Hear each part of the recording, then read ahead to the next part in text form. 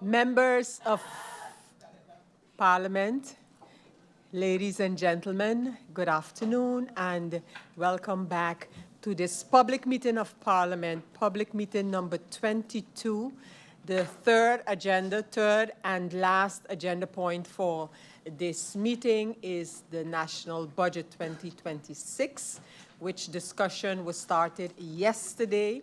And at this time, we are in the round of the members of Parliament posing their questions. So this is part of round one, and the part, namely, that members of Parliament are using the time to speak to the topic. The next member, according to the speakers list, is MP Dimar Labega. MP Labega, you have the floor.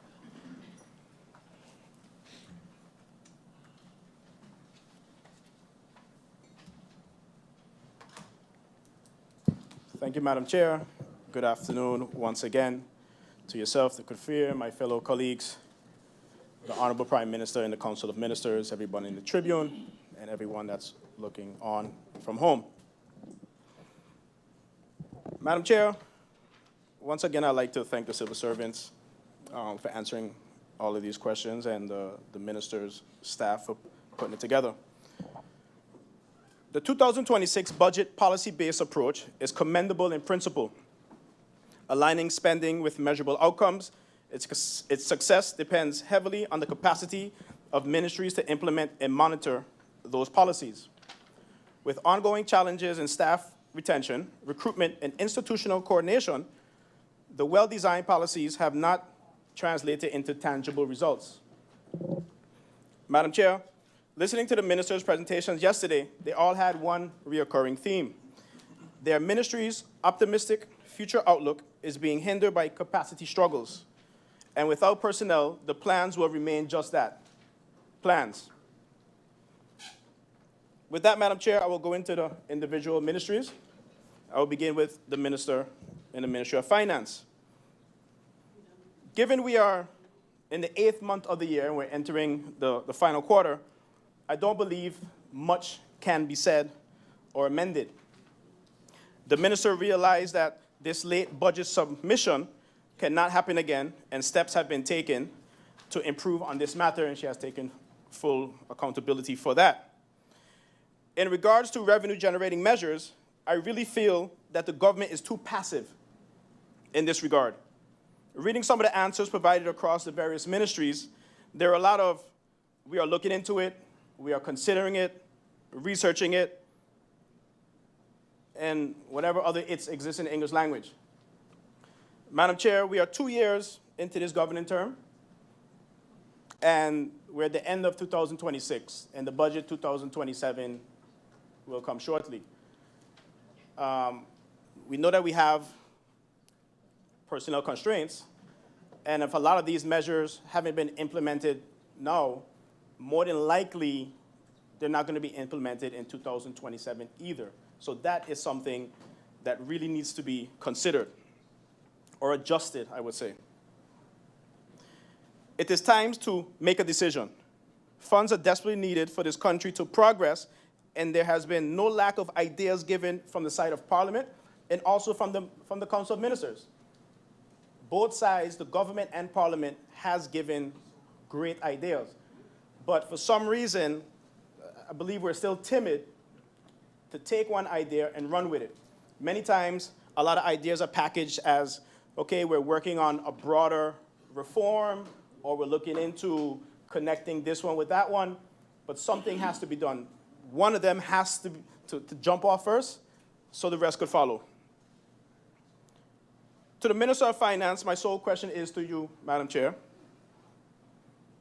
It was said that after tax revenues increase, the government can introduce a beneficial tax measure for the elderly. What reforms of tax reductions are you considering for the elderly?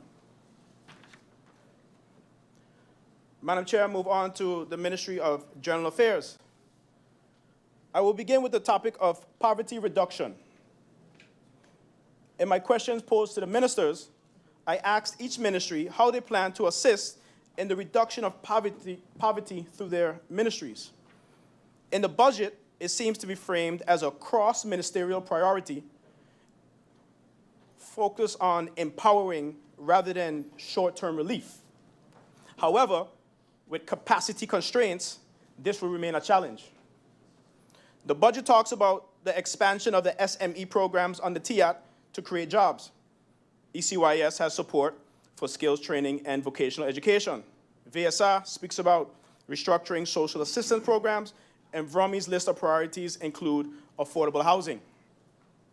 The government's ability to deliver depends on strengthening administrative capacity, improving data collection, and retaining skilled personnel to manage social programs. Without these, poverty reduction risks remain a policy goal rather than a measurable outcome. Madam Chair, I went through all 1,339 pages of the questions and answers over the weekend, and I have a motion that I will present tomorrow on the topic of developing in round 2. I wish it was tomorrow, right? The motion will focus on the development of a national poverty reduction strategy, because every ministry highlights with revenue generated what program they could put together to reduce poverty and create opportunities. But I still feel that there needs to be a holistic strategy for the government that could be measured and reports can be given to us annually, targets set, etc. With that, Madam Chair, I have 2 questions directed to the Prime Minister. However, poverty is not going to wait for government to get ready.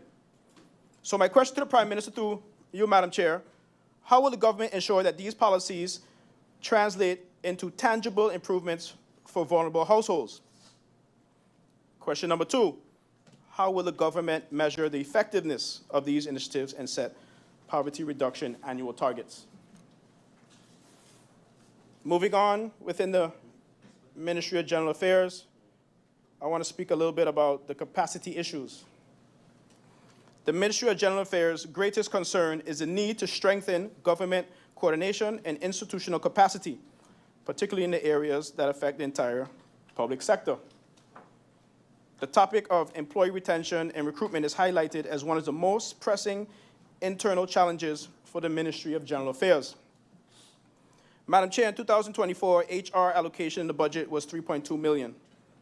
In 2025, 4.1. And in 2026, 5.8. So despite the increase in HR funding, human capacity continues to deteriorate, which strongly suggests that the issue is not solely about money. It's about structure and prioritization.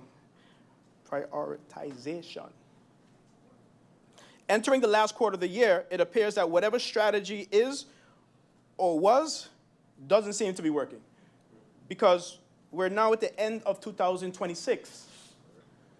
And if we're going to come and say that this is what we plan to do from the presentations given, that was the tone, this is what we plan to do, this is what we're working on, it should have already been worked on, and we should already see tangible results. So I'm a little lost. So something is not flowing, because the funds are there. The funds have been there since 2024, 2025, and now 2026. Madam Chair, the challenges still include compensation packages. I was very pleased to hear the Prime Minister mention his efforts with discussing with the unions to prioritize increase in civil servant salaries. I actually, before I heard the Prime Minister's presentation yesterday, I actually had a motion pertaining to just that. I have a motion pertaining just to that, addressing the critical human resource capacity challenges and adjusting salary scales to attract and retain not only local talent, but highly skilled local talent.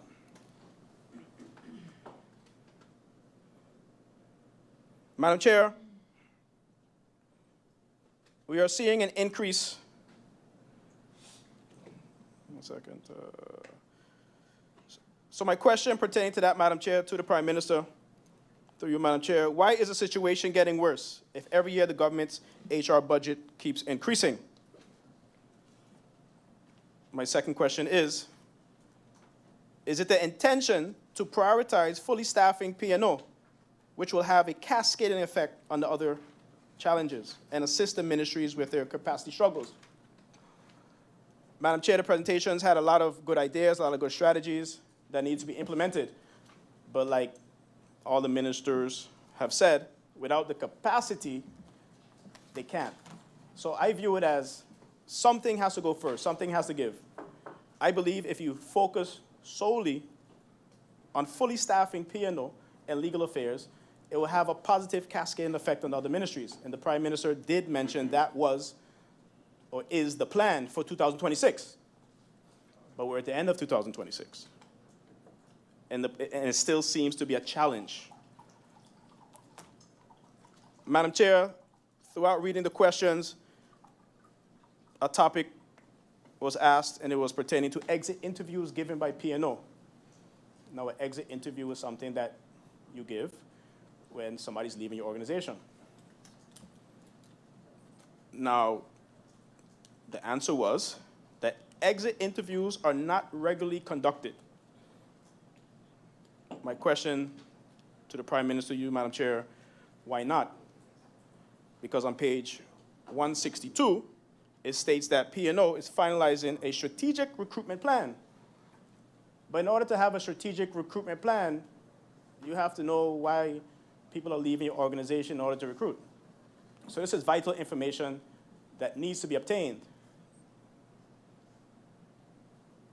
So once again, my question to the Prime Minister, you, Madam Chair, why hasn't P&O consistently conducted exit interviews? As stated prior, the next priority needs to be legal affairs. It is stated that 5 out of 17, and the head of the department is vacant. Less than 5 qualified legislative lawyers who spend 50% of their time drafting and reviewing legislation. Legal affairs currently has 1 legislative lawyer, according to the presentation. Now this goes back to that cascading effect. If P&O isn't fully staffed, if legal affairs isn't fully staffed, revenue generating measures, whatever other legislation that needs to be vetted, viewed, what have you, will be stuck. We're not going anywhere.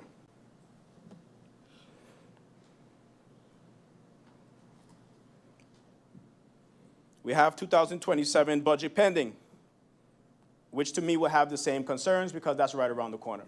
So this isn't just a 2026, end of 2026 issue. This will be an issue carrying on into 2027.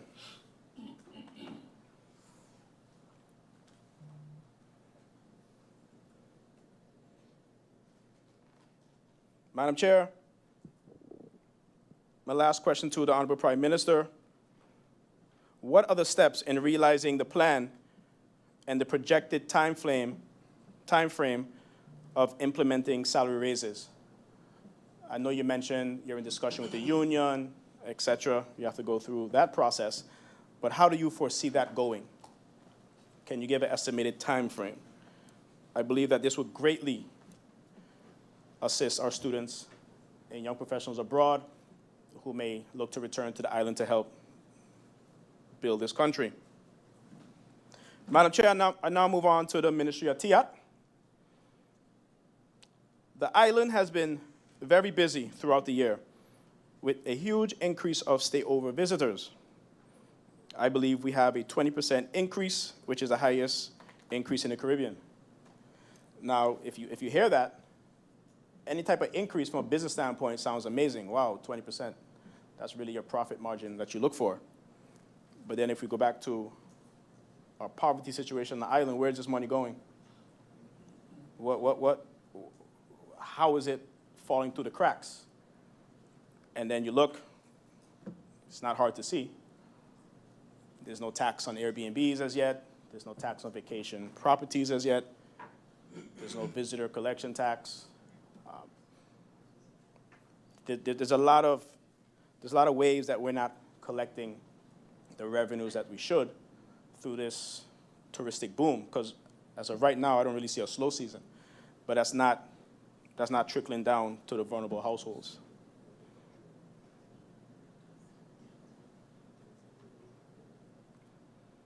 However, it is a good indication that the island is booming and we are trending, as they say. This is greatly attributed to social media traction, promoting St. Maarten as a top destination. International marketing firms, as listed in the budget line items, are 7. So there are 7 international PR firms listed in the budget from a contract standpoint, which totals to 3.4 million Caribbean guilders. My question through you, Madam Chair, to the Minister of TIAT, does the ministry plan to prioritize and invest more in our local talent in the PR sector? If so, how will this be done? Now, Madam Chair, of course, we have to maintain our international ties throughout the global economy and important PR networks. But there has to come a time where we start to promote our own and give our own that opportunity to promote our lovely island, which will now increase their reputation, increase their credibility, and then one day they'll also be able to now acquire contracts around the world as well.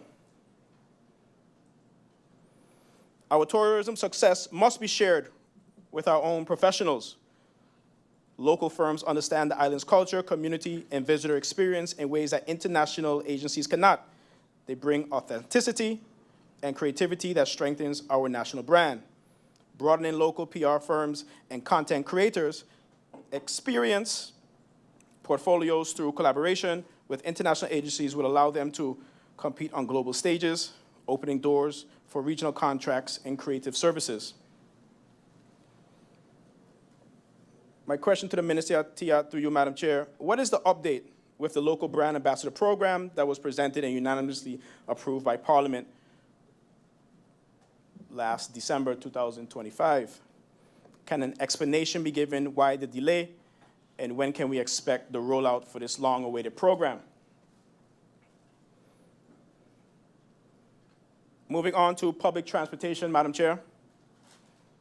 There is an emphasis on reforming and modernizing public transportation, which has long been a weak point in St. Maarten's infrastructure. Plans to formalize bus and taxi operations through licensing and route management systems and addressing long-standing efficiencies. As we approach another high season, this once again will be an issue. I have 3 questions pertaining to this, Madam Chair, through you. Does the ministry foresee a structured licensing system and route management framework to replace the informal, fragmented network currently in place? Number 2, is a study underway to map high-demand routes and reduce overlap, improving efficiency and reliability for commuters? Number 3, the budget allocates funds for training inspectors and enforcing licensing requirements to ensure safety and service standards. Can the minister give a few examples of some licensing requirements and service standards that will be required? I'll move now into the topic of the ALF agency. I have 2 questions pertaining to this topic, Madam Chair, through you to the Minister of TIAT.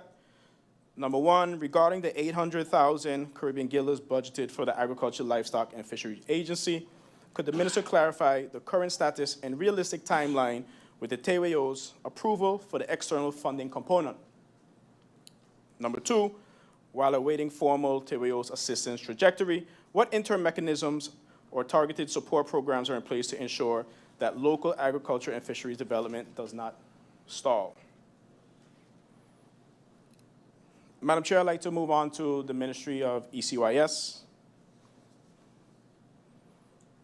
And we'll jump right into the topic of sports. As seen in the presentation yesterday, the sports budget is only 1 million Caribbean guilders. I repeat, 1 million Caribbean guilders. And sports facilities go with half of that. Of course, it is the government's job to make sure that sports are able to be facilitated through facilities, and they have to maintain that. School programs, 139,000. National team development, 100,000. International events, 85,000. And sports institutional strengthening, 90,000.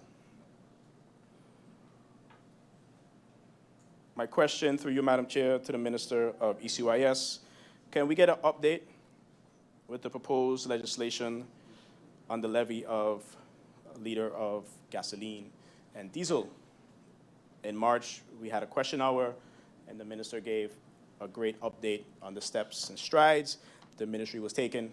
So if we can get an update on that, that would be great. Madam Chair, we cannot continue to function on this amount and expect extraordinary results when it comes to our sports product. It is simply not possible. We have around 26 different sports federations, most of which are functional, and I must commend the Sint Maarten Sports Federation for the work they have done in the last 2 years to get sports back organized, to get some of these federations in compliance of international standards, and to bring the overall topic of sports development to the forefront. Madam Chair, I can recall in March, the island was fully engaged as the Dominican Republic played the United States in the semifinals of the World Baseball Classic. Most recently, Curacao made it to the World Cup, or we see other islands making it to the Olympics and securing medals. When these things happen, the conversation arises. When will Sint Maarten make it to that level on a world stage, a professional athlete, competitive international teams? We have no shortage of talent here in Sint Maarten. We have never had that problem. But the overall infrastructure is not in place to support and manage elite athletes and elite teams and the creation of elite national teams that focus on competing, not participation. There is a huge difference in the way you approach that topic. Now, I'm not advocating for lack of participation to replace it with elite competition. There has to be a balance of both, because we have participation here in Sint Maarten. We have lots of options for our youth to choose from. But the main thing that happens that we say here in Sint Maarten is, when are we going to reach this level? And this is just responding to communal conversation in the communal discussion. But we have to know what it takes to get to that level. So Sint Maarten has reached a point where the people must decide, what do they want Sint Maarten's sports identity to be? Mass participation, national team building, or a healthy mix of both? I believe there needs to be a healthy mixture of both. You need to create participation within the schools, grassroots programs, et cetera, but we also need to create a pathway where extraordinary students, elite athletes, can have the support to achieve their dreams and make Sint Maarten proud. However, with a limited budget and a lot of different sports options, the ministry simply can't support all equally. It just can't work. If you look at a lot of small islands, as we would say, they're known for one or two sports specifically. If you look at Jamaica, athletics. You look at Curacao, Aruba, baseball. Now Curacao obviously has soccer. All right?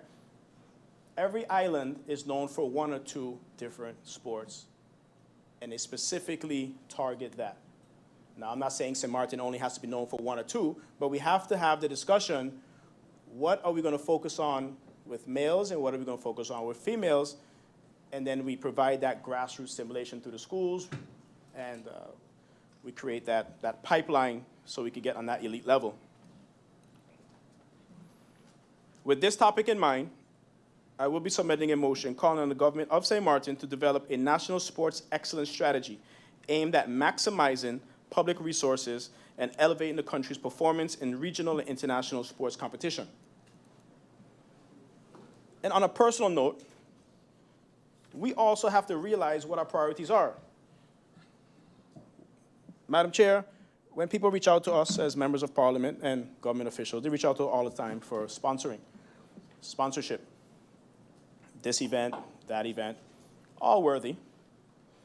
But when grown adults reach out to me now and say, hey, MP, can I receive a little sponsorship or a little help, a donation to travel? The first thing I ask, how old are you? And do you have a job?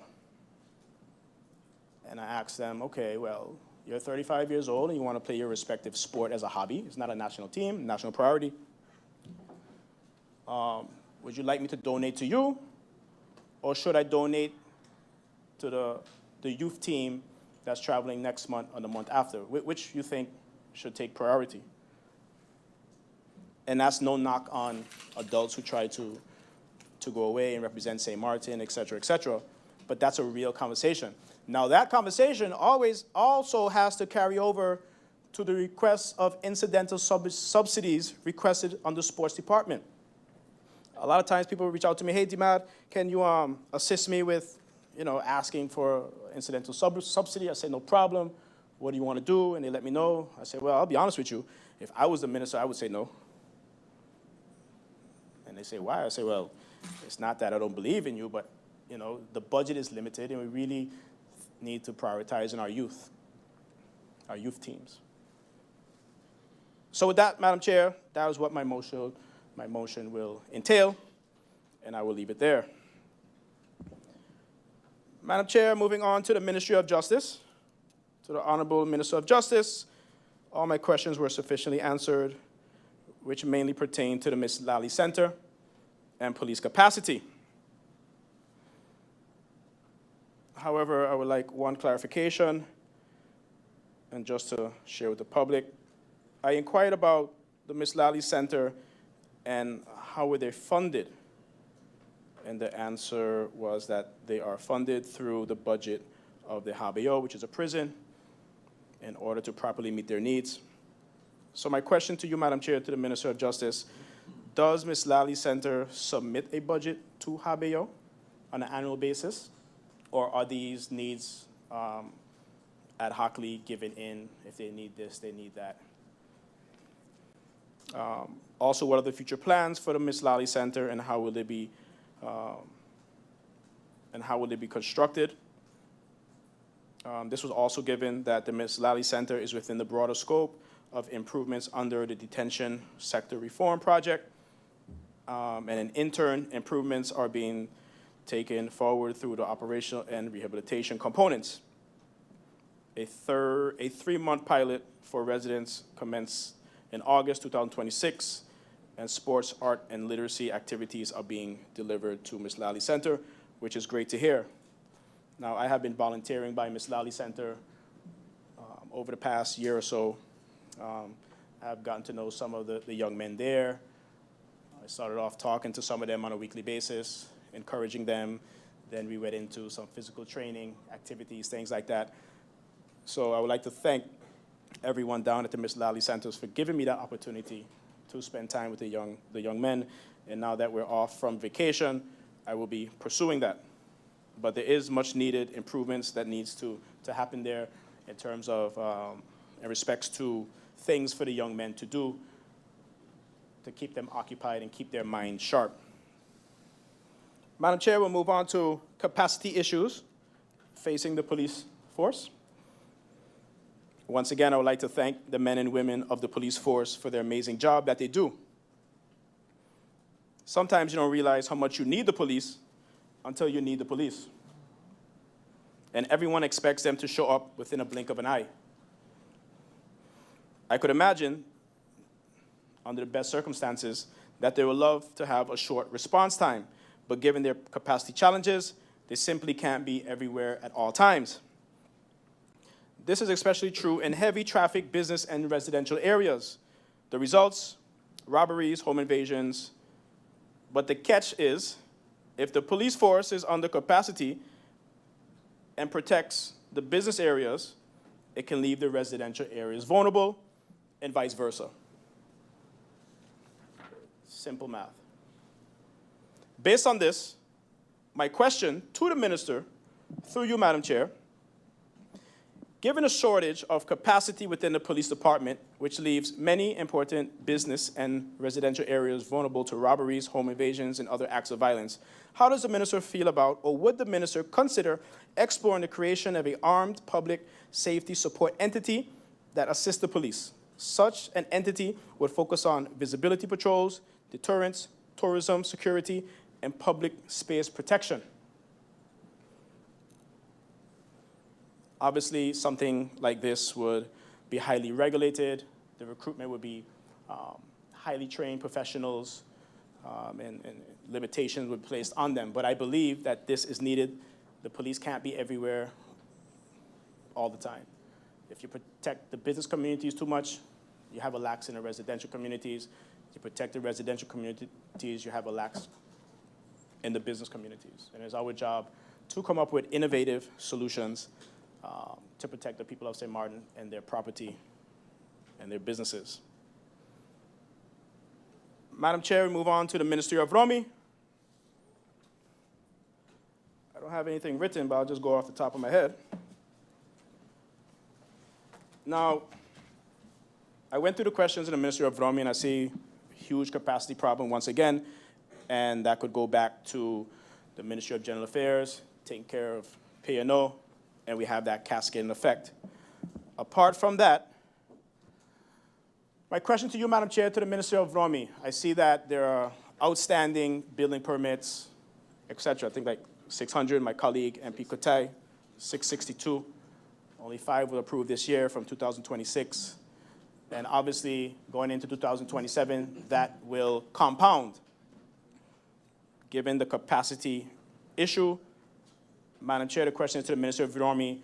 Have you thought about outsourcing to a professional entity, engineers, contractors, lawyers, whatever's needed in that profession, to handle all the complex backlog? And now the ministry could now streamline the incoming permits, because if the capacity is limited and more keep adding on, it's not going to get better. Another hot topic is the garbage.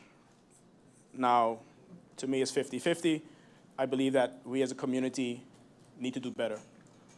You know, I live Betty's Estate, and sometimes I see overflowing garbage cans, but exactly a block down the road, there are huge bins.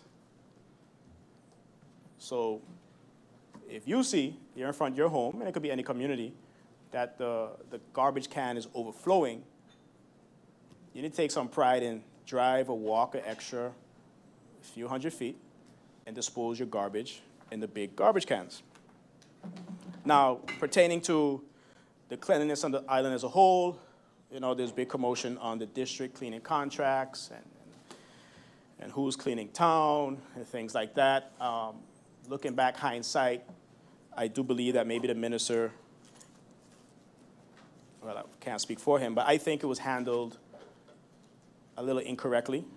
I do believe that the idea was to readjust the districts and have Romi, the Minister of Romi, the Ministry of Romi staff fill in.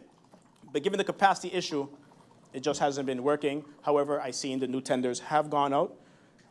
So I do look forward to those being fulfilled as soon as possible, as transparent as possible, and qualified people get the job to keep our island clean, especially going into this new year. But I want to encourage the population to take extra pride in keeping our island clean. There's so many times I'm driving and I see people just throw things out the window. That irritates me so bad, to the point where I want to overtake, cut them off. But of course, I don't want to catch a charge. But that's something that really irritates me.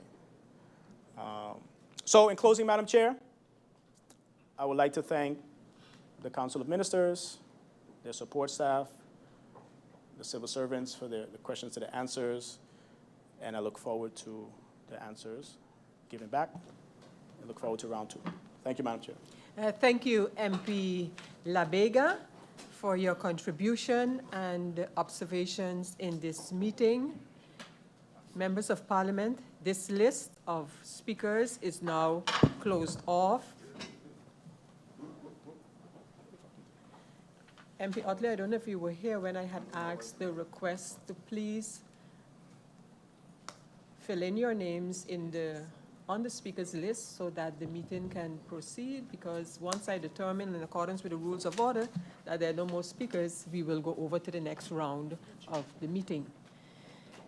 We do have a speaker, another speaker, members of Parliament, and I await MP Otley to take the floor. MP Otley, you have the floor.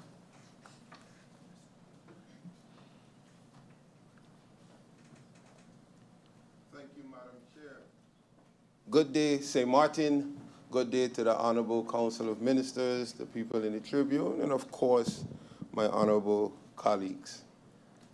Madam Chair, I must say, so far, what has been exemplified is country above coalition. When I listen to the coalition members, they are utilizing their role as members of Parliament. Those who have spoken thus far, not necessarily bashing the government, but holding them accountable. Because what this means, the nonsense must stop. They are getting tired of the empty promises and the nonsense. My colleague before me spoke about plans too. Listening to presentation, policies, and plans too. We are in August of 2026 discussing the 2026 budget, which means that there were no proper adjustments. The budget is being presented as if exactly we are in January. And comments about 2027 budgets already approved by the Council of Ministers makes me wonder, then things that are definitely needed now, are they included in 2027? But I guess not, because we'll wait till 2028 when it's campaign time and everything will be possible. GB relief and everything else will be possible then. We won't care about what can't be done because it must be done to get the votes. You see, to my colleague MP Labega, you spoke about you had a motion to increase civil servants' salary, and considering the Prime Minister spoke about it. I do hope, as a fellow colleague, that this motion comes, because that will have my support. Because the government has a tendency of saying, I'm working on this, I'm working on this, I'm working on this, and I don't see it coming. So you are a coalition member, through you, Madam Chair, and maybe you have faith. But if you don't bring it, then I'll bring it. So I really hope that you bring this motion that is definitely needed by the civil servants of St. Maarten. Madam Chair, through you, I'd like to address the Minister of Finance. I listened keenly. My problem, again, lack of revenue-generating measures. We are tired of budget coming here and there is no revenue-generating measures. From the 2024 amendment to the 2025, we were promised a budget amendment again, which never came. But we are now talking 2026, Madam Chair, with no revenue-generating measures. What happened to the 2025 budget amendment? What happened? You see, Madam Chair, if you already know that you don't collect as much as you spend, how does it make sense to enter into a second budget cycle with no revenue-generating measures? Who are we fooling, Madam Chair? The tourist tax is the Hail Mary of this government. What me, as a minister, put forth while being in government. Today, I have no idea who is in charge of it. I was the Minister of VSA when I submitted this. Because along with the CFT, it was stated we need to find a way to patch the whole of SZV. And we so boastfully brag 2027 is on its way. But when I read the CFT report, again, there is nowhere in there that covers our social pension. We are in danger. SZV is in danger of going belly up. And then the country will collapse.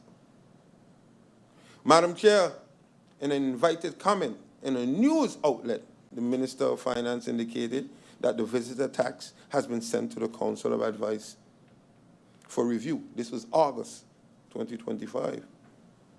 However, in the questions that I sent or was posed, it is said that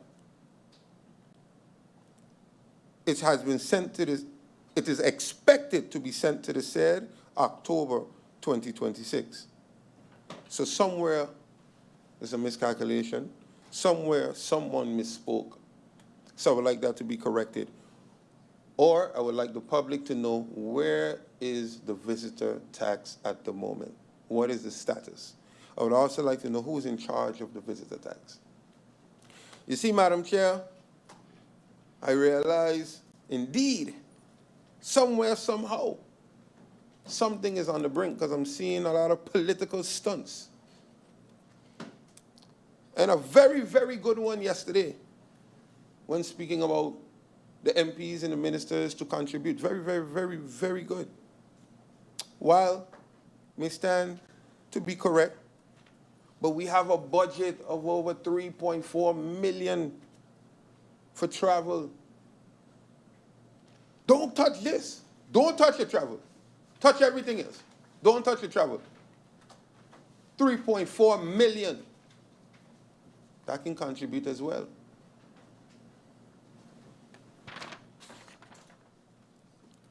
Madam Chair, to the Honorable Minister of Justice, my honorable colleague might or might not make it, and he asked me to ask a question on his behalf. What is the update on the retroactive payments? I did hear you mention in your presentation, but your plans, but also, to our knowledge, there was a threat of a go slow last year. And persons within the Justice Department were promised financial compensation by December last year. Was this ever delivered? Was this financial compensation ever delivered? Madam Chair, through you, there were 2 motions passed on early release policy. 2 motions, one by me and one by my colleague, a member of the coalition. Barely passed, both of them. But Madam Chair, today we see extreme issues with the early release process. And when this was brought up, I said it, it's a protection for the minister. The minister. Because when certain names come to the table, if you have a policy, you have a clear-cut way forward, the minister cannot be seen as biased. So again, I'm going to ask the question we've been asking 100 times. Who is in charge of the early release process? Something that is very important to me too, Madam Chair, I would like to know, who has more authority? A judge or the PK? I say this because I have seen the judge give judgment for persons to be released, and the prosecutor keeps the person in there. How is this even possible? That's my question. Does the judge verdict has no merit, hold no weight? Does the prosecutor get a free-for-all? I heard my colleague, MP La Cruz, mention to the Minister of Justice earlier, maybe she can't have much say with the prosecutor. No, no, no, no, no, no, no, no. I could clearly remember the governor, the ex-governor, stating to the former Minister of Justice, you are the boss. You are the boss. You are the one in charge.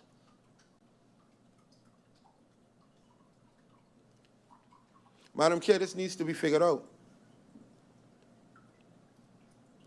Madam Chair, I would like to know what is the plan, the street plan, the basic plan to tackle the increase in crime, robberies.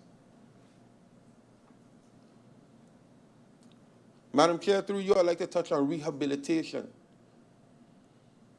Not no online. Physical rehabilitation. Is the church at the prison, is it fixed? Is the roof fixed? The carpentry room, is it done? I saw so proudly my colleague and the minister had to buy a boxing bag. Since then, the boxing bag that is currently broken, mashed in pieces. Yes, broken. See, we're not checking up. Since then, what have been donated to the prison? What has been instated in the prison? Not donated, instated. Since the resignation, removal of the group that was giving GED classes at the prison, who has replaced them since? Is there GED classes at the prison? Rehabilitation. Madam Chair, I've said it, crime will never stop. I'm not expecting this Minister of Justice to stop crime 100%. But I need a clear-cut plan.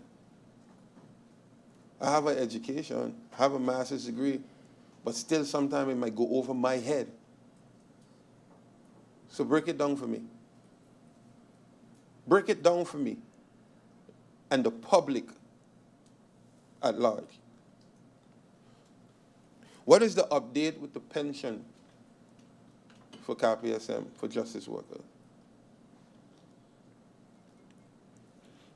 Madam Chair, through you, I move to the Honorable Minister of ASI. I look forward to seeing what you can bring to the table. It baffles me, Madam Chair, baffles me. While I look forward to seeing what the Honorable Minister can do, I listen to presentations and I hear we're waiting on NRPB, Trust Fund, NRPB, World Bank, country packages. And the good gentleman was the one that held the key that we would go to. It baffles me why we would take this position where this position now have to turn to the same institution where the gentleman was at and beg for money, hope for increases. So I really, really, really look forward to seeing what will be brought on the table because I just can't understand it. Madam Chair, I'd like to ask, what is the status with the water production contract? I understood that no new tender will go out as the contract is stated to end in 2027. Is this still the case, Honorable Minister? See, when I was there, we not only secured the best reduction in price in the history of the contract, saving GB over $400,000 yearly. However, the plan then was for GB to be able to take over in 2027. What is the update, Honorable Minister? I know you just got in, just got the feet wet, but this is not your first rodeo. What is the update and what is the plan? And speak with GB, Honorable Minister. Speak with them and see if it's still on track for them to finally own. Because they do all the work. I can tell you, 95%. There was a scholarship activated under my tenure where we would send someone to do water management. I would like to know the update of that. Have any minister since then further dived into this scholarship? GB had selected someone during my tenure. I would like to know, was that person ever given the scholarship, Honorable Minister? There was 1, 2, 3 ministers since then. I would like to know, Honorable Minister.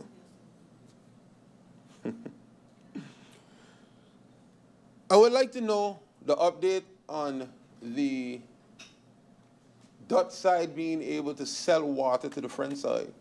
GB can, we need 16 million.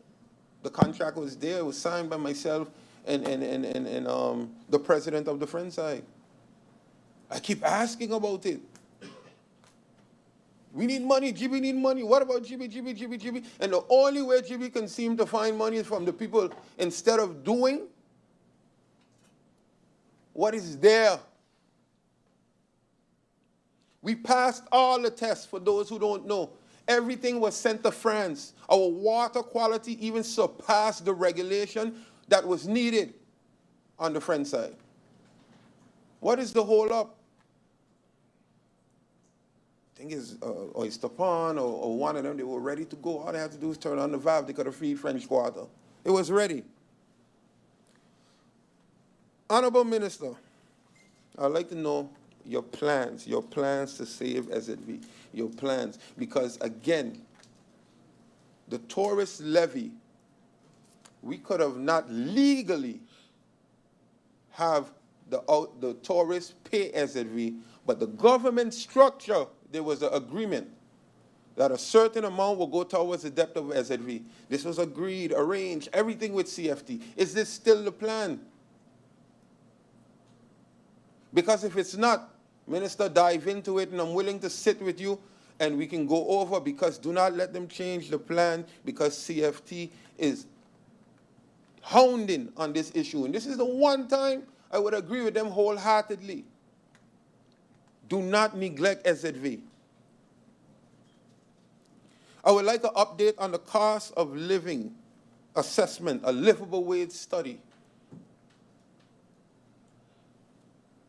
When I was there, we put in for one. More information was to be gathered. The census took place, and that information was then used, however, government. So I'd like to know, because I saw the former Minister Brooke had started to pick it up. So I'd like to know the update.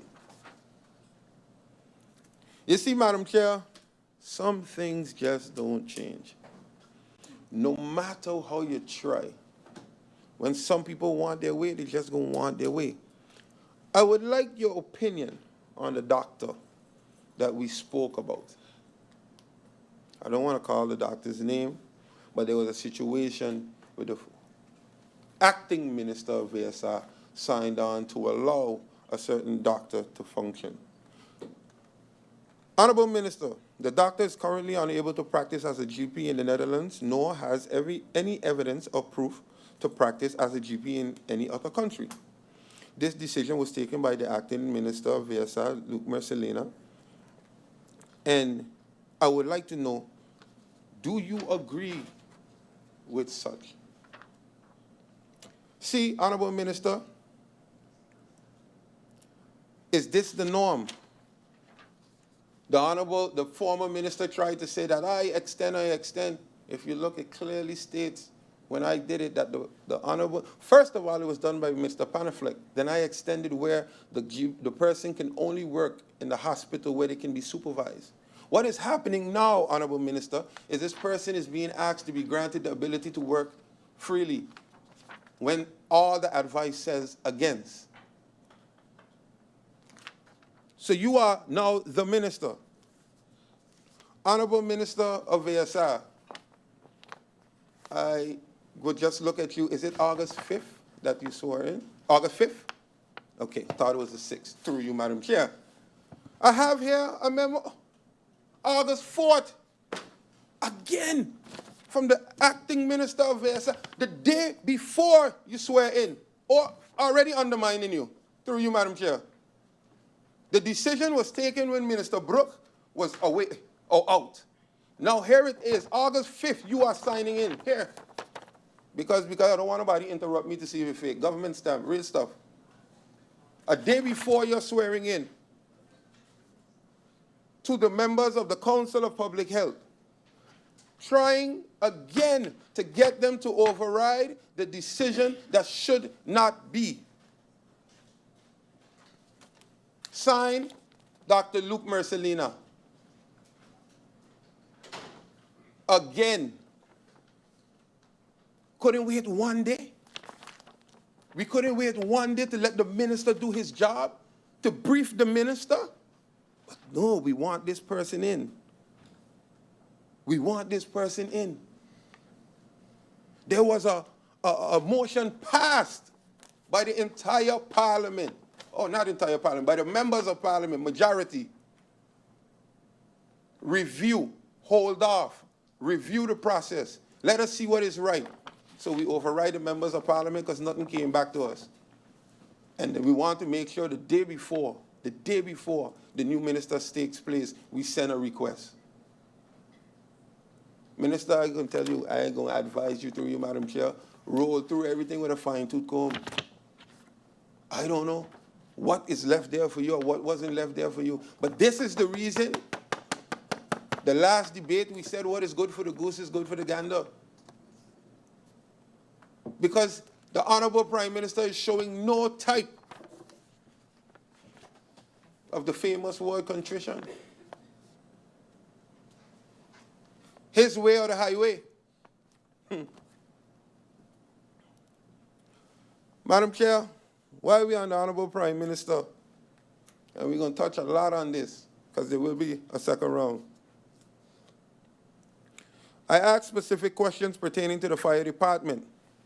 I asked about the budget for the amendment, and it was said that it is unknown because we don't know, we don't have enough information to see what has to be paid. So my question is, obviously then, if we don't know the amount to pay the firefighters, it is not in this budget. And then obviously then, if this is the answer that was given to me last week, but last week, 2027, budget is already approved, when are we going to allocate the funds for the firefighters? When are we going to allocate the funds for the firefighters? If we don't know, this is to the Honorable Prime Minister. Games. Games, games, games. 2024 budget amendment roll around. The hero rolls in on the white horse. I'm going to buy generators. 75.6 or 76.5 going to buy generators. I said, Sint Maarten, we are going through a crisis, but we are acting as if we're going to Koeman and buy these generators. Generators will take up to 2 years to be built, take 8 months to be shipped here, take another 6 months to be set up. It's a loan. And the only way that I would approve is if the government brings relief to the people of Sint Maarten, because we are taking a loan on behalf of GEBE, who, Madam Chair, through you, a RAC BTP report stated that GEBE has made an excess of 12 to 13 million on the people of Sint Maarten. So my question is, was there a fee for this report?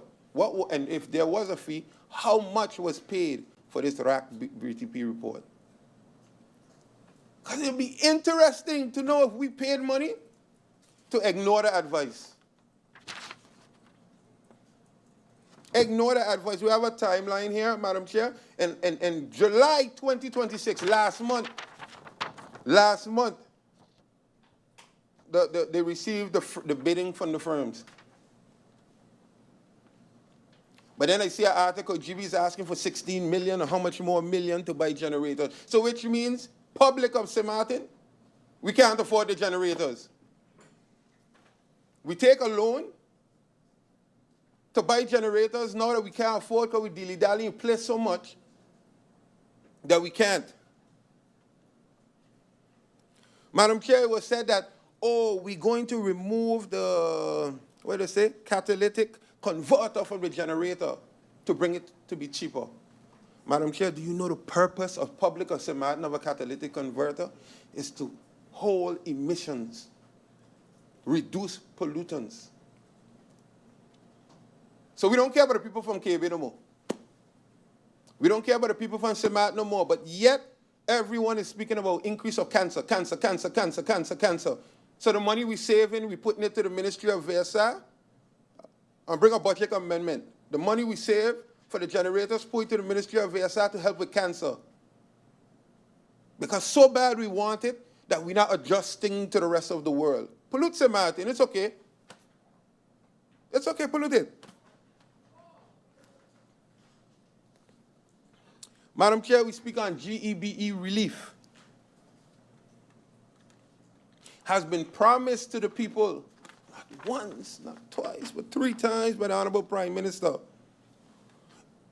And right now, it's like a hot potato, passed ball. Madam Chair, through you, I'm going to say this. It seems like we only put our local people in position when it's time for them to try to save the day. When it's too hot and there's no turning back. We had Denbrook, who was a top selection. Star, till don't want the position no more. We had, rest and bless him, Troy Washington. Star. He passed.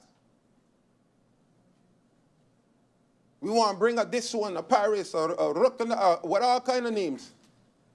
No, it's hot. You put Iris. Let me tell you, Madam Chair. Local or no local, if I don't like what you're doing, I'm going to tell you about it. You see one thing with Shireen Daniels? I was a part of the government then, and I didn't, and I'm saying it, right is right, wrong is wrong, I didn't agree with the decision to get rid of her. I didn't agree, and I'm saying it.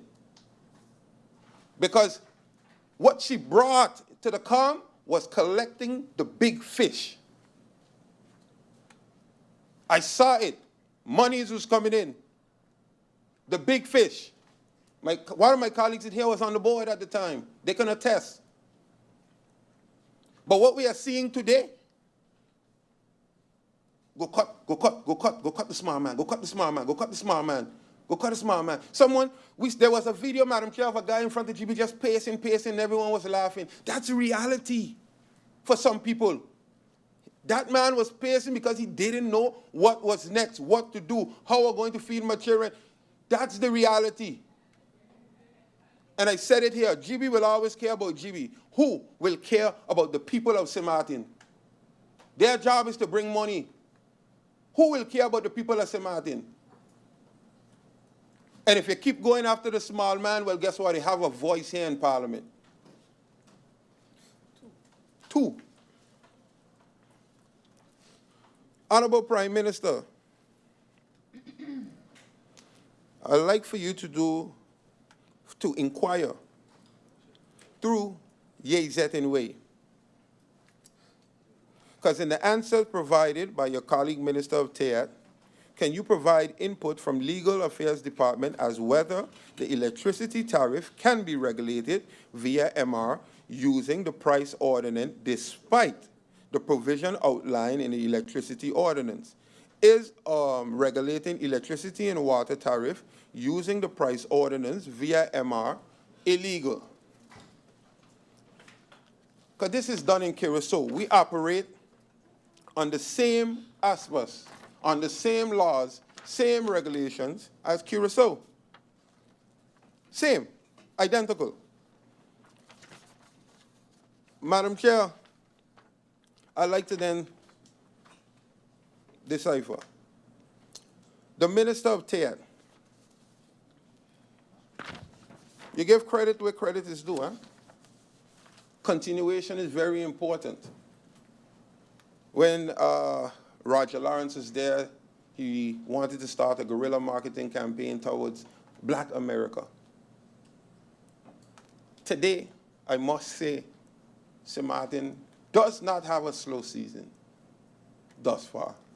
And if God grant us that no hurricane should come, I hope that we continue on this trajectory. I have never seen the island pushing this long. So I encourage the Minister of TEAT to make sure your marketing budget is up to par to not only supersede this year, but in 2027 it needs to be better. So Minister of TEAT, while we go there, you know, you and I have always been back and forth on this GB topic, and we're going to touch that right now. I was wondering, right, before I go ahead, and I want to talk about leadership, Madam Chair, before I go dive into this. I pull up an article, November 9, 2008.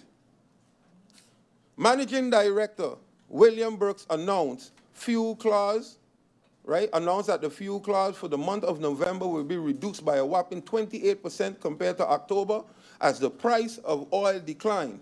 Our clients feel the bite right away when the price increase. So they should also benefit from the price decrease.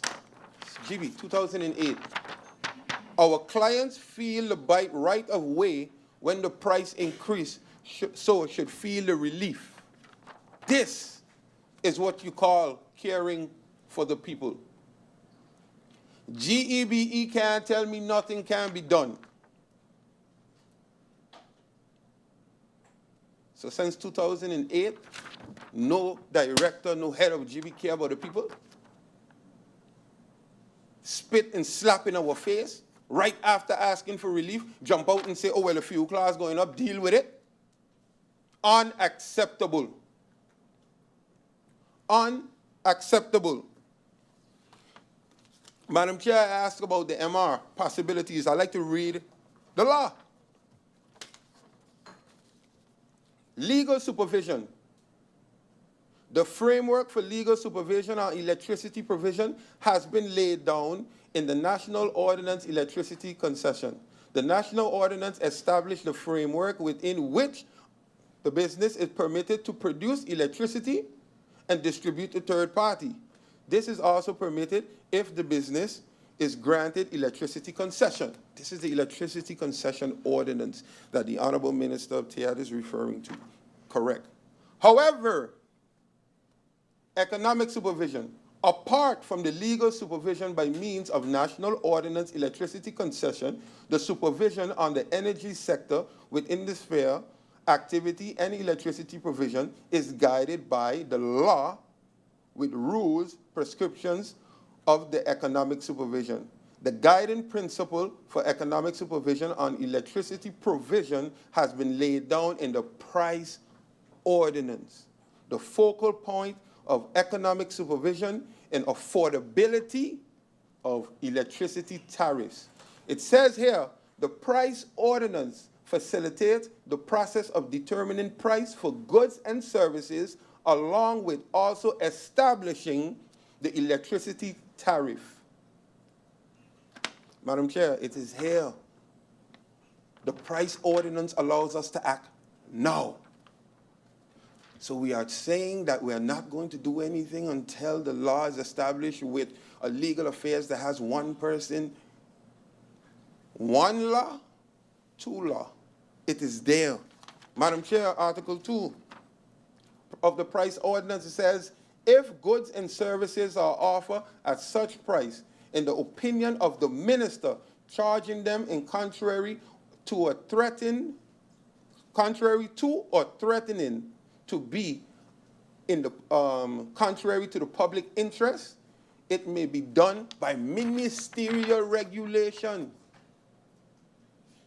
MR. Minister, whoever is advising, it is here. It is in the law. It is a law. And you know what? When I met with the Honorable Minister, this is how I know political games. I met with the minister, took a whole picture of MR, and the minister said we're going to look into it. And then right after, the Honorable Prime Minister comes up, and the government is continuously working on the LBM. Minister, Honorable Minister of TEAT, look at me. Blink twice if you need my help. Blink twice. Don't let them hold you hostage. Blink twice. All right. Madam Chair, this is a general MR of 2023 that guides the electricity and water tariff of Curacao based on the price ordinance. This is it. This is it. And from this was regulated every month. A monthly MR is distributed for water tariff, where they also include a special tariff for the hospital. You can do one for the schools. You can do one for the seniors. The power is in your hands, Minister. Here's the latest one through you, Madam Chair. August 1st, 2026. Right here, the MR. Every month. Every month. Price structure, whatever you want to put. Madam Chair, ask about, back to the Honorable Prime Minister, and it makes everything just adding up. I asked about the Kimmer report. And in the last GB meeting, the Prime Minister said, well, we don't know what's the Kimmer report, and government has no recollection of a Kimmer report. So I just talking crazy. I had made a promise I wasn't going to call his name again, but I have to do it this time. And over and over. Minister of Economic Affairs Franklin Myers announced Wednesday that the government of Sint Maarten is ready to introduce its own tariff structure at GB. Measures he believes will force GB to negotiation table. The Minister of Economic Affairs said he sent numerous letters to GB requesting the unprotected report, but GB did not respond to his letter.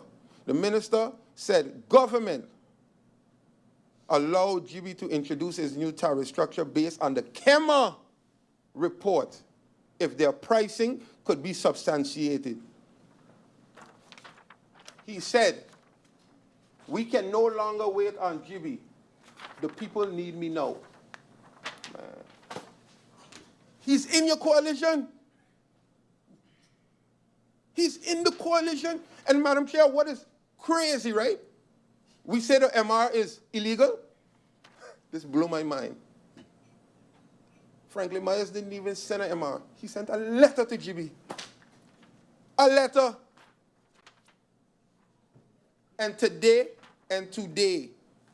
where he changed the tariff to 25 cents, and today the tariff is changed. On a letter. There's no way, I just listed it here. We're using the price ordinance, then we have the MR. It's there, it's possible. We don't have coalition meetings. A letter, and it was done. Because again, GB will always tell you no, honorable ministers, with an S, ministers. GB will always say I can't, because their job is to protect the business. Your job is to protect the people. Protect the people at all costs. So, the Kimmer report does exist. And if you don't know what the Kimmer report is, then talk to your colleague. Because the tariff that we have today was based on that. Madam Chair, to the Honorable Minister of Romy, the clock is ticking. The clock is ticking. You see, it will be very interesting to see your colleagues, because I'm listening to them, and, well, not your colleagues, your coalition members, and I'm listening, and they are basically signaling the warning that they are not satisfied. I remember one of my colleagues specifically stood up in motivation and says, I will give you the benefit of the doubt this time for a motion. But in 6 months, if nothing changed, my answer will not be against. Interesting. And not one, not two, but 3 of the coalition members have spoken thus far. Not saying that they will support any motion. I'm not putting any words in their mouth. But the way they are speaking, nothing have changed. Nothing have changed. So it's going to be a very interesting budget debate. Going to be an interesting budget debate for not only the Minister of Rummy, but other ministers on this panel. Because if you are showing that you don't care, you are above procedure, you are above regulation, above the department, above everything, then we just got to see. And if a motion comes, if it's not passed, it's not passed. But I have a job to do. I have a job to do. Whether with Optimus Prime or whatever it may be, I have a job to do. There is nothing since I have seen that have benefited this country on a prime minister level since Luke Mercelina has taken office as prime minister. Nothing besides Christmas lights. Nothing. I don't see any grants. I don't see anything pushing us towards our independence or being more stable, being more self-reliant. Let me not say independent. In the word independent seems to scare a lot of people. You see, they look up one time. Self-reliant as the leader of this country, the leader of this calm. I am not seeing any benefit. Promises, promises, promises. Today, when I go out, Bayo, you was right. They must go. You was right. And people say, but MP, you gone quiet. I ain't gone quiet. Sometimes people need to see for themselves. Me ranting and raving I learned, you're maturing. Ranting and raving every minute, they say the fox calling the grape sour. Let them see for themselves. I told them this was coming. Motion upon motion upon motion. Who decided to play politics, play politics? The GB motion. Oh, we couldn't do it. Even at the time, the Minister of TI was an MP. Voted for the motion, and everybody look at her like she's crazy. But now today, everybody feeling it here. Because I talking about St. Maarten not having a slow season, MP La Vega speaking about 20% increase, but nobody's seeing the money. You know why they can't see the money? Gas too high. GB too high. Food too high. And like my colleague would say, rent too damn high. That's why the people not seeing the money. What are we going to do to help our people? Budget here, budget here, budget here. Anguilla allocated 20 million towards to deal with financial shock. St. Kitts allocate amount of money. Prime Minister of Curacao allocate money towards diesel so that the bus tariff do not increase for the vulnerable group. What are we doing? Madam Chair, this budget would pass with or without me. The numbers are there. Proven today yesterday with the proposal and all. With or without us. But it will be interesting to see the benefits that the people will receive once this budget is passed. Because come 2027 budget, if nothing is done, me want to hear no story. I don't even want to hear no story now, but I have a job to do. This is unacceptable. The country is not even on a treadmill. It's stopped. It is scary out there. You see what happened? A lot of you go home. A lot of you only interact with the people when it's election time. Those who do. Those, so you don't have to feel offended if you do. But a lot of you are not out there.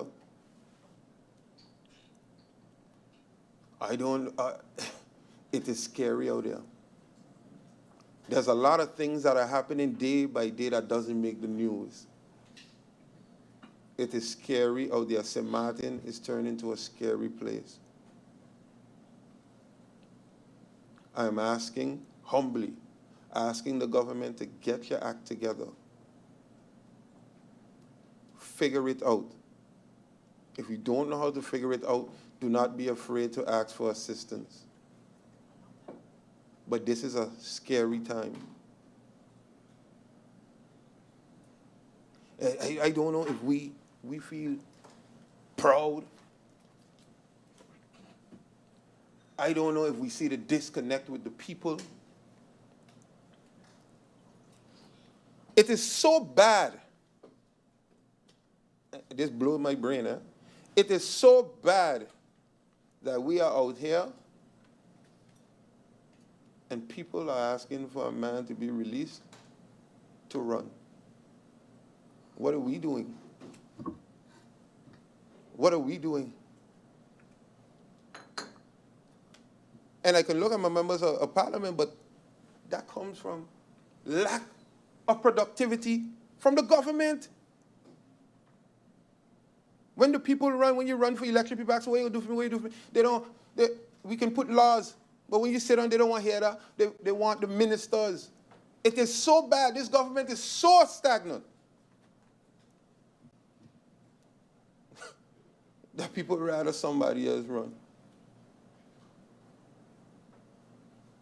Let us sink in for a second, because it sunk into me long time ago. Long time ago. Madam Chair, I'm going to leave it right there. Government, get your act together. Thank you. Thank you, MP Otley. Members of Parliament, ministers, will now take a brief adjournment just for 15 minutes, and then we shall continue. This meeting is hereby adjourned for 15 minutes.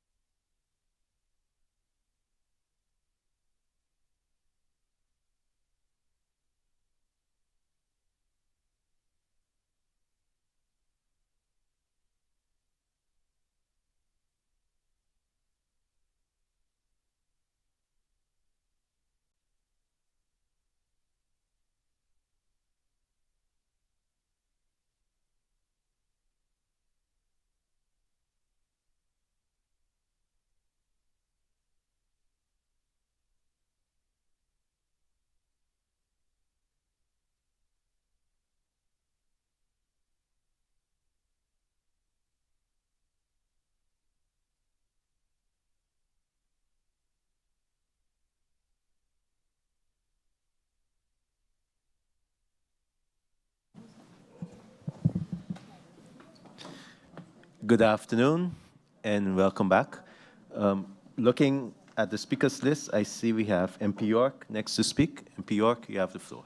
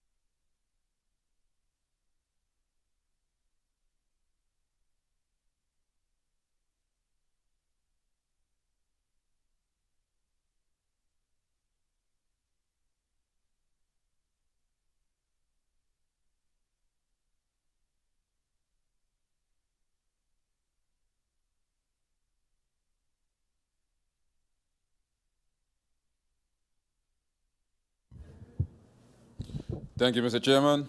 Good afternoon to the ministers, colleagues, and guests in the Tribune. Mr. Chairman, yesterday started off kind of unexpected. And when I say unexpected, there was an address made by a minister that I didn't really expect the manner in which certain things were done. Yesterday, seemingly, a lot of times in Parliament, it is also always accused, the MPs are also always accused, especially MPs of the opposition, then I would say, are always accused of grandstanding, Mr. Chairman. And seemingly yesterday, after I heard what happened in Parliament and then what proceeded immediately after, it was a coming out party for the Minister of Finance. What I mean by that, Mr. Chairman, my mother always told me it's not what you say, but how you say, it's not what you do, but how you go about certain things. And yesterday, when the Minister of Finance shared with the public that ministers and MPs are not paying into their pension, and that basically moving forward, we got to do that, I agree with that. And I also saw that, you know, if we must be willing to do the same that we ask of others. But, Mr. Chairman, for us to be willing, we first have to know, all right? And for the minister, I find, and I'll say it straight up, I find the minister threw everybody under the bus yesterday for our own personal gain. And why I say that? Because right after it was done, I see an article 2 minutes after, the minister announcing she's running for the next elections, as if we're talking about elections right now in the middle of a budget. Seemingly, I'll say honestly, interruption. One moment, MP York. I see MP Labega would like the floor for interruption. MP Labega, you have the floor. Thank you, Mr. Chair. Correction to MP York. There was a post where somebody asked the Honorable Minister of Finance, will she be running in the next election? And all she said was yes. Then followed an article that was not written by the minister saying that the minister stated to a comment that she will be running. So she herself didn't put that out. Thank you. Thank you, MP Labega. MP York, you have the floor. Great. Mr. Chairman, all I got to say to that, I ain't bound yesterday. At the end of the day, if everything was sincere, we would have gotten at least a decency of an email or even a meeting and say, hey guys, this is going wrong, we got to fix it, this is how we're going to fix it. We shouldn't be hearing it the same time as the public hearing it, because at the end of the day, we people just like everybody else are. And if I expected anybody to understand that, because I understand sometimes the public, some people of the public forget that MPs and ministers are human beings as well. If there's one person I expected to understand that part, is the minister herself, seeing that she is a minister.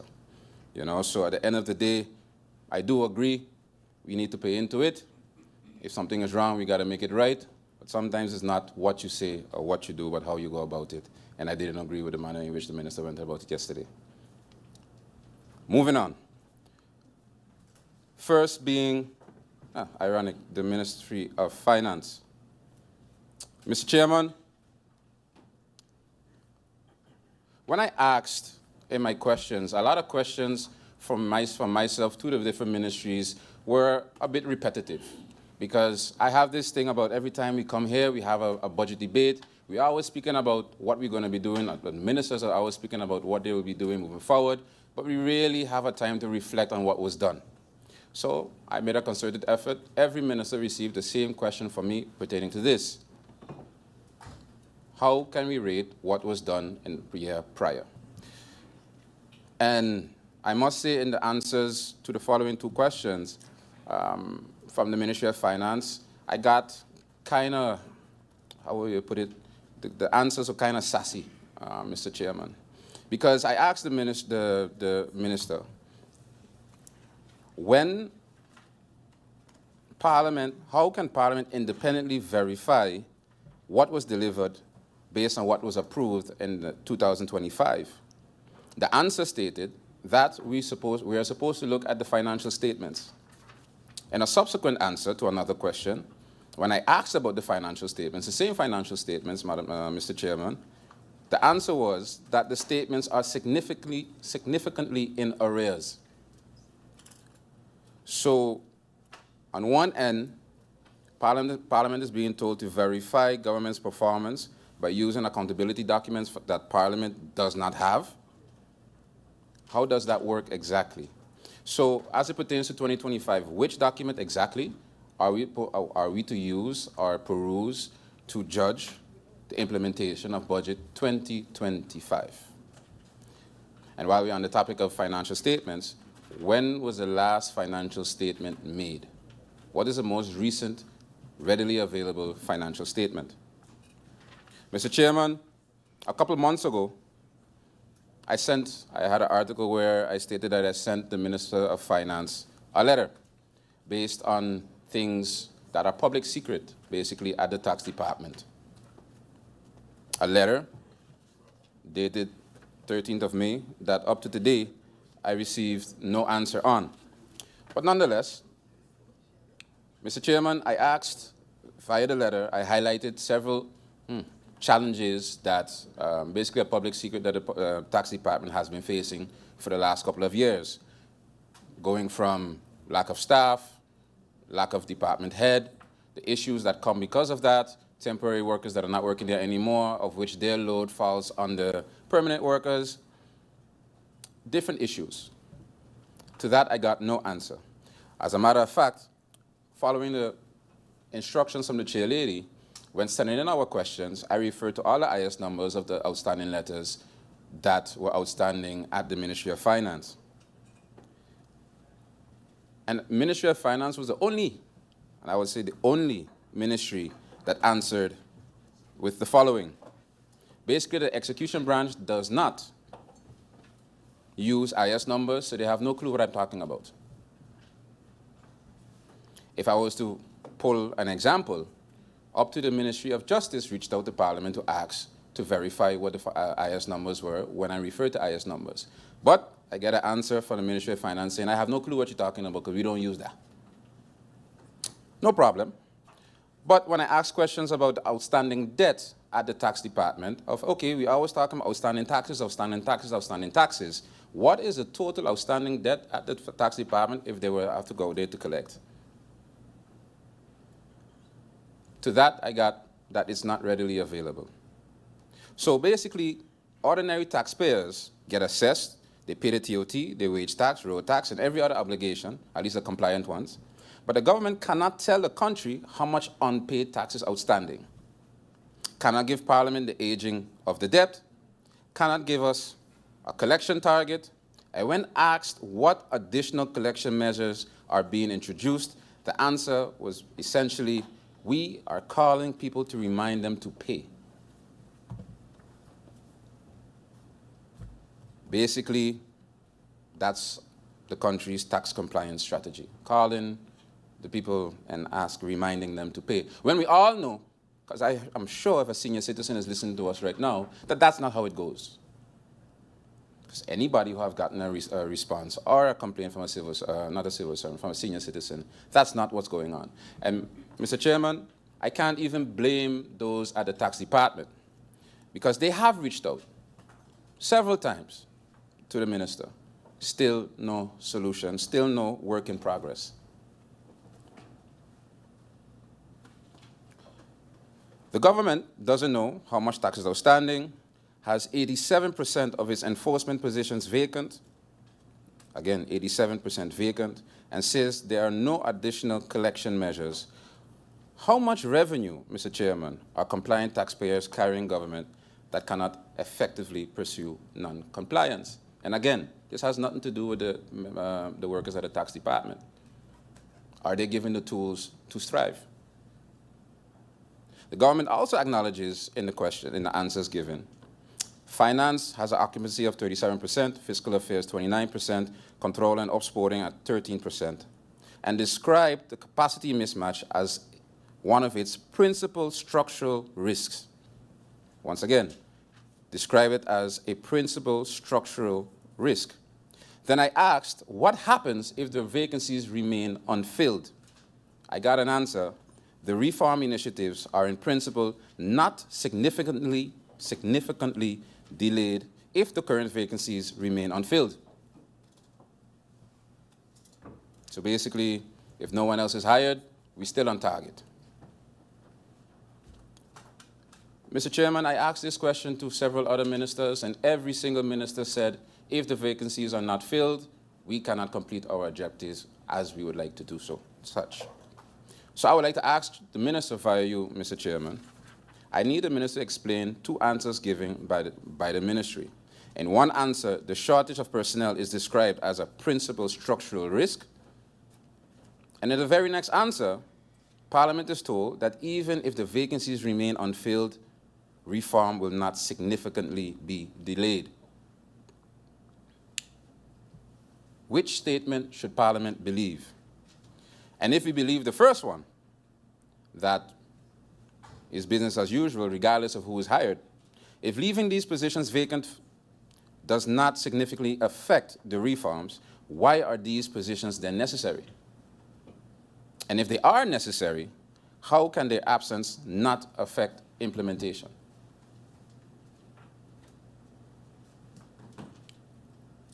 Mr. Chairman, the minister has marketed this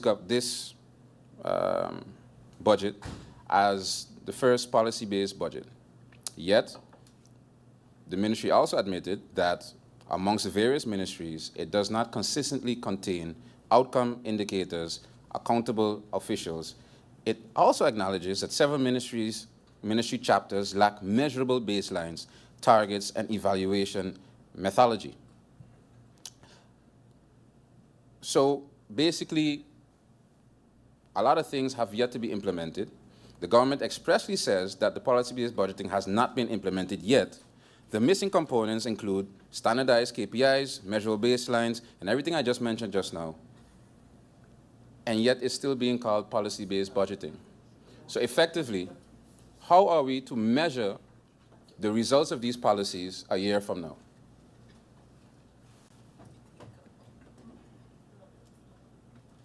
How do we determine if the tools and the policies actually worked? The budget is seen as a pilot, basically. However, the 2027 budget has already been submitted without evaluation of the pilot. So what exactly, via you, Madam Chair, Mr. Chairman, has the government learned from this initial budget that they implemented in the 2027 budget, if the other one is already unanimously approved by the Council of Ministers? Moving on, in the slideshow given yesterday, the presentation given by the minister yesterday, the government identifies the state-owned entities' instability as a major national fiscal risk. Also identified such in the answers. So when I asked different questions pertaining to Telem, for example, Mr. Chairman, I asked questions based on the governance and execution positions. The answer I got, submitted to TELM for response. I asked about the restructuring, the achievements of the restructuring. Answer was submitted to TELM for response. Unresolved challenges, submitted to TELM for response. Asked about employee turnover, submitted to TELM for response. Outsourcing contracts, submitted to TELM for response. Strategic partnerships, submitted to TELM for response. I asked about possible investments, privatization, or mergers, submitted to TELM for response. Our evidence, I also asked for evidence if TELM is stronger after restructuring. The answer was submitted to TELM for response. And that wasn't even the most eye-opening moment, Mr. Chairman. I also asked for the 2026-2028 strategic plan. And the answer was submitted to TELM for response. And also that the turnaround plan was being finalized. The same turnaround plan that was due last year, August. So, Mr. Chairman, I understand that last year the Minister of Finance took over the oversight of TELM, at least as contact person. We still don't know legally what was agreed in the Council of Ministers. But if for every single question I pose about TELM still needs to be questioned and nothing is readily available, my question is, what kind of oversight has been done over the last year? Absolutely nothing is available to answer based on the topic of TELM. Absolutely nothing. But yet we say we view the instability as a national fiscal risk, but has no answers for any questions. So are we really taking it serious? Who exactly is overseeing TELM? And the turnover report, what is the status? It's in the finalization, but what exactly is being finalized if it's almost a year over, it's more than a year overdue? And lastly, 2 questions to the Ministry of Finance. There was a procurement policy proposal submitted by the PFP to the Ministry of Finance exactly 2 years ago. I would like to know whatever happened to that proposal. And lastly, as a question to every single ministry, so I don't have to repeat myself, I would like every ministry to give an overview. It doesn't need to be printed out, but just state it. 2 questions. How many outstanding unanswered emails do they have in their inboxes of mail sent to the Treasury Department? And also, per ministry, how many approved invoices have not been paid and have been sent to the Treasury Department? Per ministry. The Ministry of Asset.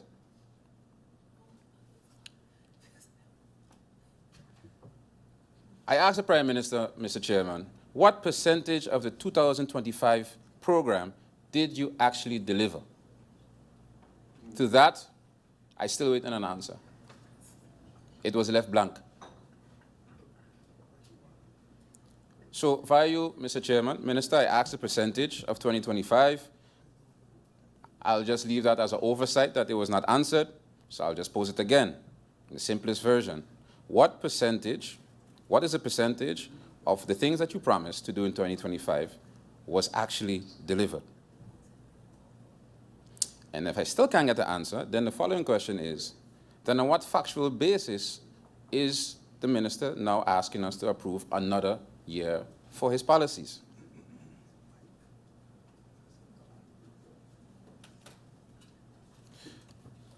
Mr. Chairman, every question asking for accountability of spent funds, literally every question, were unanswered. Every single question. Yet the minister again is here asking us to approve another budget to spend more money, but cannot give account of the monies spent.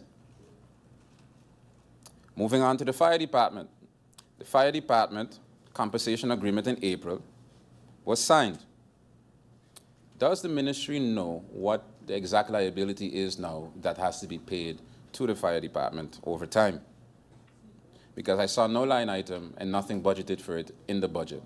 So if I missed it, can the Prime Minister, via you, Mr. Chairman, explain what did I miss, where is it, where can it be found, and if it's not in 2026 budget, will it be found, or can it be found in the 2027 budget? Then we go over to the capacity, because as the Prime Minister explained, the General Affairs is a facilitating ministry and also a big ministry in itself. And going down the list, you see ICT has a capacity of 47%, Fire Department 47%, ICT 40%, as we spoke about with finance, control and opsporting is at 13%, finance itself is 37%, fiscal affairs 29%. But the winning department seemingly was and is DCOM. DCOM is almost fully staffed at 93%. So finally, DCOM has been getting seemingly is getting the respect they deserve. They are practically fully staffed, and the government can get all of the news articles and the videos and everything out in time, while P&O has a staff of, what, 2, legal affairs, a couple. Basically, the perception that this gives is that the government cares more about how they look and not to the public, and not really on what they deliver to the public. Because every other department is severely understaffed, but DCOM is practically fully staffed. Now, I know some professions are easier to recruit than others, but it gives the wrong perception. But nonetheless, congratulations to DCOM. Consultant spending, 54%. Rises 54%.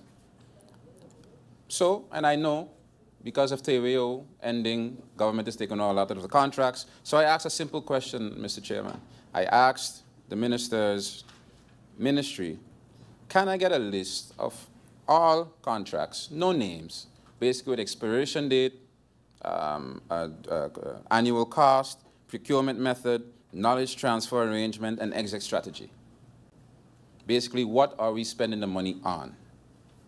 To that, Mr. Chairman, nothing is available, no overview available. But yet everybody's getting paid. So is it that the government does not know who they're paying, or they do not care to know who they're paying? And may Parliament receive the audited financials of WINEA for the year 2024-2025. That will be it for AZ. The next ministry, the choo-choo train, TEAT. Mr. Chairman, the R4 effect was explained to us about a year and a half ago. But the question is, what has been the effect?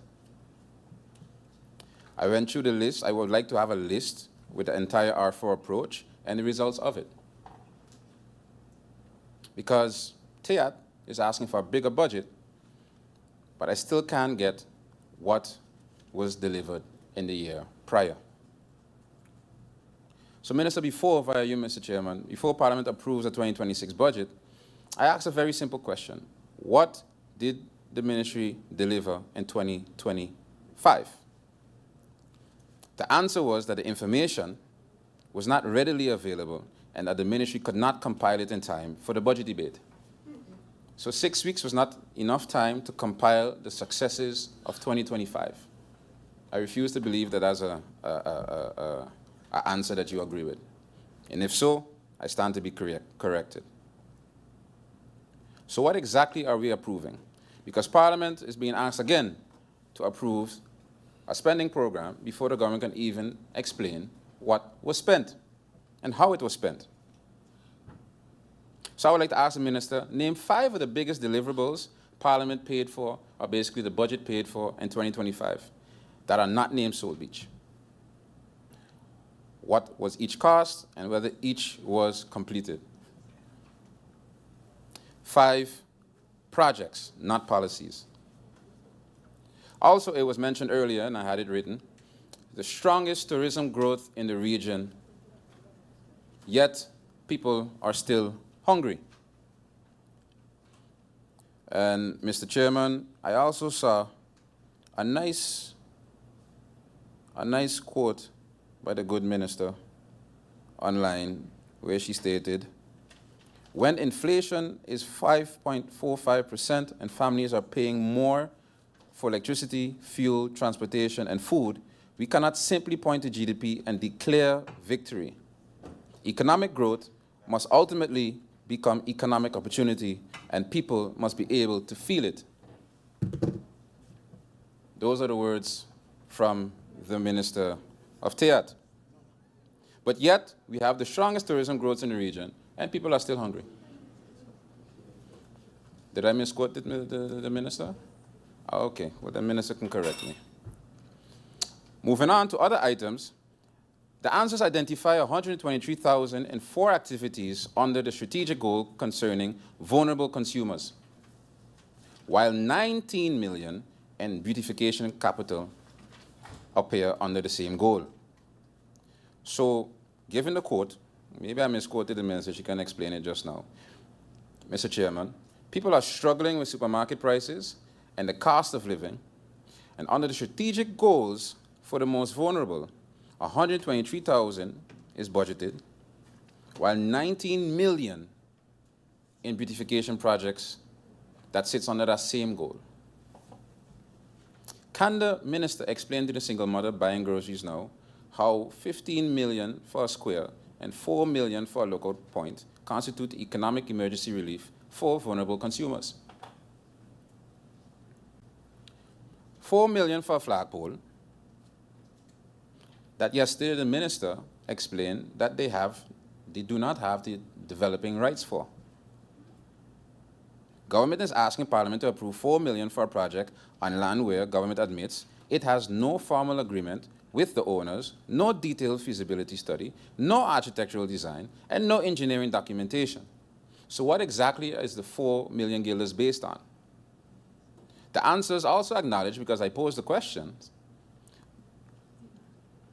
or I asked the question, would 4 million guilders, would the minister spend 4 million of her own money on a project before securing development rights to a land? The government calculated the annual revenue and projected that once built, it can, bring in 621,000 guilders annually, based on roughly 2.3 million visitors, assuming 15% visit, and pay 1 guilder and 80 cents, $1. So we don't have the agreement with the landowner. We don't have a feasibility study. We don't have the engineering. We don't have the detailed design, but somehow government already knows 15% of 2.3 million visitors are going to visit and pay $1. Where does the 15% assumption come from? What study establishes it? And the same can be said for the Clem La Bega Square. 15 million allocated before feasibility work. The government says formal architectural drawings, engineering designs, and feasibility studies will be commissioned once the capital allocated is confirmed. Normally, a feasibility study helps government determine whether the 15 million project actually makes sense. And here is Parliament being asked to approve the 15 million first, and government to tell us afterwards if it makes sense. So I'll ask, if the feasibility study later determines that the project is not economically feasible, why did Parliament approve 15 million guilders before even knowing that? To take it even further, Mr. Chairman, government itself says that major projects should be prepared for before major commitments. In the questions, or answer to the question I posed, sound public administration requires that the public funds are allocated efficiently and the project execution risks are systematically mitigated before major financial commitments are made. Before. But then, in another answer, they say that for new early stage projects, engineering, design, and procurement preparation are to be carried out using the requested capital allocation rather than preceding it. So if I were you, Mr. Chairman, I would like the minister to know I completely agree with the first one, that basically project risks should be mitigated before major financial commitments. But then the next answer tells Parliament that several of those preparatory activities will happen once it's approved. So which is it, Minister? Before or after, and why? Moving on. Yesterday, the minister listed reviews, legislation, frameworks, analysis, and consultations. But to date, no additional government revenue has been realized from these reform measures. So, via you, Mr. Chairman, after 2 years of reviews, Minister, frameworks, business cases, consultations, and technical work, your own answer says that the additional government revenue generated from the gambling reforms are zero. So basically, the ordinary taxpayer is paying today. The businesses are paying today. When does government start collecting the extra revenues from the casinos? When?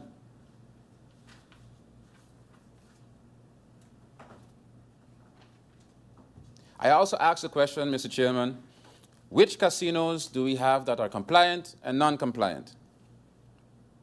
Because that is checked and followed by TEAT. The answer I received was no consolidated data set currently classifies every casino operator as fully compliant or in breach. What does that mean? So neither or? So they're not fully, but they're not in breach either. What does that mean? Can the minister elaborate on that?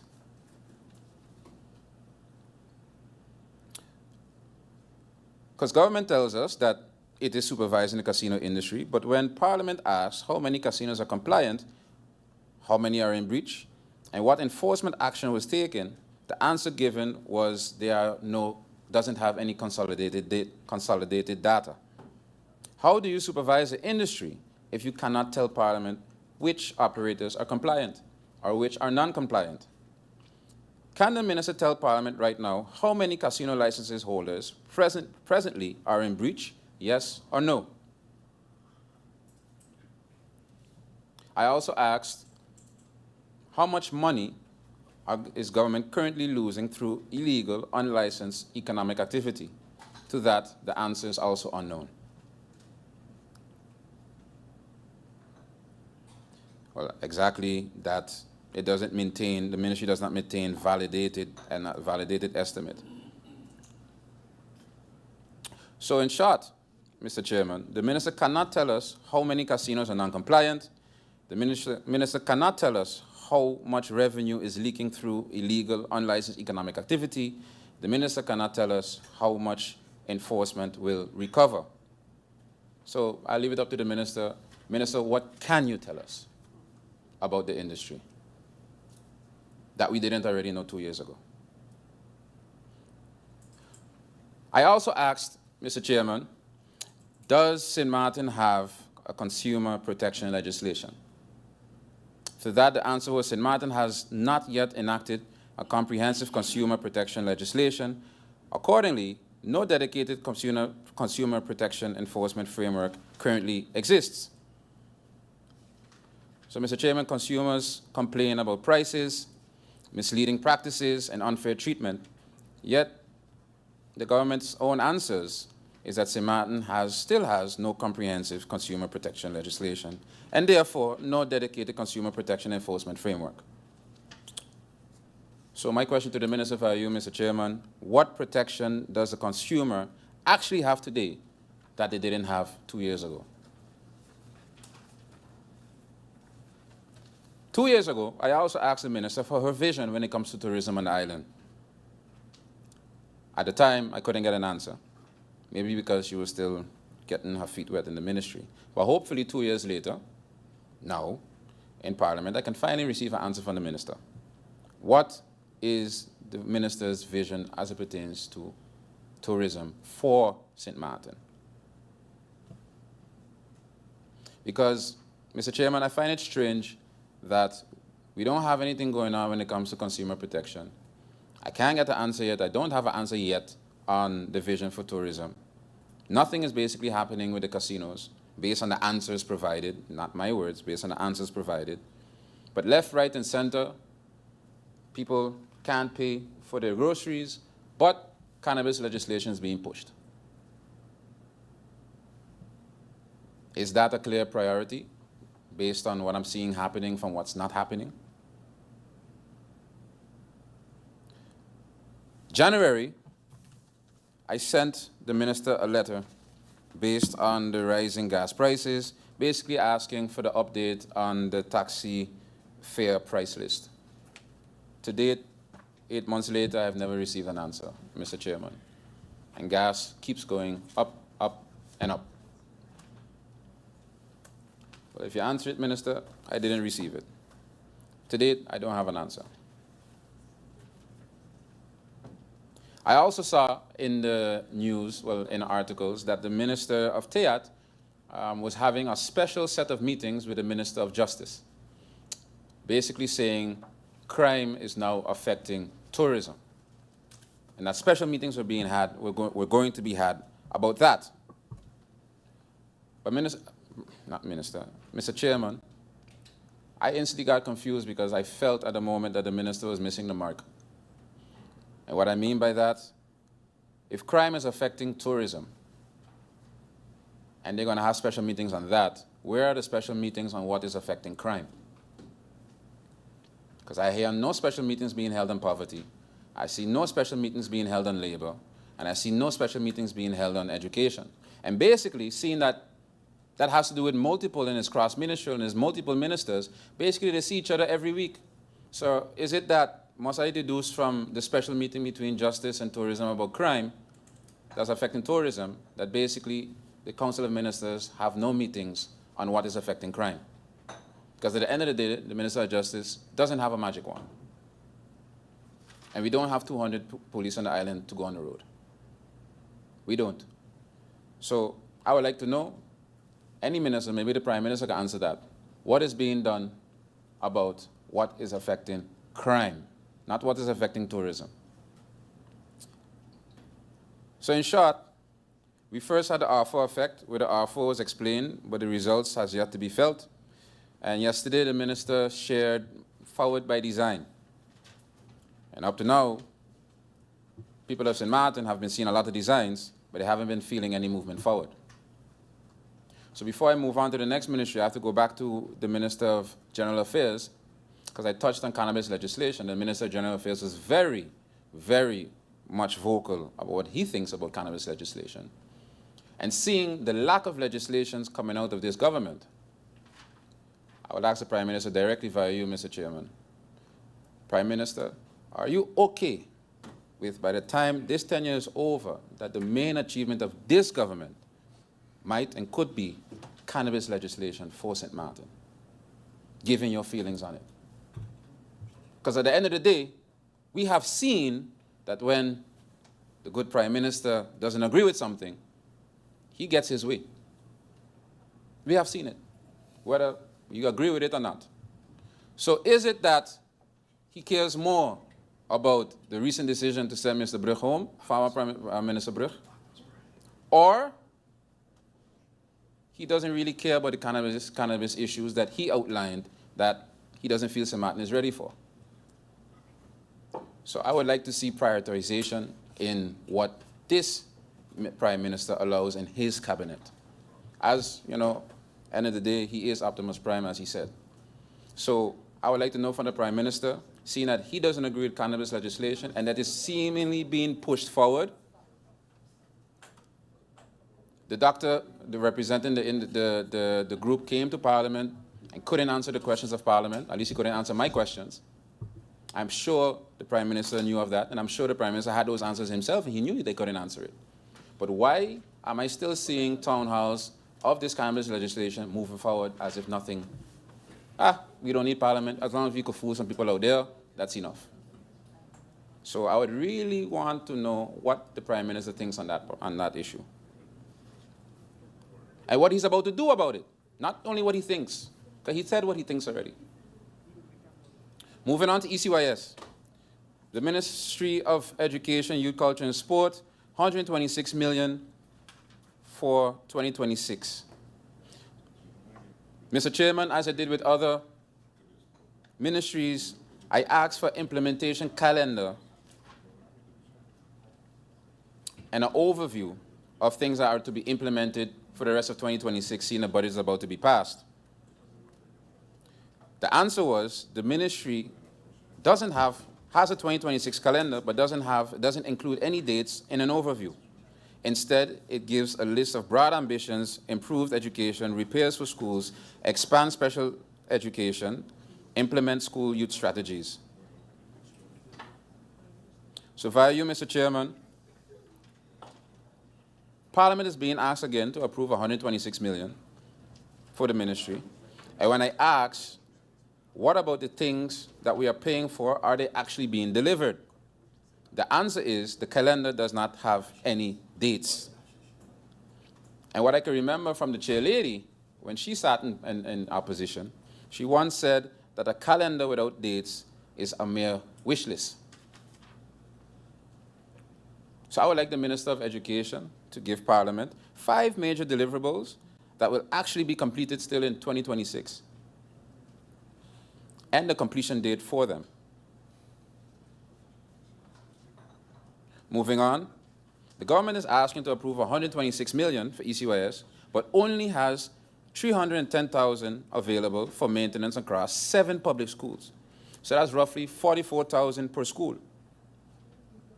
And in the answer given, and many times said here in Parliament and also in articles, 310,000 for 7 public schools is not enough. So I asked, what is the number of the accumulated maintenance backlog? Basically, okay, 310,000 is not enough. How much do you need? To that, I got that the list is not readily available and is to be determined.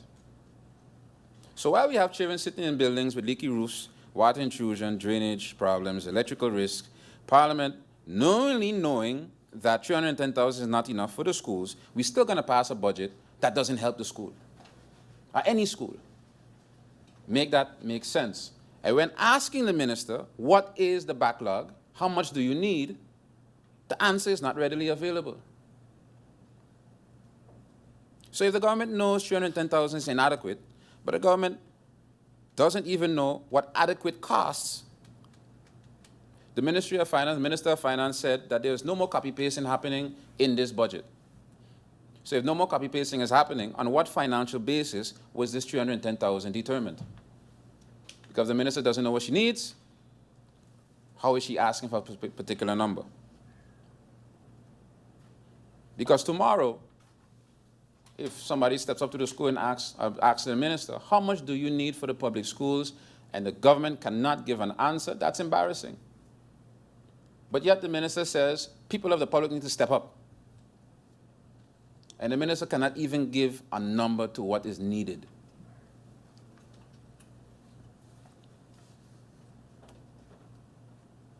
A couple months ago, the Minister of Justice explained to Parliament that basically ministries send in their wish list of what they want for a budget, and the Ministry of Finance makes their own decisions and they cut down the budget to what is financially feasible.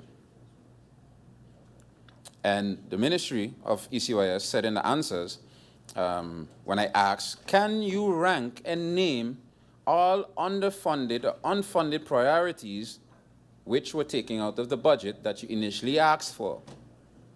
Can I have a comprehensive list? The answer received was, they cannot promise a comprehensive list of all costs of the things that were taken out of the budget, and they cannot promise that it will be available before the budget debate. So 6 weeks was not enough to give Parliament an overview of what was cut from your budget. Yet, the government identifies school maintenance, special needs education, teacher recruitment, youth programs, sports and culture among the areas requiring more resources. So through you, Mr. Chairman, Minister, throughout these answers, you repeatedly tell Parliament that programs cannot be fully implemented because there isn't enough money. So I ask the obvious question, how much more money do you need? And what should we fund first? The answer received is that you cannot provide Parliament with a ranked list. You cannot give verified amounts. And that the ministry cannot commit to giving that list before the budget debate. So how can the minister tell Parliament the ministry is underfunded when she cannot tell Parliament how much the underfunding is? And these are not my words. These are the answers given. Also special needs. Special needs family has been told that for years it is a priority. But by their own answers, by the ministry's own answers, says a special needs education policy completion date is to be determined. The funding framework is under development and to be determined. The amount required is to be determined. Meanwhile, 6 children are awaiting placement and another 21 are waiting to be, for the commencement or continuation of direct support. So, Minister, through you, Mr. Chairman, give the parents an answer today. Give them a date. When will the special needs education policy be fully operational? And, like how they say, and I understood over in executive branch CYA, say that it's tentatively. But just give a date.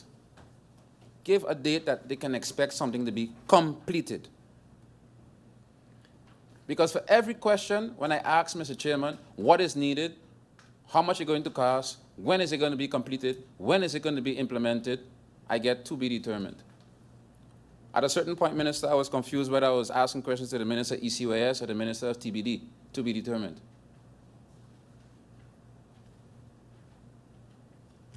School enrollment.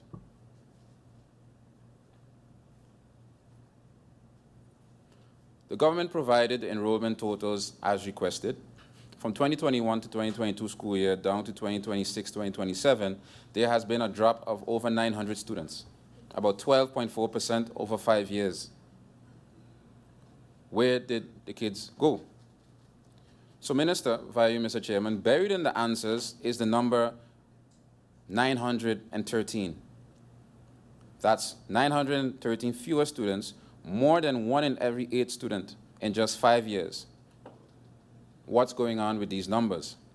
How much of the decline, can the Minister, via you, Mr. Chairman, explain if how much of the percent of decline is due to demographic, how much due to migration, and how much movement, and how much is it due to movement to the Friendside schools or elsewhere? Or how much is dropped out? Does the government know these numbers? I didn't pose that in the questions, I'm posing it now to the Minister.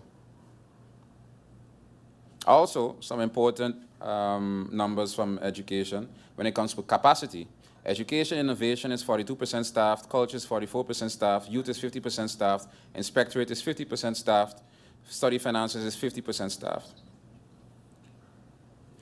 This ministry admits that operating at those levels affects implementation and means initiatives may need to be sequenced or deferred.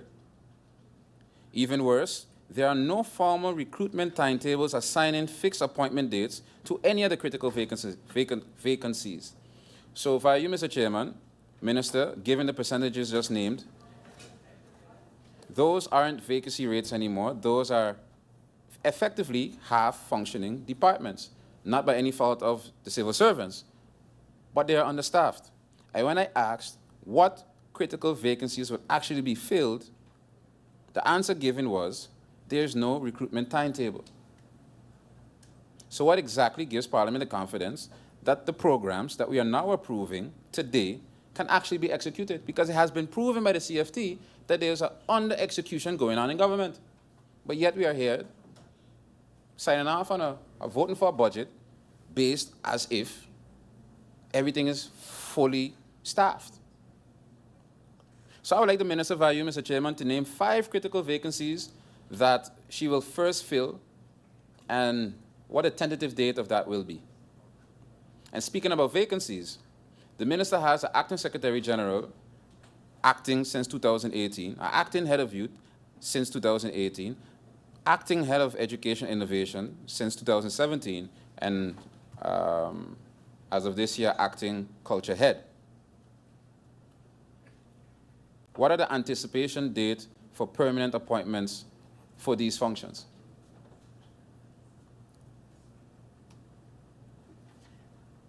At what point are these acting appointments no longer to be temporary?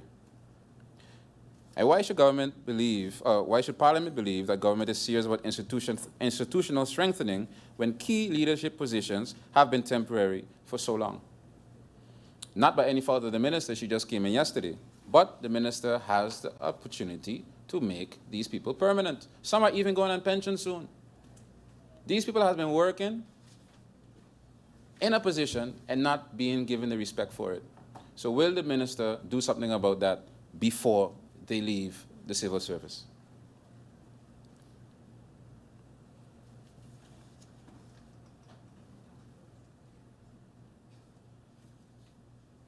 So once again, I asked the minister what was cut from her budget. I couldn't get a list. I asked the minister what was needed for the schools. I cannot get a list. I asked the minister what is needed, period, and that's yet to be determined. So moving on, I hope basically for the FBE evaluation that these answers that were given actually gives to the students and doesn't have them stagnant. The FBE evaluation came in too late to be implemented into the 2026 budget. So I would like to know from the minister, when exactly the FBE evaluation did the ministry receive it, and what was the cutoff date for it to be implemented into the 2026 budget? So if we're supposedly, Mr. Chairman, reforming education based on evidence, but the major FBE evaluation was allegedly completed too late for implementation into the budget to be fully incorporated, what is this budget supposed to reform?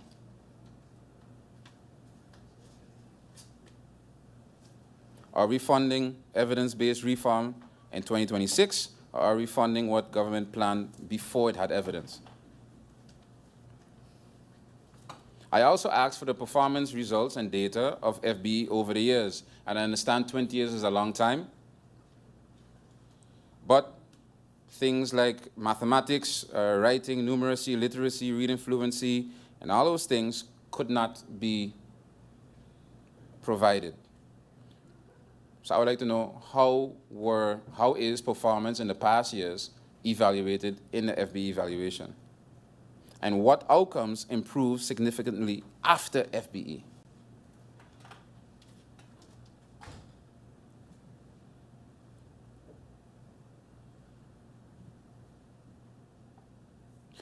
And if we have no FBE data, in the answers given, the ministry explained that the teachers themselves gave their feedback on FBE. What was identified was shortages of teaching materials, technology shortages, insufficient classroom support, insufficient initial and continuing professional development, absence of clear curriculum benchmarks, misalignment between the FBE curriculum and the FBE exit examination, problems implementing differentiated instructions based on large class sizes, workload problems, communication problems, insufficient sustained implementation support. These are not words of the opposition, these are words from the teachers themselves, actually opinions of the teachers themselves. What's going to be done with them? That's our question to the Minister of Value, Mr. Chairman. In short, Mr. Chairman, the Minister ended her speech yesterday with a message to the community saying what the community needs to do before they have anything to tell her. One of them, not one of them, but the minister also explained that basically bars in the vicinity of schools and those type of things, yeah, station passé, that needs to stop. So I would like to ask the minister, rule for one, rule for all, right? So if we cutting out bars, or if that's the vision of the government moving forward, I would like to know what we're going to do about the casinos.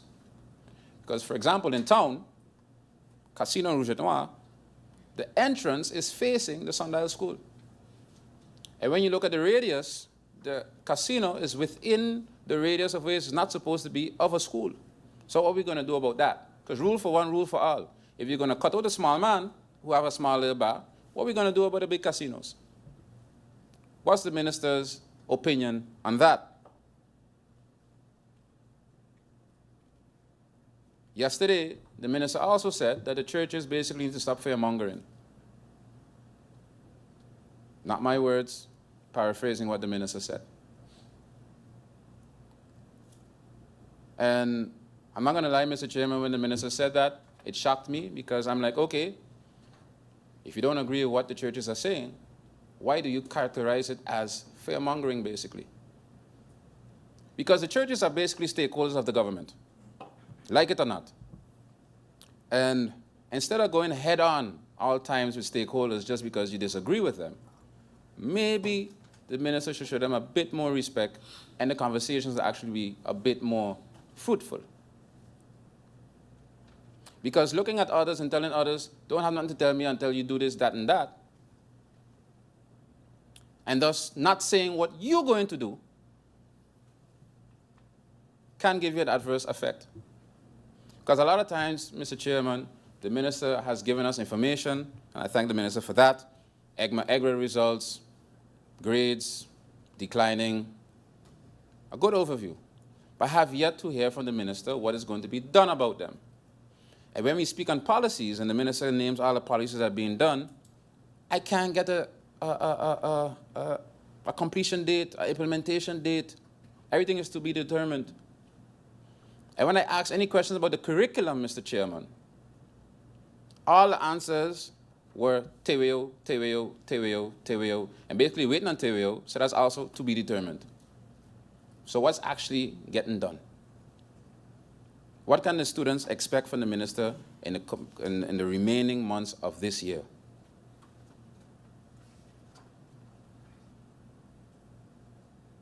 Justice. Only have a few questions for justice.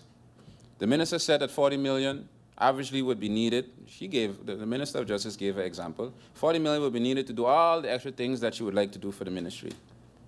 Yet, I did not get an idea of what revenue-generating measures the Ministry of Justice themselves are going to be doing to generate part of that 40 million. As it pertains to early release, there have been motions and talks and articles and newspapers and this and that going back and forth to early release. And maybe I remember it being said earlier, maybe about a year and a half ago. But I would like to have it on record. To the Minister for you, Mr. Chairman, is there an early release policy? Does it exist? Yes or no?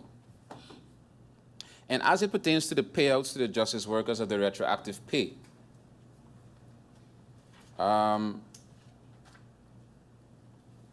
I remember the minister saying 2 years ago that the former minister, Anna Elaine Richardson, didn't do the exact legal documents, didn't file the exact legal documents needed in efforts to make this happen, and that's what caused the delay. I would like to ask the minister if that was said, and if she can confirm that. And in closing, Mr. Chairman, a lot of people have touched on it already. The travel costs of traveling. Mr. Chairman, we have across the government apparatus, you could say 3 leaders. We have the leader of parliament, and we have the 2 leaders of the government, being the prime minister and the deputy prime minister. So we have MP Sarah Westcott Williams, PM Luke Marcelina, and Minister of TIAT Grisha Helliger Martin. And when I saw the expenditures, or the projected expenditures of the budget for traveling, to my shock, the 3 highest increases came from the leaders of the government apparatus. TIAT has an increase of 71%, General Affairs 31%, and Parliament 20%, Mr. Chairman. 70% hike for one of them, 70%. But then only 123,000, and that 70% equals 283,463 guilders. But only 123 for the most vulnerable from the Department of TIAT. Make that make sense. 283,000 in an increase, Mr. Chairman. And 123,000 for the most vulnerable from the Department of TIAT. Make that make sense. So when they say lead by example, and we have the 3 leaders of the government apparatus increasing their budget significantly for travel, but then every ministry coming in here, even the Minister of Justice was in here the other day saying, please help me, I need more money. Please help me. Literally. And over 500,000 going out to extra for traveling needs, Mr. Chairman. 300,000 by one ministry. But then the schools got a 44,000 budget to fix the schools per ministry, per school.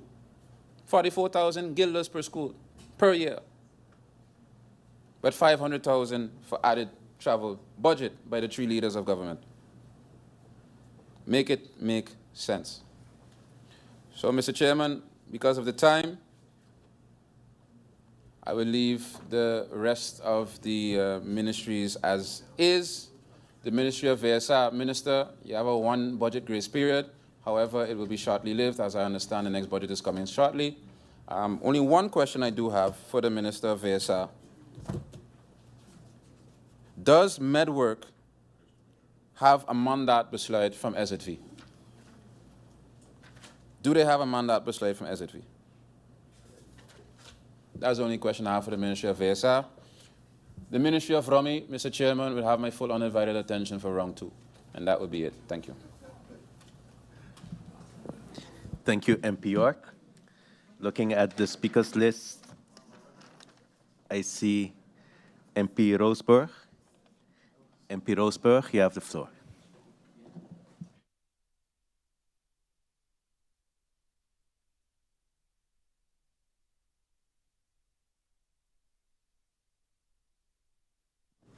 Thank you, Mr. Chairman. Blessed afternoon to the Council of Ministers, to my honorable colleagues present here at this moment, to the public in the public tribune, and to the public listening online. First of all, before I start with my questions, I have some pointers to make. I would like to start with the fact of the budget being pretty straightforward, even if we like it or not, what's in it, but it is a pretty straightforward budget where General Affairs is mentioning the gaps, where TIAT is mentioning what kind of growth, 22.5% growth in arrivals. Finance also mentioned the projected 11 million surplus, but also mentioning the risk around healthcare fund and GEBE. I would like to go into what I like about the budget or what I'm happy about, and then going into my other pointers. To start with justice, I'm happy to see that after the motion in 2024 was passed by myself and MP Irian, that we finally have this crime fund policy, the first ever by law. Part of the about 240,000 freed from the legal and other expert advice lines. I'm happy to see that also the foster family, as my colleague also mentioned, the stipend was raised. Other than that, I'm happy to see that currently there's about 4 million guilders in the crime fund. And now the question would be, how will this 4 million guilders be spent to make sure that it actually will be used for crime prevention? Other than that, I also want to mention the fact that the Minister of Finance highlighted and enlightened us, at least myself, of the fact that currently members of parliament and ministers are not contributing to their own pensions. And I want to take a different approach in regards to this, because a lot of laws on Sint Maarten are outdated, or the laws are in place, but they're not being followed up on, or they're not being executed, such as the crime fund. It was in the law since 10-10-10, and we're now in 2026, and only now there is a policy plan. So for the Minister of Finance to highlight or realize that this is a gap and bringing it forward, I'm happy to see this. And of course, we as well need to contribute to what we need to contribute. And I would like to ask the other ministers as well of the council, through you, Mr. Chair, to look at what is currently not in place but in the law, so that we can be proactive, so that we can make sure that we not only follow the law, but also execute the law, so that the law will become living and not only will be a law for a law's sake. So that's what I would like to bring forward in that regard. I will now go into my questions. Some might ask, how much questions are you going to ask? What kind of amendments would you bring? What kind of motions? Because, hey, we are already in August. Does it even make sense? But on the other hand, you can ask yourself the question, like we as members of parliament have a job to do. And just approving a budget for approving's sake without asking critical questions, that's not our job. So therefore, I will start with my questions. The Minister of Roaming, through you, Mr. Chair. I would like to thank you for the written responses in regards to the covering of the BAFPOL officers, their scope and also their authority. And about 2.6 million TBO stream.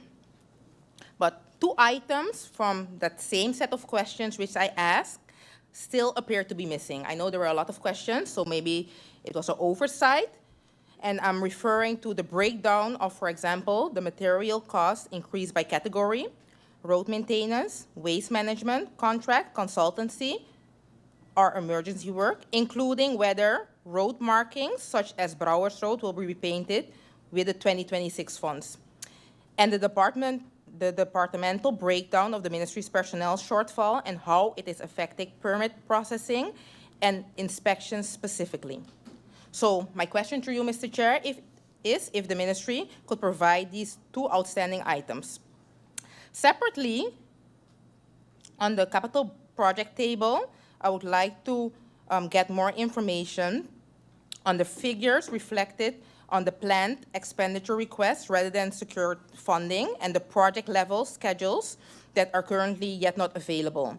Could the ministry at least indicate for each listed capital project whether funding is secured, requested, or not yet sought, so that Parliament also have some sense of insight and know where we are across this list? And also, what I would like to know in regards to the roads as well, I know that there are several roads that need repairs, right? And I also know that there is a certain procedure to do so.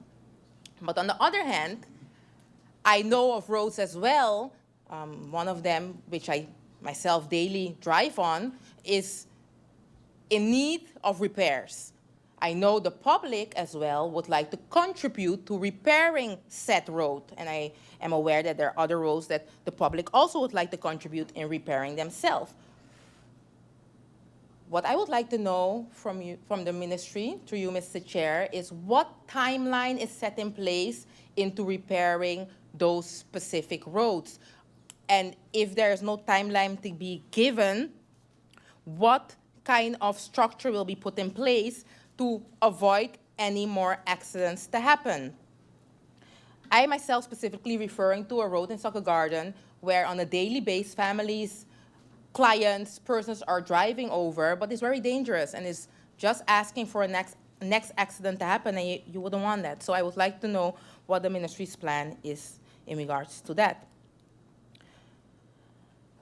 The Minister of General Affairs, the Prime Minister, to you, Mr. Chair. GEBE has not produced audited accounts since 2021 and carries a 75.6 million government-backed loan.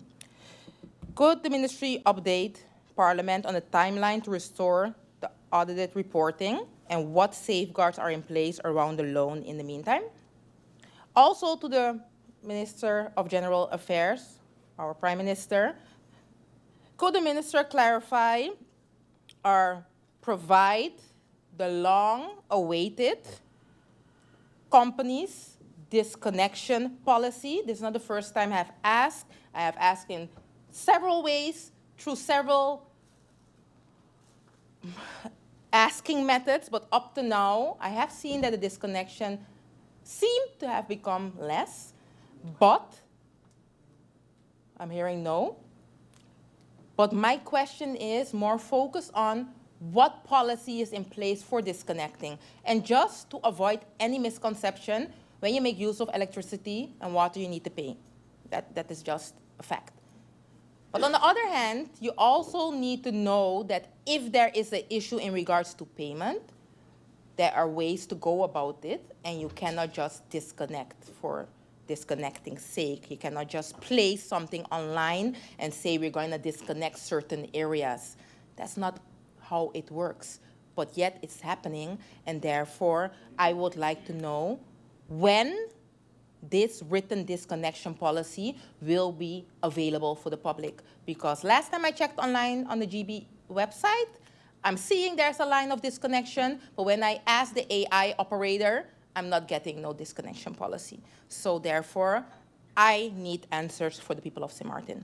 Because last bill I checked, the fuel clause is there, the amounts are there, the outstandings are there, but yet there's no way or clear policy how to rebuttal or to ask for assistance when there is any unclarity about your said bill or where you're asking for assistance or lenience in regards to that. So I am awaiting that policy. Back to the Ministry of Romy. The Ministry responded and confirmed that the legally required separation of the road fund from the regular budget will not happen until 2027. And the requested breakdown of how much of the material cost increase is going toward road maintenance specifically was not really provided. So given the rise in traffic fatalities this year, is it possible for the Ministry to confirm whether road safety and road maintenance funding remains adequate for 2026 and ahead of that separation, and to provide the road maintenance portion of the material cost breakdown so that Parliament can also assess this for itself? Let me see.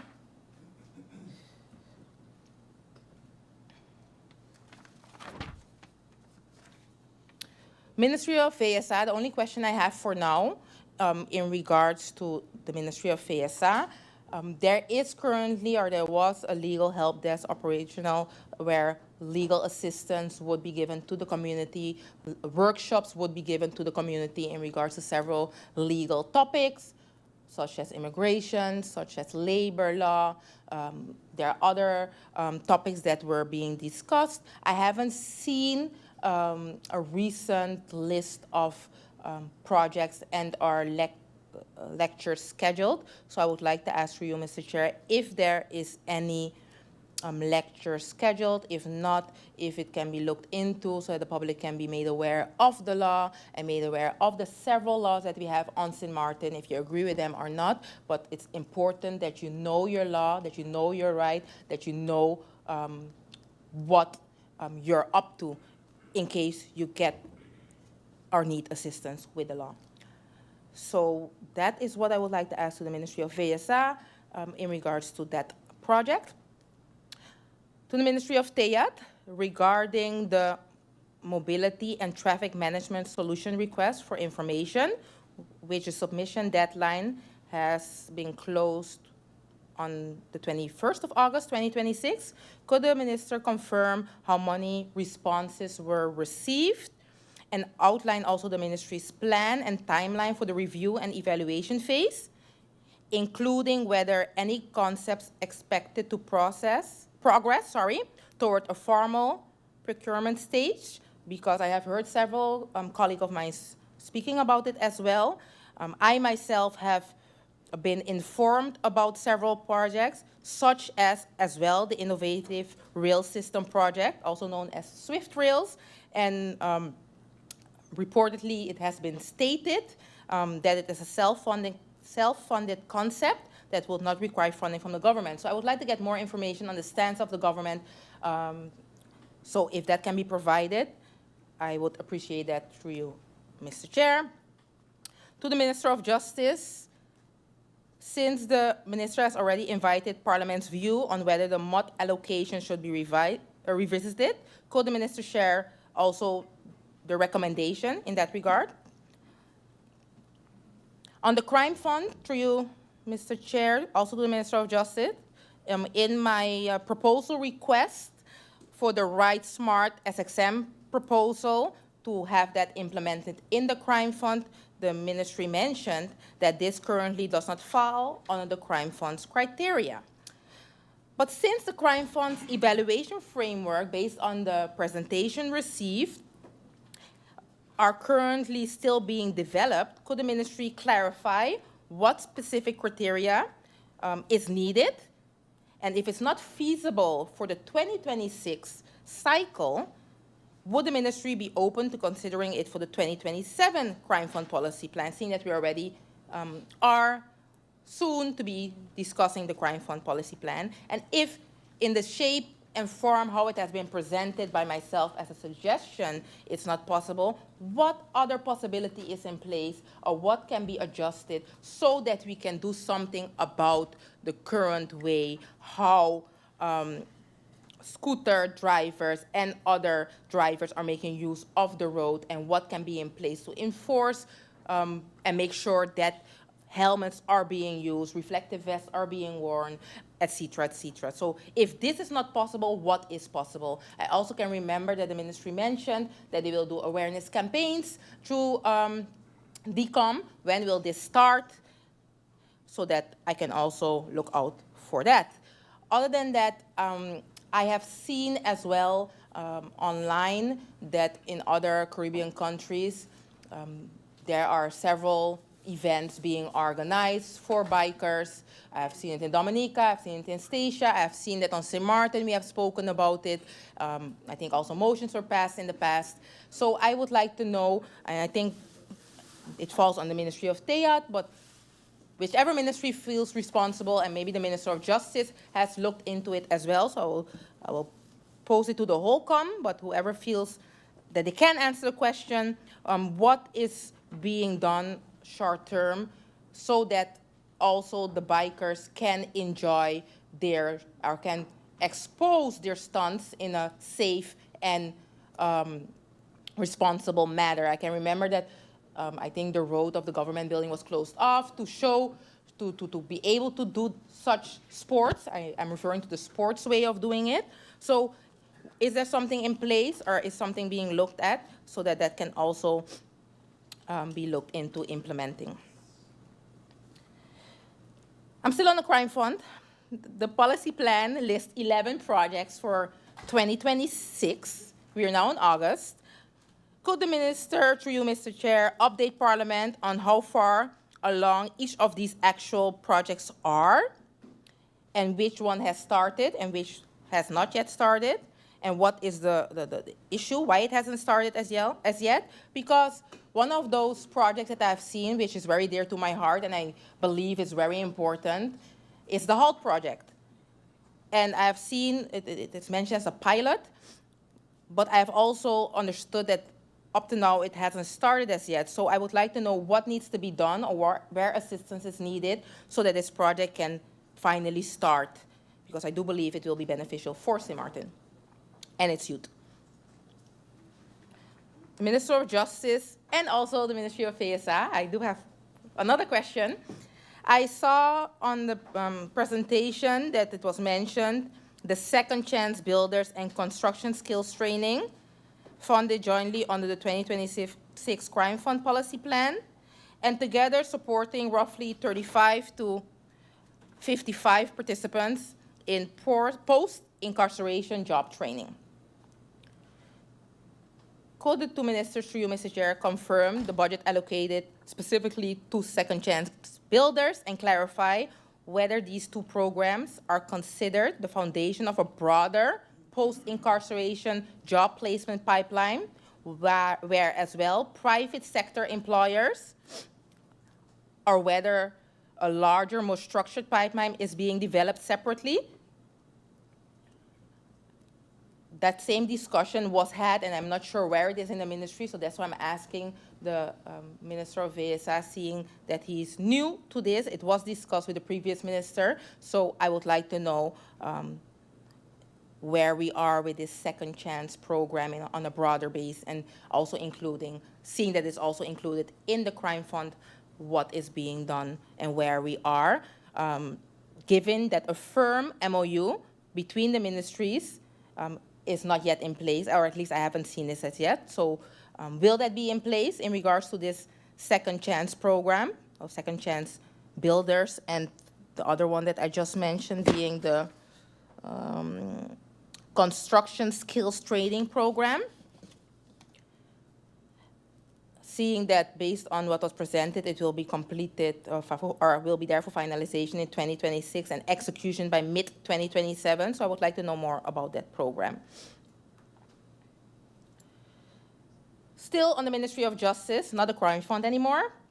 The minister indicated that November would be the expected timeline for the outstanding salary adjustment owed to civil servants within the ministry. Could the ministry clarify, because I have seen a lot being said about the topic. I have seen a lot of conclusions being made, and I would like to know what the reality is, and I would like to give the ministry the opportunity to explain what has caused this delay. What has caused the delay? Because there has also been reports of confusion amongst affected staff about the status of this process. So could the ministry confirm whether this is accurate, and if so, what steps will be taken to ensure staff are properly and clearly informed going forward, and if this deadline in November will be met? Also still on the placement back pay process, could the minister confirm to you, Mr. Chair, that phase 1 covers the 15 currently active employees plus the 7 employees who resigned after January 1st, 2023 and remain entitled to payment? Could the ministry also provide the total estimated liability for phase 3 covering retired employees, and could the Ministry of Finance confirm whether capacity to fund that phase has been secured ahead of its planned commencement in the 2027 second quarter? To the Ministry of Finance, through you, Mr. Chair, following the disclosure that members of Parliament and ministers are not currently contributing to their own pensions, and that is targeted to be corrected in 2027, could the ministry confirm the expected timeline for this legal fix? And I believe there's nothing that needs to be done from Parliament side, unless I've missed it. But if there's something that needs to be done from Parliament side, can this be indicated as well? And also seeing the several reactions which I've seen and I've received, will this also be for the ones that were in government, so retroactively? Yes. To the Ministry of Finance as well, could the ministry provide, through you, Mr. Chair, update on the Central Bank of Curaçao and Sint Maarten's board? Are the temporary board members made fast? I'm looking for the word. I can't find the word. Thank you. Have they been appointed permanent? And if not, when will this take place? If yes, I'm happy to hear that.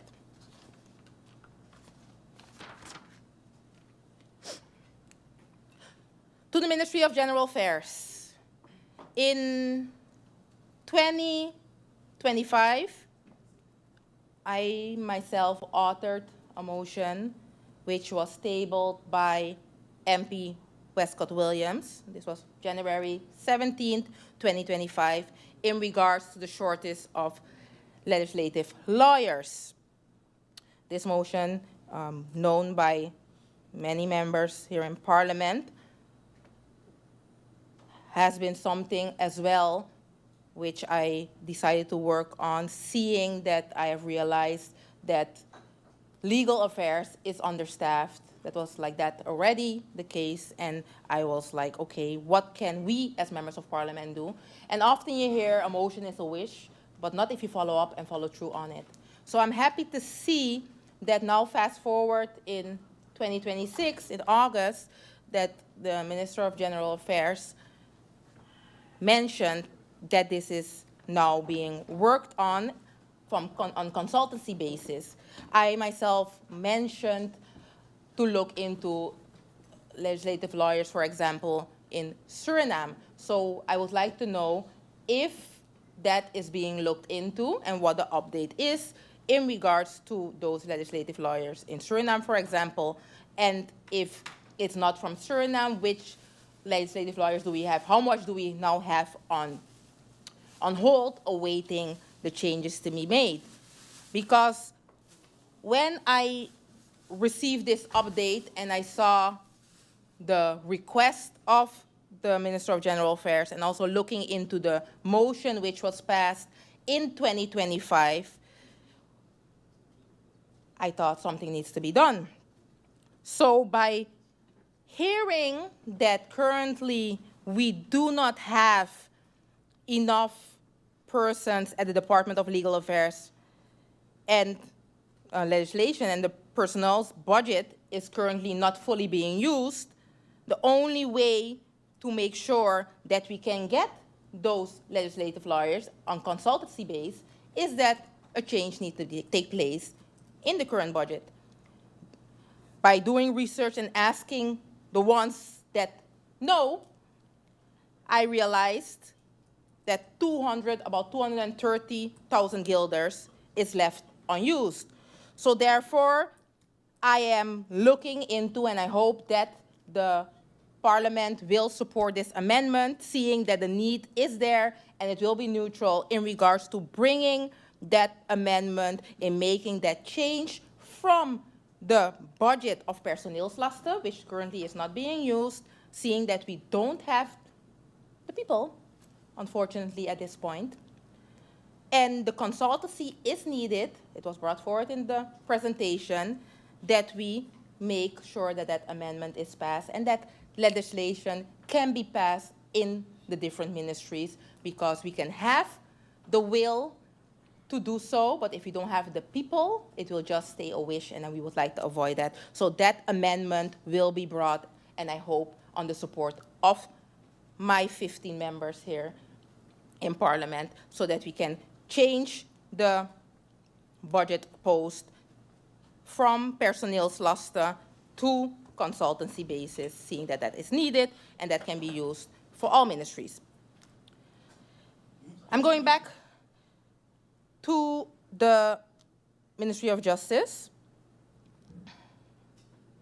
Now, before I do so just to make it clear what I brought forward in regards to the last point. So if I look, for example, at the budget, you have the budget amendment, personeelslasten, and you have the budget amendment, you have the budget line, inhuurderden, and then from personeelslasten amount can be taken, seeing that we haven't used 230,000 guilders, to inhuurderden to provide, based on what is still needed for 2026, the assistance of consultancy legislative lawyers. Now back to the Ministry of Justice. Through you, Mr. Chair, can the Minister please once more clearly explain the current policy and our law in place for the capacity when there is full capacity in the prison? I'm referring to Article 137. Can that be clearly explained? And next to that, can the ministry also explain why, and this is just for public understanding and also understanding what the law is saying and why certain routes are being chosen, why the ministry has decided not to create a Landsbesluit to explain set Article 137, seeing that the law states it can, so it's not a must. So I want to know why it has been dealt with the can possibility, that there is no beleid in place. Could the ministry explain why this route has been chosen, not to put the details in the Landsbesluit in regards to 137, which refers to when the prison is at full capacity, how to deal with such article. So you have the article, which mentions how that should work, and then you have the back end of the article, which the law states it can be chosen to put it in the Landsbesluit. So why the ministry has not chosen to do so, if that can be explained. To the Ministry of General Affairs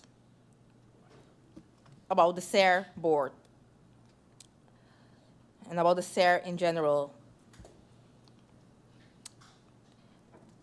Based on the information that I have in my possession, on the 17th of March 2026,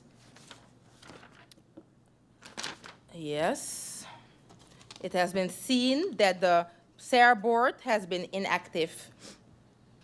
And I would like to know from the ministry if the ministry can provide a clear dated timeline to have this back in place, including completion of required consultation with workers and employers, organization on appointment criteria. Because I do believe that for an institution to work properly, and especially if we have members of parliament need to consult the SER or are advised to consult the SER, it affects us all. And if we cannot make use of the SER, or it takes a lot of months to get the answer from the SER, we often, as members of parliament, get to hear, what are you really doing? You're here for 2 years and no law has been passed. While there's a whole process to pass a law, and you also need to have all the institutions in place to be able to make use of the opportunity to pass said law. So I would like to get clarity, because on the 23rd of April, this is the third time the SER board has been inactive since its formation in 2010. So therefore, I would like to know a clear timeline for making sure that this board is back in place, or if there are other steps that will be taken to get a clear timeline on this.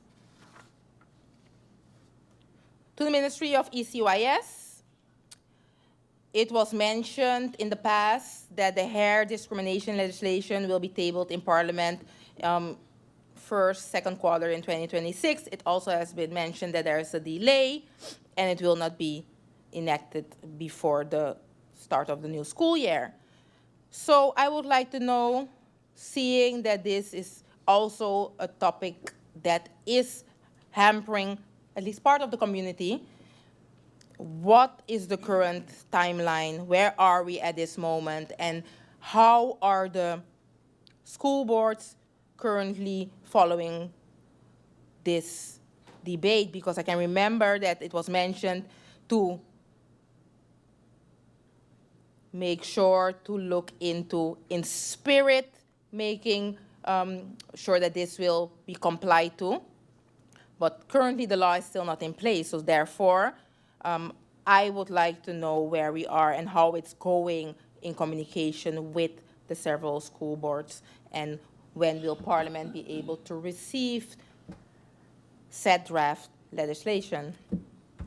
Could the Ministry of ECYS, through you, Mr. Chair, also provide Parliament with an update on the progress on the structured school breakfast program, including the status of any partnership and collaboration with the French side of the island?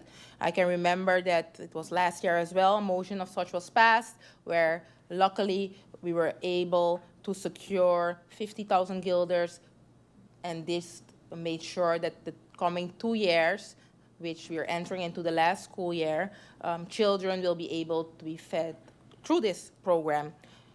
But it was also mentioned that the ministry is looking at the collaboration with the French side. So I would like to know where we are at and how far this is along, so that we can make sure that this is structured. Now back to the Ministry of Finance.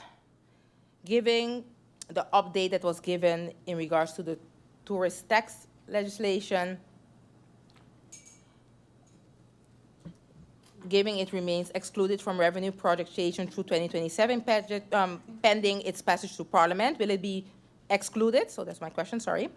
And also, through the Ministry of Finance and or Justice, I was sitting here and listening, and I was thinking, okay, you know, this is a budget that is brought in August. We all know it's late. The ministry mentioned why it is late, and I was still thinking, okay, what can be done so that it's not just the passing or approving or not approving of the budget, but what can be done?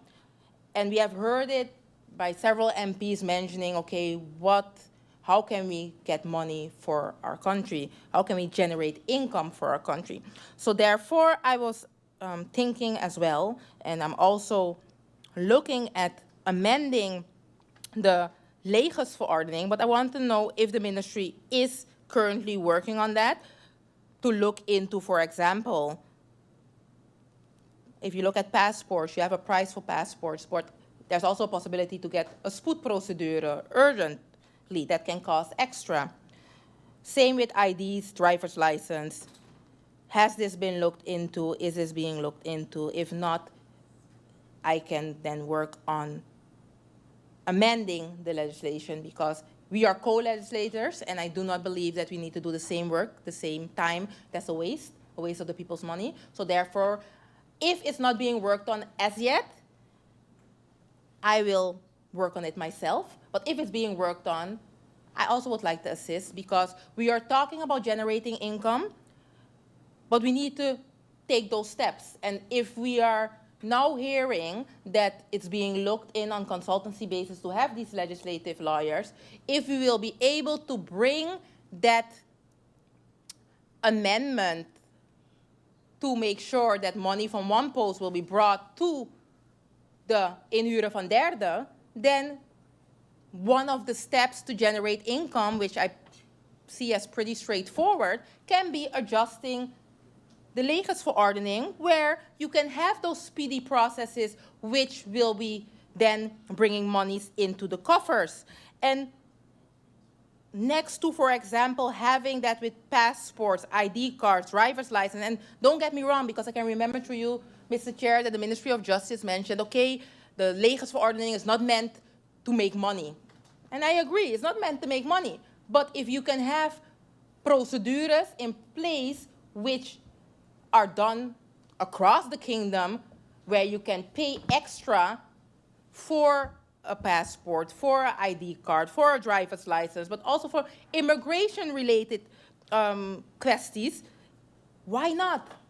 Why can't we do that?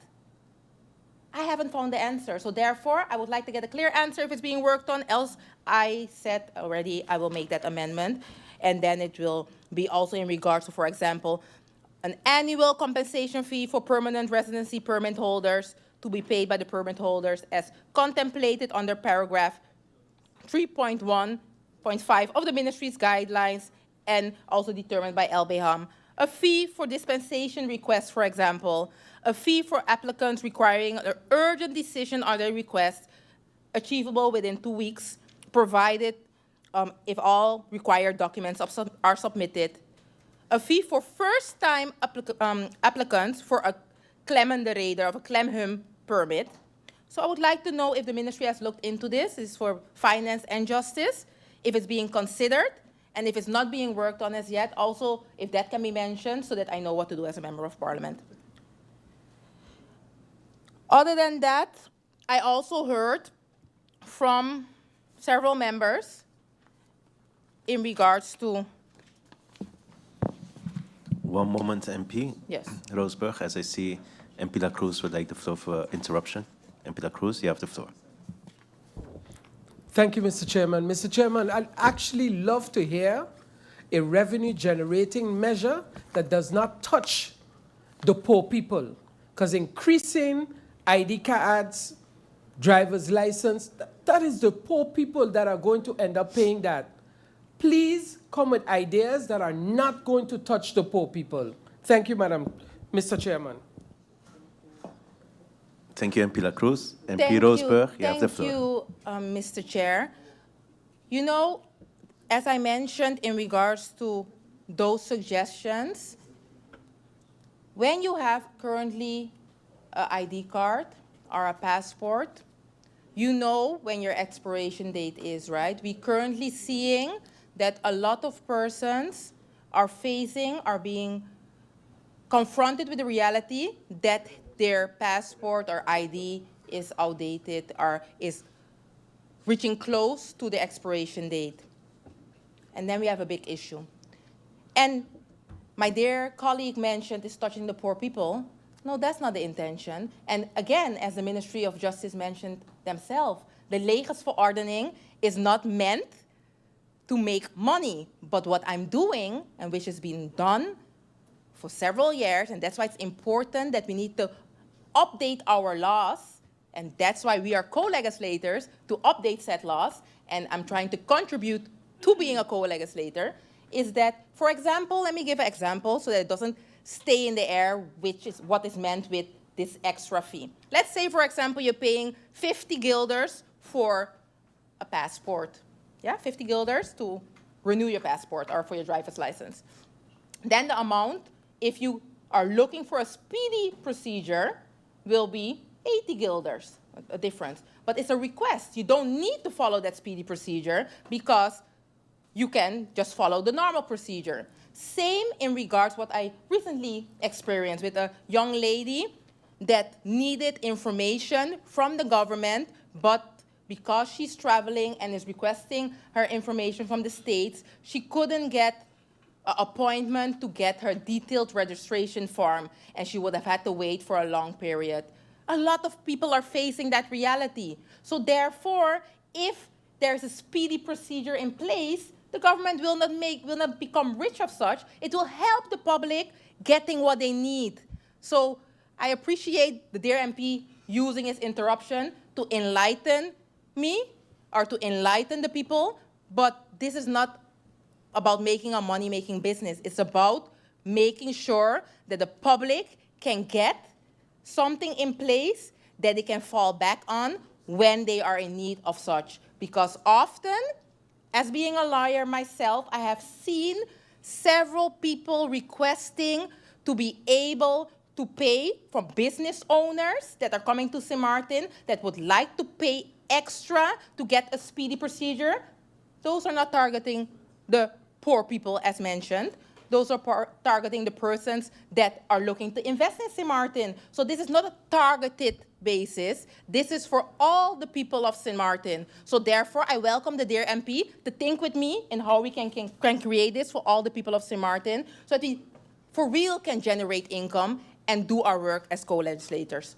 That being said, I have another pointer to raise, seeing that indeed, the dear MP made a valid point, and other colleagues as well made valid points in regards to how can we make sure that the people of Sint Maarten can feel the actual change, that can feel, because I mentioned it in my start of the budget, the struggle, the pain, the frustration of the public. So while sitting here and hearing my dear colleagues speak, and the question kept on repeating itself, like, how can the persons feel it? And several social media posts I've seen as well, like, I'm tired, money is low, rent is high, gas is high, groceries are high. I have seen it, and I'm seeing it on a daily basis. So I thought, okay, what can be done? Because yes, we have to deal with GEBE. Yes, we have to deal with the fuel clause at this moment. Yes, gas is high. But what can we as members of parliament do? And what can I myself do to contribute to making the people of Sint Maarten feel that they will feel it in their pocket? So therefore, I was looking, and I would like to know the ministry's view, and I would believe it's a combination of the Ministry of Finance and the Ministry of TEAT in regards to making changes to the law, mentioned the BBO law. As we all know, based on the law, the BBO law, there are exemptions, tax-related, in regards to vegetables. In regards to, let me use the real law and look at what adjustments I would like to make. So if we look at the law, there are currently adjustments in place. There are currently exemptions in place, for example, for bread, sugar, salt, milk, baby-related measures, such as diapers, toilet paper, graan meal, chicken, fruits. But often, persons don't feel it because why? Once you don't pay taxes, but in the stores you don't have the price controle, you won't see it because yes, the taxes are less, but the control is not taking place only during, for example, a hurricane, right? Then it's like, okay, these are the prices. But seeing that the public has been complaining and has been feeling it, before entering into also making an amendment based on that law, not only looking at the part what is currently in place, but also adding to that list and making it, for example, focused on not only chicken, because, for example, in the law, it's not only mentioned chicken, where the BBO is mentioning, yes, you cannot tax on that. But to add, for example, vegetables, to add next to chicken, fish, and other types of meat. But also, for example, pasta and deegwaarde. I translated it in Dutch because that's how I work with the law, because I don't want to make no mistakes. But for example, also basic hygiene materials, but also cooking gas and menstrual products, for example. We have spoken about that. We have seen Teen Times advocating for it to make sure that that is also covered. But tea, basic needs, soaps, cheese, so that we can make sure that the people will feel it. And next to taxing, making sure that there's no tax on it, also making sure that there's a structural control on such of those prices, so that the prices cannot be made higher, and not only during hurricane season, or when there's a need of such that it will be looked into. So can the ministry look into, if the ministry has looked into changing the BBO and to intensify the price control, because currently it's the Ministry of Teyat that would have to monitor such. So is the Ministry of Teyat willing to look into this matter? Is it being looked into already? Or if not, if this amendment will be brought, is this being supported? Because currently the people are suffering, we know it. So therefore, I'm looking into bringing this amendment if the ministry is not already working on such. So if I can get clarity, if that's being done, and if not, then I would like to assist, and I hope that when this amendment will reach Parliament, that I will get the support of my colleagues, because up to now, all the colleagues have mentioned that the people are suffering, and this is a way to make sure that in the daily lives, because everybody has to get cooking gas, everybody has to do groceries, that it will be enforced in the grocery shopping. Lastly, can each ministry provide a short list of the critical laws that the ministry is currently working on, or that are outdated, that needs assistance with, so that we as members of Parliament are not doing the same as the Council of Ministers, and that we can assist each other in being the co-legislators that we actually are to make. Also, in regards to the Asikuda system, I also wanted to know, I forgot that question, if the system is currently up to date and working, because I understood it was brought forward to me by a colleague MP, but also when I digged into it after it being brought forward, there seemed to be some problems with the system. So is that currently up to date, Ministry? Also, while talking, I'm getting some questions in. Is it being looked at to have a $5 or $10 environmental tax at our borders? Has that been looked into? I'm getting that from an immigration officer. So I'm happy to see that the public is thinking with us exactly the goal of the budget, because I am hearing and I'm seeing and I'm getting the information that a lot of people are just transiting into our country. They don't spend money. Sometimes they're staying back are they staying over because they're requesting, for example, a boat that is going late, and for example, in transit to Anguilla, or they leave and stay overnight and spend their money here too. So is it being looked at to make use of this environmental tax at the borders?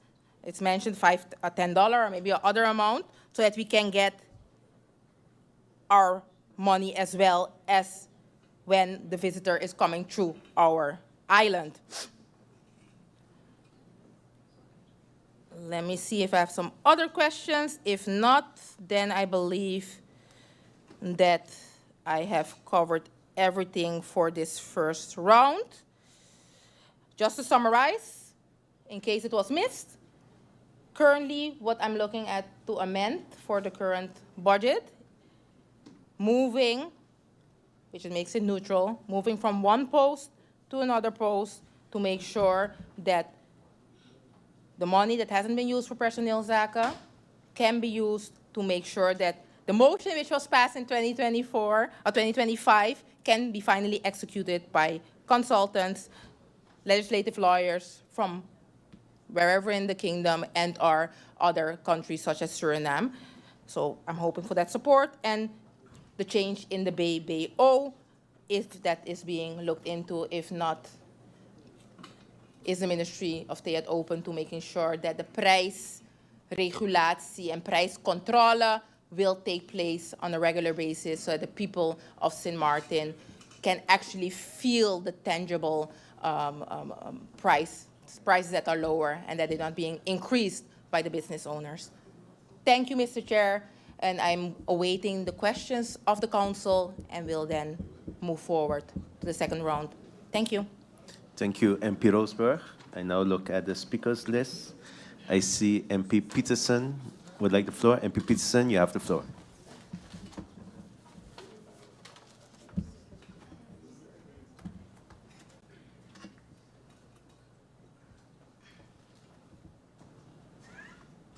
Thank you, Mr. Chairman. I just put down my name on the speakers list in case I have any comments in the second round. Thank you. Thank you, MP Peterson. Looking at the time at the moment, I would like to adjourn briefly for our supper break. So I would like to adjourn until 7 p.m. Meeting adjourned.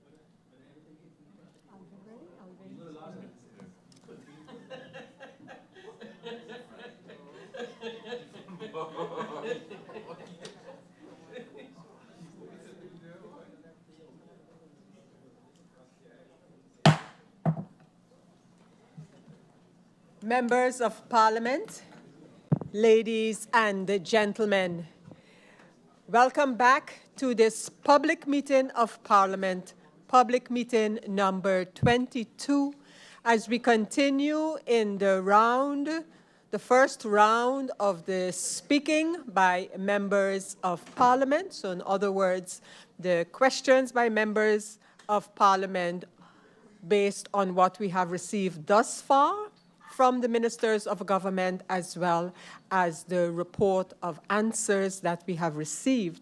We have had several speakers up until now, and the next speaker is MP Waver. MP Waver, you have the floor.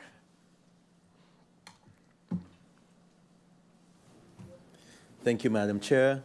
Good evening to Griffier, to Honorable Council of Ministers, my honorable colleagues in the House of Parliament, those that are here in the tribune with us, and those that are listening or viewing via whichever media.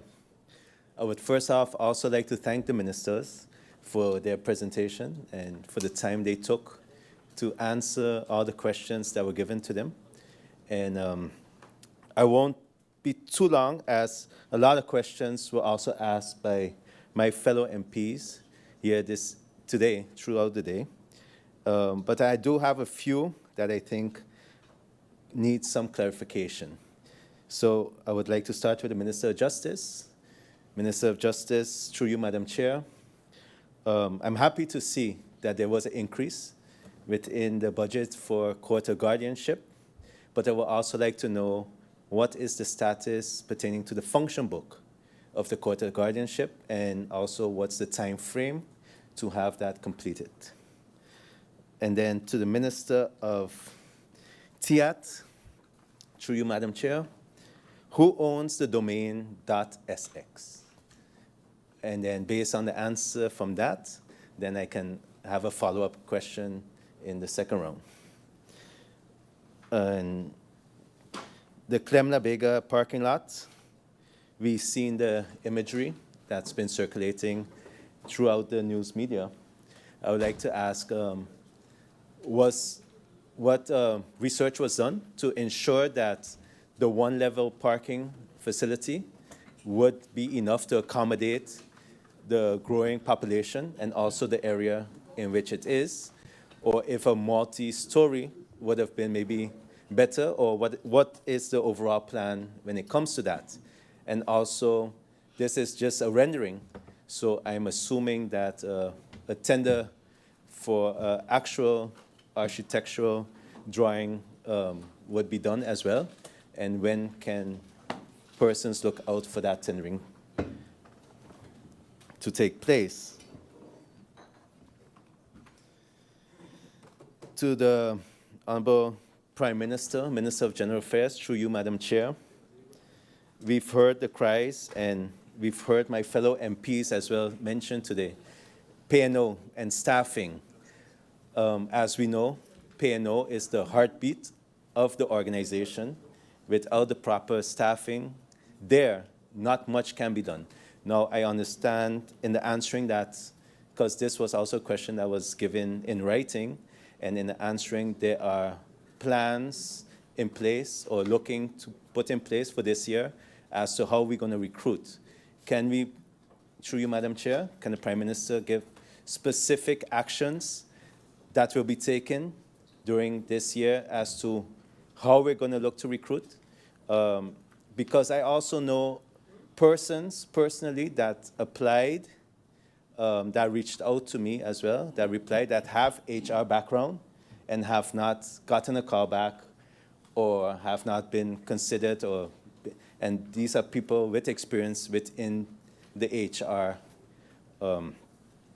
portfolio. So if persons that are professional and in that field are not getting a return call, and now we're listening and hearing that we only have 2 personnel officers, then is it really then a priority to look for persons in that field? Because obviously we do have St. Martiners that are qualified to take that post. And what else will be done besides looking locally, internationally? But also, one of the things that is a disadvantage for government when they go and recruit for people is that it takes such a long process before we can agree to hire that person. How can we shorten that gap, especially when we go to job fairs outside of the country? Because a few years back, P&O did attend a job fair in the Netherlands, but then the process is long. So can we authorize somebody within P&O then to lead that delegation to be able to make that decision and say, this is the person we're looking for, let's look to hire and get a contract signed on the spot. So those are things that I would like some answers to, Madam Chair, when it comes to the HR, which is the heartbeat of the organization, because as my fellow colleagues mentioned as well, it affects all the ministries when we have a lack of personnel. To the Minister of VSA, through you, Madam Chair, what is the status of the newly proposed BIG registry? How far is it? Is it going to be approved? What's the time frame on that?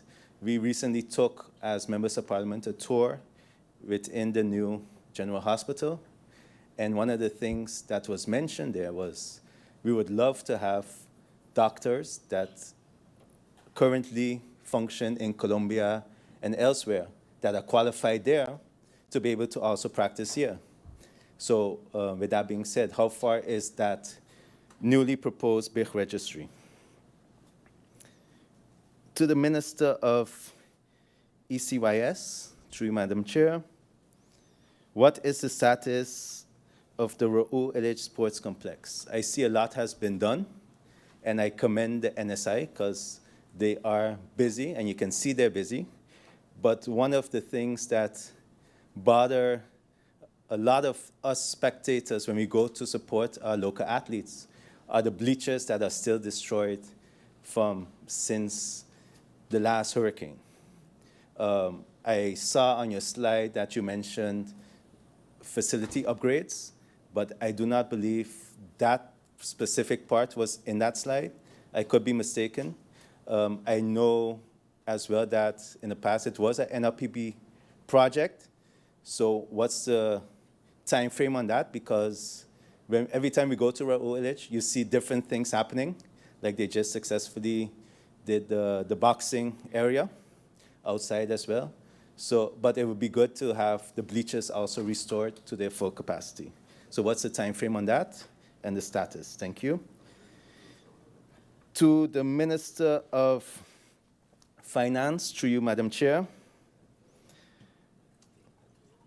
I received a message from a person, and it's kind of sad to hear, but the person was assessed, and we're talking about a senior person who's currently on pension, was assessed for taxes that were owed. This person made a payment arrangement and has been paying the payment arrangement, and now has been reassessed for a higher payment, and now the old arrangement apparently doesn't seem to, I guess, it's not valid anymore. So now they're saying, no, you have to agree on this new payment that we made, or that we suggest that you pay, which is higher, and once again, this is a person in pension, or else we will, we'll put a lien on your properties. Now, this is, once again, a senior person who has agreed with the arrangement plan and has been compliant with paying that previous arrangement plan, is now reassessed to a higher payment plan. What can this person do, and how fair is that we do that to persons that are complying already with a previously agreed to payment plan? Minister Vromi, I'll save the questions towards you based on the answers that I received from what was posed earlier today for the second round. And finally, one of my things that I've been preaching since I've came here, I think, is special needs. I haven't heard much about special needs in any of the presentations that were given. We need, and the chair lady had a great article last week when it said persons or institutions that are donating to certain institutions can get a tax break or a lower tax percentage on what they are donating to certain organizations, or suggested it. I would like to also try to see if we can suggest lowering the tax bracket for institutions that are serving our special needs students. You know, so whether it's lowering the taxes that they can pay so that they can invest back into special needs teachers to help support the organization and give back to those students. I know the Minister of ECYS is also busy with the special needs policy and also looking into how we can get funding for special needs at institutions as well, have them subsidized, seeing that we subsidize so many other institutions that we can put special needs to the forefront. And yeah, so that is it for me this evening. Thank you, Madam Chair. Thank you, MP Weaver. Are there any other speakers for tonight, or do I close off the speakers list? We have another speaker. We have MP De Weaver.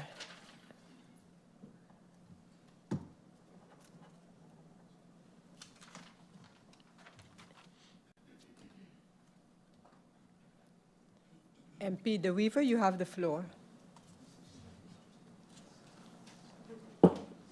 Thank you, Chair Lady, and good evening to everyone. Honestly, I can't imagine what it would be like to present this budget at for 2026 in the 8th month of a 12-month period. So I understand why some of the presentations were done the way they were. Overall, a comment that I want to pass on is that in some of the presentation, it looks like as if we started or we're doing it from a 2024 perspective of when we came in, as opposed to really touching on things that actually matter in the community today. And when I think about what is presented to us, I kind of remember this saying of, while the grass is green, while the grass is growing, the horse starves. And what that basically says is, while there's a lot of plans happening, there's a lot of studies happening, there's a lot of committees created, there's a lot of projects coming on from the country packages, because you're not feeling it, because our population is not feeling it today, there's a lot of frustration, there's a lot of anger, and there's a lot of disappointment.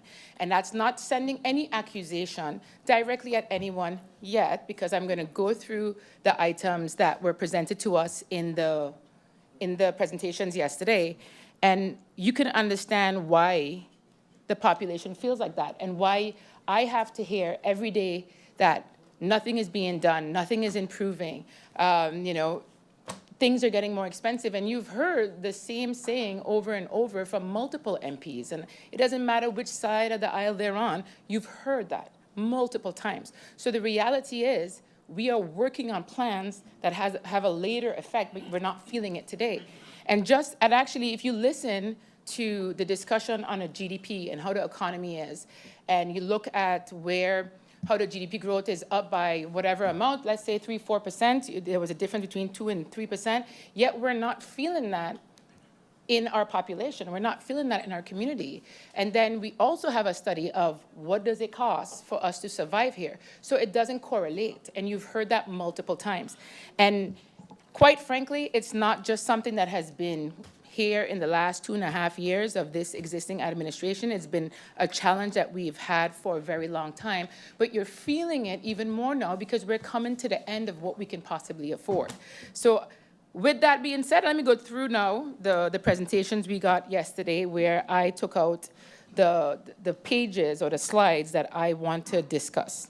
Starting with, I know finance was the first one, but I'm going to start with AZ because it's my favorite one from the budget of the previous year, where sometimes I think when I talk here, no one listens. I mean, I'm talking here, it's recorded, you get questions, but you don't listen. So I have to review a document that is hundreds and hundreds of pages, along with all the other MPs, answers that have to be done by the civil servants, staying up late, all of that. That's part of our job. I get it.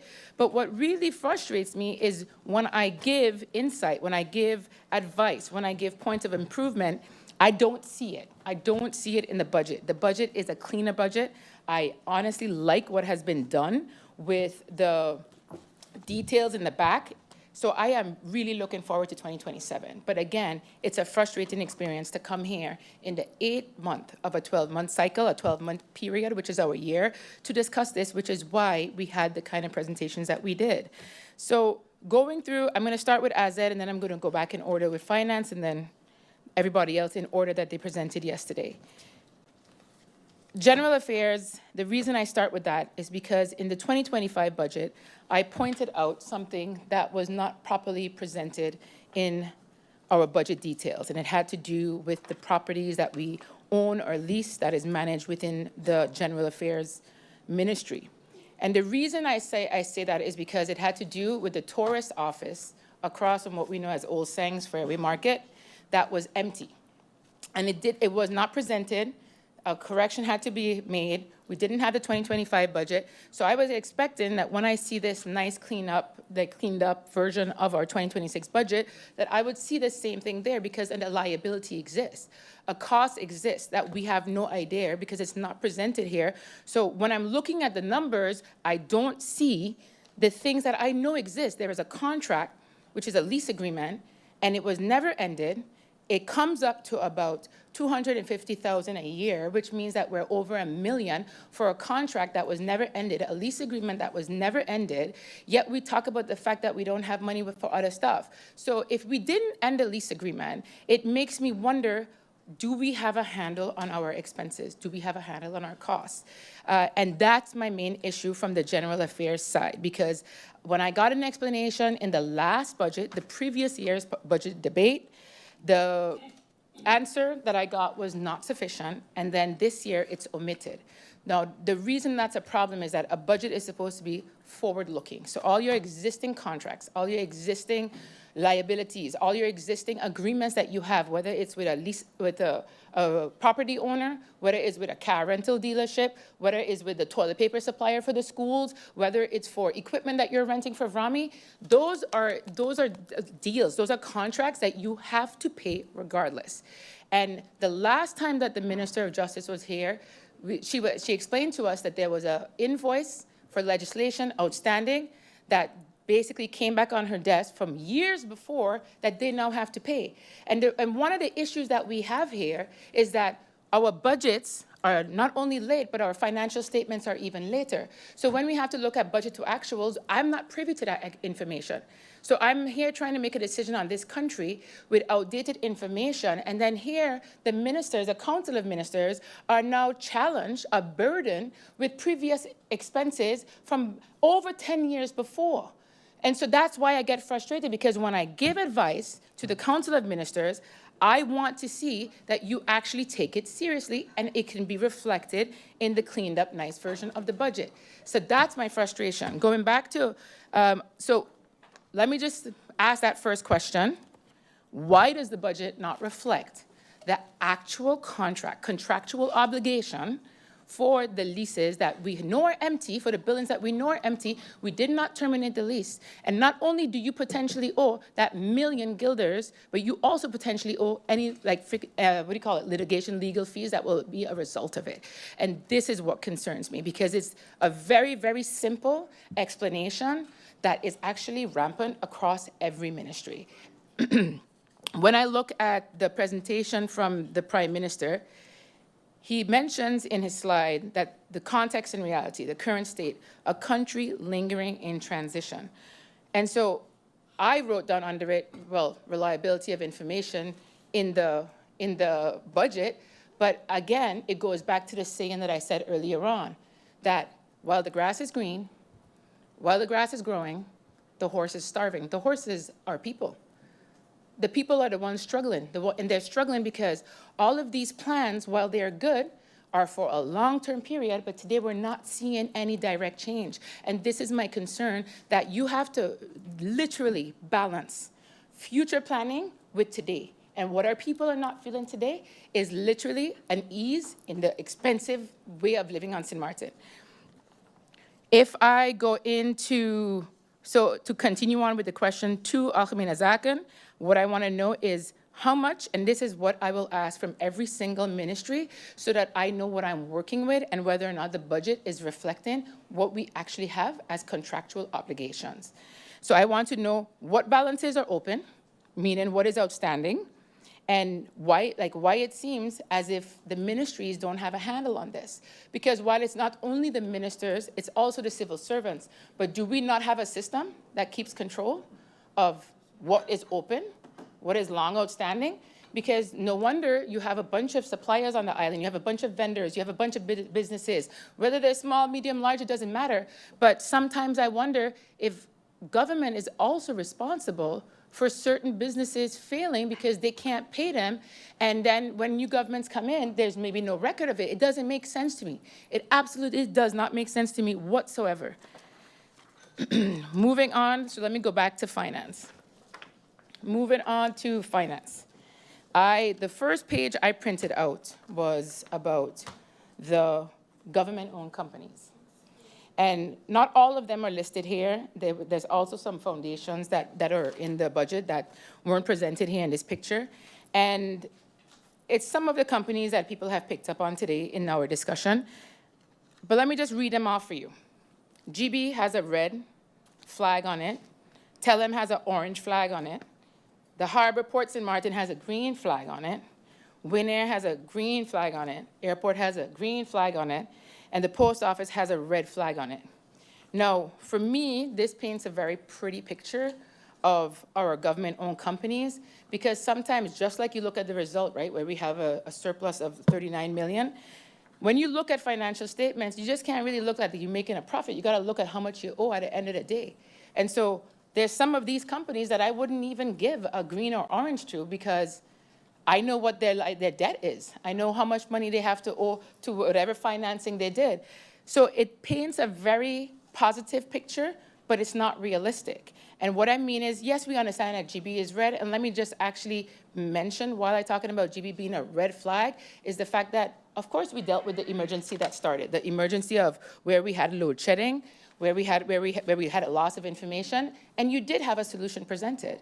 But the thing is that we still have a long time before that solution is going to trickle down into our people, where we actually have reduced costs of utilities. So this is my issue.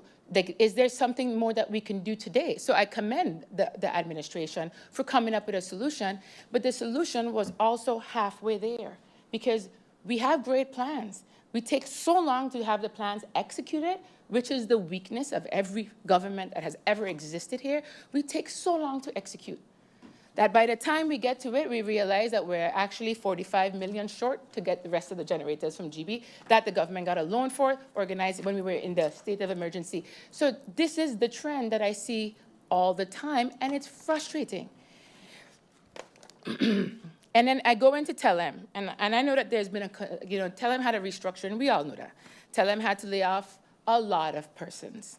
And it's listed in orange because it's restructuring, but I would put Telem in red.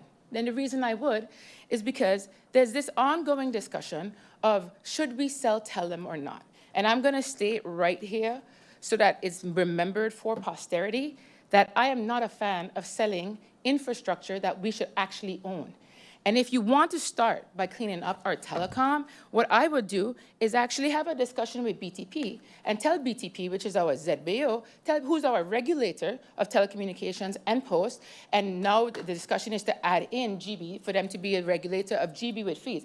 But they did a crappy job, kind of, right, on when you look at the telecom side, when you look at the post office side, because Post office is red.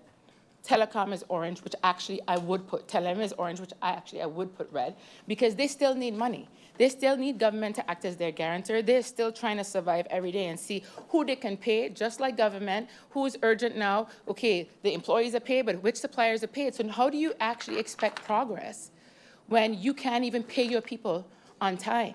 How do you expect progress when you're still paying bills from over 10 years ago? So this is where we need to actually become a little bit more responsible, a little bit tighter with the way that we spend. And I'll get to that later on with what you do in private sector. Hang on 1 second, I need some water.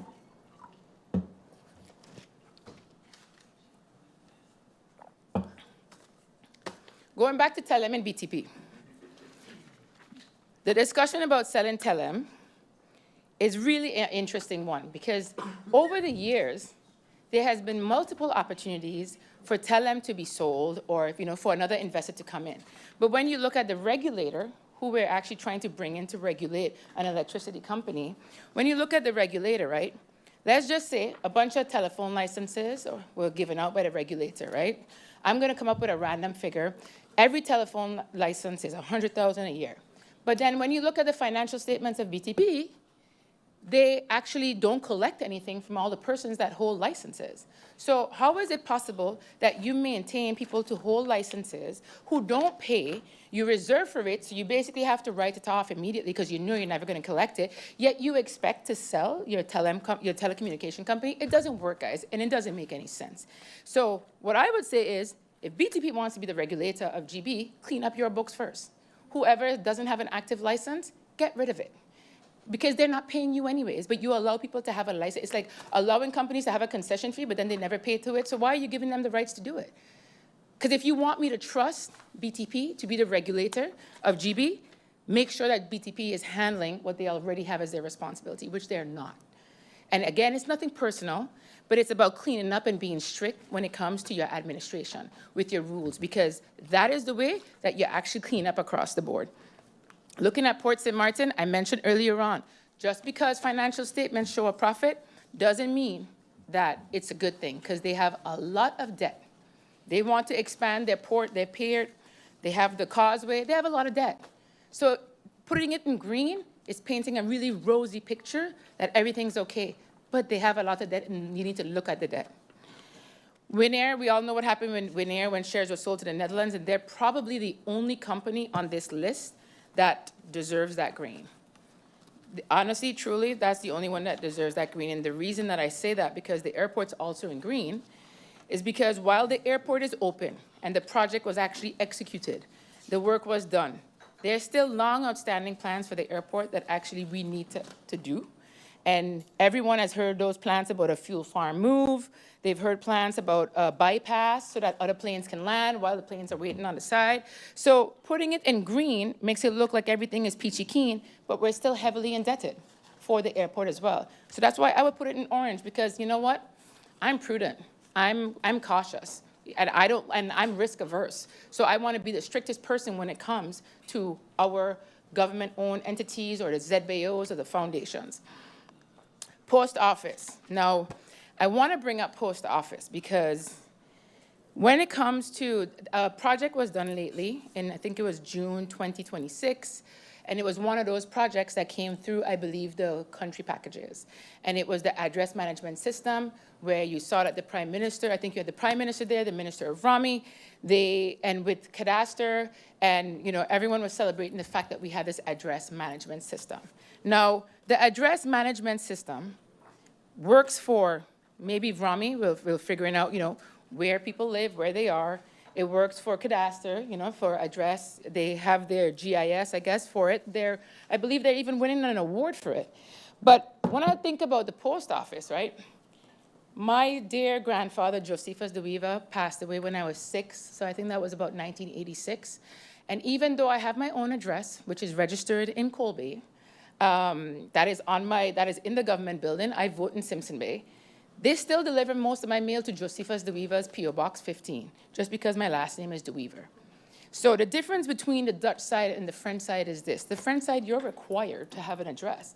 You're required to have a location where people can find you, whether it's for the Ministry of Finance for taxes, whether it's for delivery of your utility bills, whether it's for making sure that you're included in trash collection, anything, getting whatever. So we don't have a reliable postal service system. Yet again, I'm trying to add in the utility company to be regulated by the same person who was supposed to regulate, by the same organization who was supposed to regulate the telephone company and the post office. So for me, the logic isn't there, because I'm giving more responsibility to an entity that didn't show that they can manage things before and report it in a proper way. Now, I remember that the drama between Telem and BTP, they were always at loggerheads with each other. And quite frankly, it was really sort of an immature relationship that you saw, and there was no respect across the board for everybody's responsibilities. So I will ask the MPs to be as respectful as I was when you all were talking, because a little whispering and stuff in the background is actually really distracting. Sorry, I saved you instead, Chair Lady, from doing it. Going back on to the post office, I want to bring up, I brought up BTP, I want to bring up SMMC. For those of you here in this room, or viewing, or listening, the Committee of VSF, Public Health, Social Development, Labor, we all went to the hospital last week for a visit. Quite frankly, I was a little bit disappointed, because I'm like, this project started in 2011. So where the state was of the hospital, I understand the whole history of it and all that lovely stuff, but where we are, I mean, the place looks like it's going to be a bunker by the time it's done, but what disappointed me is the fact that we're really not far along in it, and I honestly don't know how we're going to be done in 2027 with the construction of it.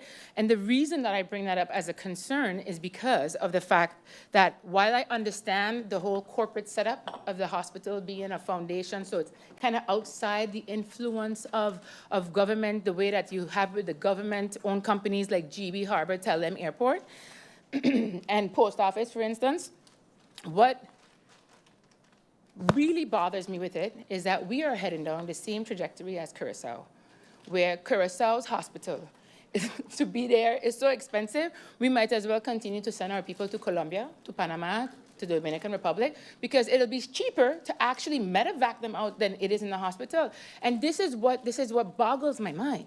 What boggles my mind is the fact that we know that we need a hospital. We know that we need more medical professionals. We know that we need this because we keep sending people all over the world. We keep spending a bunch of money, and yet we are not putting a fire up their backside, basically, to hurry up the project along. And when I was in that building, the number of people I saw working, I'm like, well, it's probably going to be another 15 years before it's done. I'm not trying to be sarcastic. I'm painting an actual realistic picture. And then when I hear other MPs asking, well, you know, why do you think the project is delayed? It's because sourcing materials is sometimes difficult, and then the cost of the materials went up, and then we can't find enough construction workers, but we also have a problem getting permits from government because it takes forever. But if we know we need this, they're basically blaming government for part of their delay, which doesn't make sense to me, because we're all supposed to be in this together. So I would like to know, bringing up the SMMC while I'm still under the Minister of Finance's presentation, I would like to know from the Ministry of Justice, from the Ministry of VSA, did you guys delay any permits? Because that's how it seemed, because I took my notes and I was reviewing my notes today. Or do you know of previous ministers that didn't deliver on their permits? Because you should have that information there to see what was requested of you. Because the handful of people that I saw working in that building is very concerning to me. And I'll tell you straight up, while they have engineers there, they have professionals there, you can still get some people on the island that can actually do work for you that doesn't require you to be an engineer. Because the handful there, very, very, very worrying.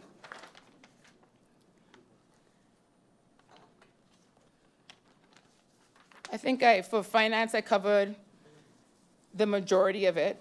The statement that sticks out to me is when I believe the minister said something along the lines, and then you can correct me if you're wrong, that behind every number, it was just a line somewhere along the lines of behind every number, or like, actually, I'm gonna look for it because I wrote it down in my notes. So give me 1 second.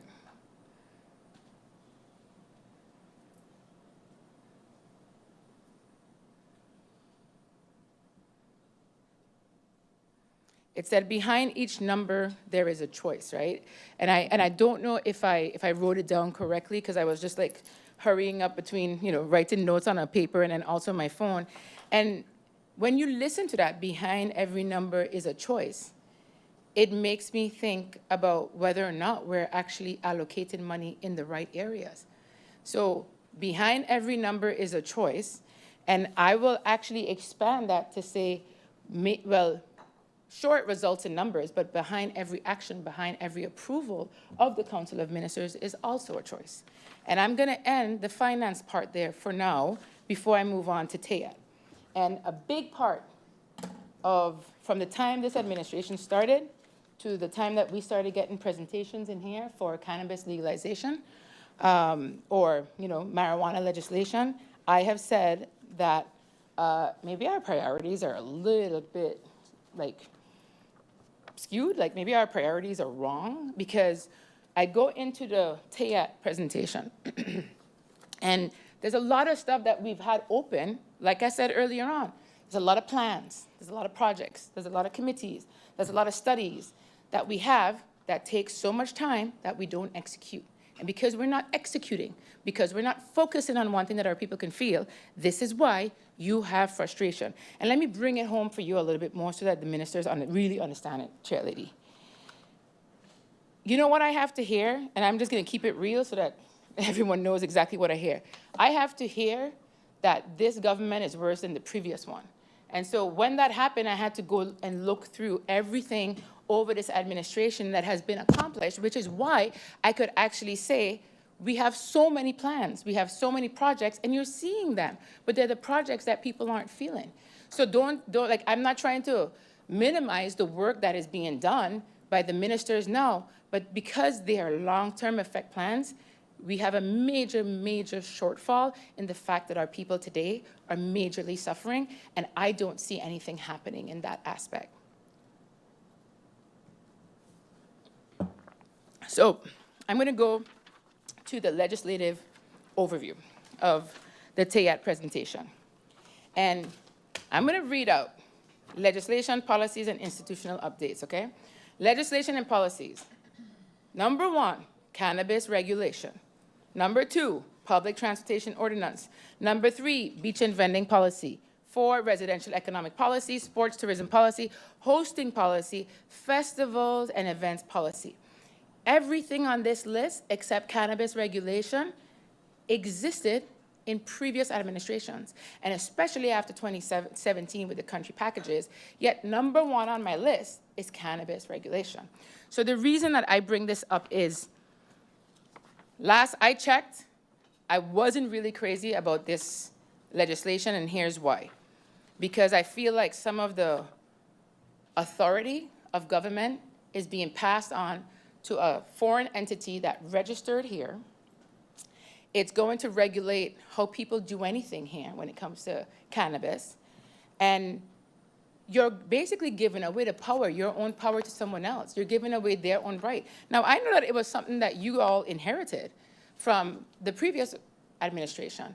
But what worries me is that the priority on this list, number 1, so if I look in Volgorde, if I look in sequential order, when you put something first, that's the one that gets your most, the most attention.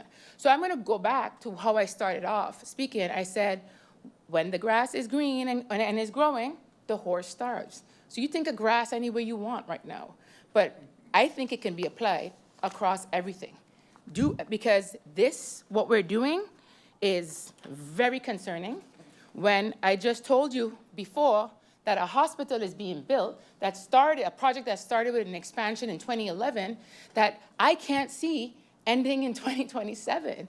I can't see that hospital ready by the time this term ends.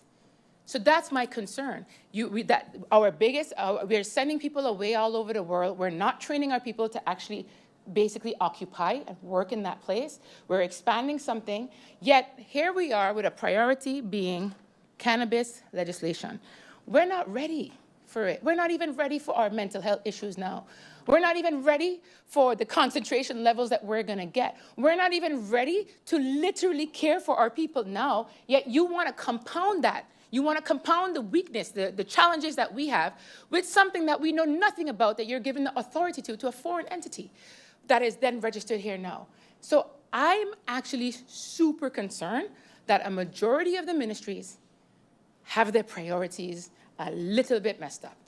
Because when you look at what people want to do, how people want to be happy here, they want to make sure that they can afford school for their children. They want to make sure that they can pay their GB bills, their water and electricity. They want to make sure they can buy food. They want to make sure that when they're driving their car, because it's the only thing that we can actually get a loan for here properly, they want to make sure when they're driving their car on the road that they ain't going to fall into a pothole that's going to mess up their suspension, their bushing, bearing, whatever it is, or hitting another car. They want to make sure that their car doesn't get messed up. They want to make sure that their neighborhoods are clean. They want to make sure that their trash is going to be collected. They want to make sure that when they're in a neighborhood, they don't have to deal with a neighbor dumping all their crap that's making the entire neighborhood smell. They want to make sure that sewage is not running in their roads. So you see the daily things that really people are complaining to me about every day are not being touched on, are not being executed, are not being felt. And yes, maybe here and there you can do a little thing, but it's not significant enough that it eases our daily lives, our present lives right now. And this is my concern, is that the long-term planning is the focus, the studies, the committees, all of that, but you're not affecting change today that people that can actually be happy about. And that is dangerous and it's very scary. I have a question for the Minister of TEAT, Madam Chair. And the question would be, if this cannabis legislation does not go through, what do we owe the company if it's canceled? Are we tied into this agreement? And I know that it's far gone, and there's benefits of that, and there's disadvantages of it.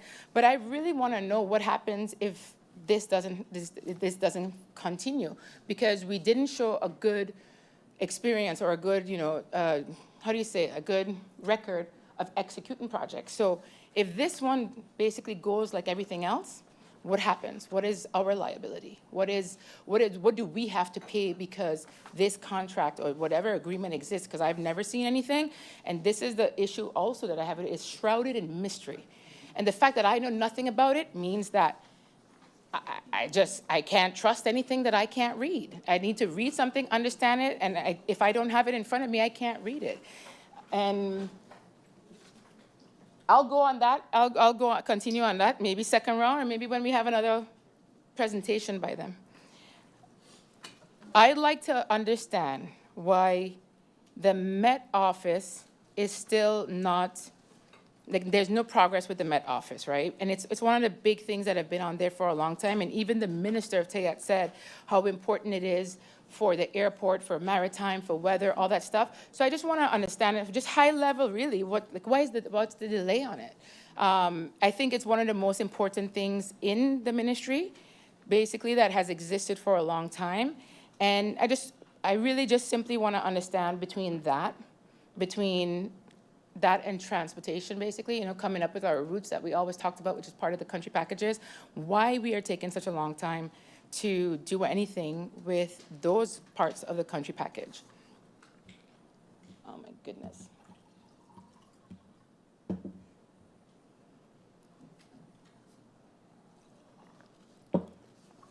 In addition to those items, the reason that I bring up the fact that we have a bad history of executing projects is that earlier on this week, I hadn't seen anything happening in the vendor village for a long time and the vendor market. And then earlier this week, I saw movement happening again. So if we're going to do kind of like the hospital, right? Like sometimes we're working, sometimes we're not, sometimes we're working, sometimes we're not. No wonder I don't feel like something will be done, something will be executed. And I will remind the Council of Ministers, Madam Chair Lady, that from the very beginning, I said, focus on the things that the people are complaining about the most. because we have 4 years to accomplish things, 4 years. So we're preparing things that the next administration is going to benefit from. So, and I want to bring it up again, 2.5 years later, I said just focus on a couple things. Focus on a couple things that you know will not only help our people, will help your tourist industry as well, but focus on something. But we're kind of all over the place with headless chicken, and then we're getting distracted again by what we think might be our windfall, what we think will be our saving grace. And if we think that we're going to make a gazillion amount of money from cannabis legislation, y'all need to rethink what your priority is, because right now, if anyone asks me, I will say, I believe that government is looking at cannabis legislation to be the save-all of the budget shortfalls, because we're going to make millions from it.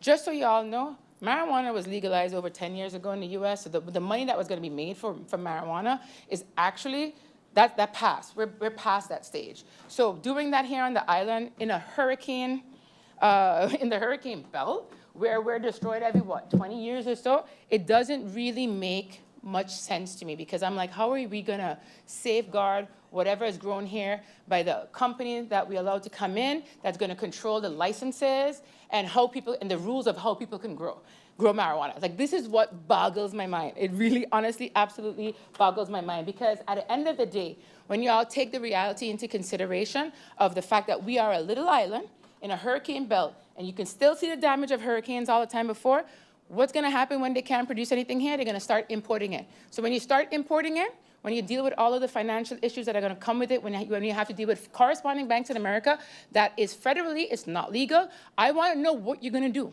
I want to know what you're going to do, because this is not going to be our save-all.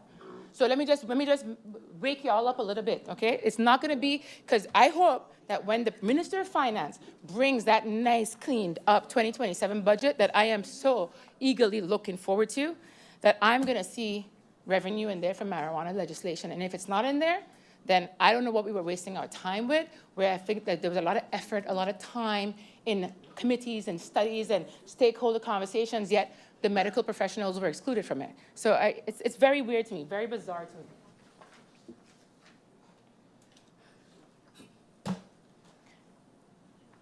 Minister of Justice, I honestly really don't have that much for you, because you already gave me a preview into what my concern would be across, sorry, Madam Chair Lady, through you, what my concern would be across all of the ministries, which was the fact that every minister or every ministry does not have a handle on what they still have to pay. The only thing that I would bring up then recently, that was an article recently, is about the changes that we have in systems, right? And it goes right back into the outstanding amounts that we owe. So when we change systems, and if the system is meant as an improvement, part of our projects that we're doing is digitalization, making things more efficient.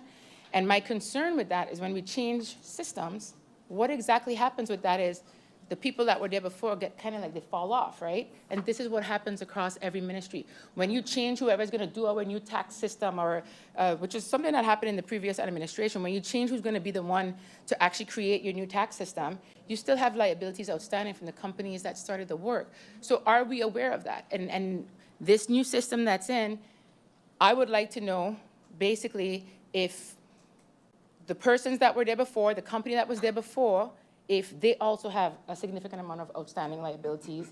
And this new system, has it improved the processes within the ministry? Very simple, and it was based on an article this week that I read.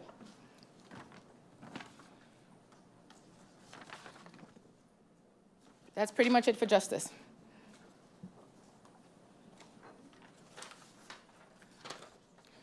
Moving on to VSA. For a certain, actually, yeah, VSA and then VROMI.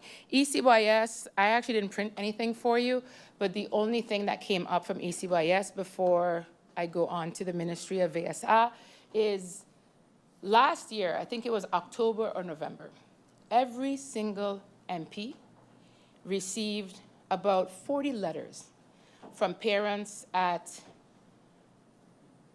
a foundation, an independent organization, independent of government, does not receive government subsidies, but it does receive, it can receive other subsidies from different organizations.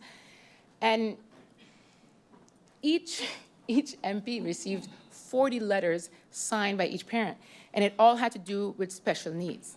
And I know that the minister and I have spoken about this before, but I never had the opportunity to actually discuss this in a public forum, to discuss this amongst the MPs and with the Minister of Education, because while it was mentioned before, it wasn't really, I don't think it was touched upon in detail in the presentation from the Minister of ECYS.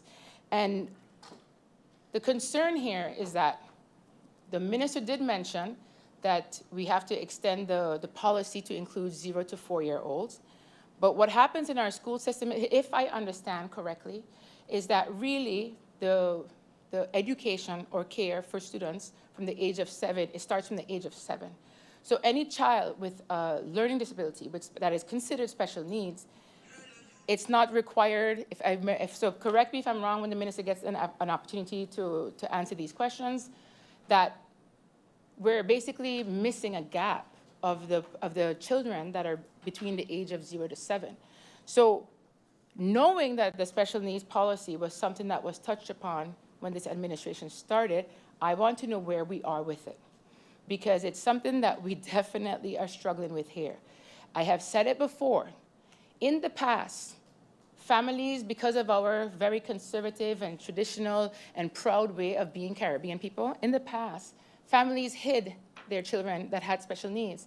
Or, as I remember when I was a child, the majority of them were in Sister Basilia Center, which is not capable of handling the level of special needs that we have today.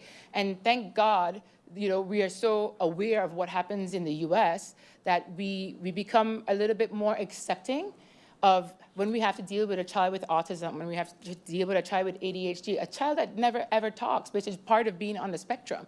So I just want to know what's happening, because I'm pretty sure every person sitting in this room has a family member that is considered special needs, and I need to understand that we are actually budgeting for it, that we are actually making headway with the policy that the minister mentioned beforehand, and that it's something that we're going to have to take into consideration when we look at the budget from the Ministry of Education. Because if our priorities are on something else, then we're missing the fact that we're creating an environment where our children are going to suffer more, because they're basically going to be living in an environment where cannabis is legalized, yet we're not handling the things that exist today, the problems that exist today, which is special needs. I just don't get it. Again, I'm really dumbfounded by it. That's the only thing for the Minister of Education. I'm going to go on to VSL, which I pretty much covered as much as I could when mentioning the tour that we had of the hospital. I'm concerned about the state of affairs when it comes to SZV. I'm concerned that we will not have enough medical professionals to handle our population. And actually, I'm going to go back to the notes I took from our visit at the hospital. The notes I took was, hang on, let's see.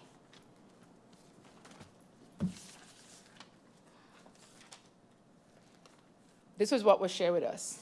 In 1991, the Sint Maarten population was 23,000. And then the current population today was estimated at 60,000. So our hospital went from 66 beds to 80 beds. And by the time the new hospital is done, the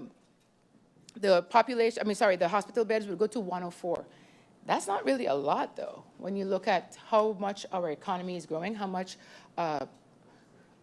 is being constructed, how much people that we actually have here that, I know that MP Janssen Webster was involved in the census, but I'm quite concerned that we don't even have enough to handle what's going to be the reality by the time I think the hospital is going to be done, which I can't foresee for another 4 years at the rate that what I saw last week during my visit.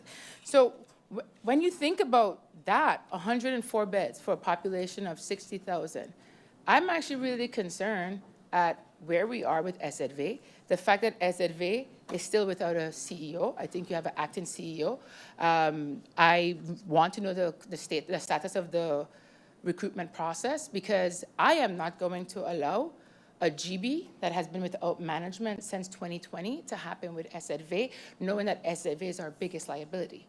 And then while we're on the topic of SZV, let me talk about the frustration that people feel when it comes to their medical care. Their concern, besides being able to drive on a decent road, being able to pay their bills, being able to buy their groceries, being able to pay their school fees for their children, all of the things that I mentioned beforehand. People want to know that we could have the care here that they need and that is actually, that they're worthy of. Because most of them are fearful of being here and they always want to be sent away. But the biggest frustration here is the fact that we are having so many delays in sending our people away when they can't have the service here. And what has happened is, and this is an example that probably I get every week. Someone was referred by a doctor here within the hospital that they cannot do the procedure here.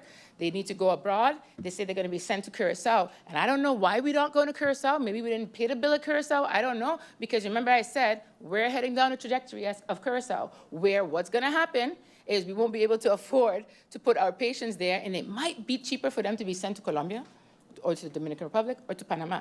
So I really want to know what's happening, because every person that comes to complain to me about the fact that they have to leave for surgery, whether it's their heart, whether it's their knee, whether it's their ankle, whether it's whatever they have here, their arm, what happens in the end is all their plans and referrals for the Curacao hospital end up being that they have to go to Colombia instead. So what exactly is going on that persons are being literally advised to go to Curacao, but then they end up going somewhere else? I just need to understand how that's happening, because our people are very frustrated that they are being delayed in actually getting their medical care.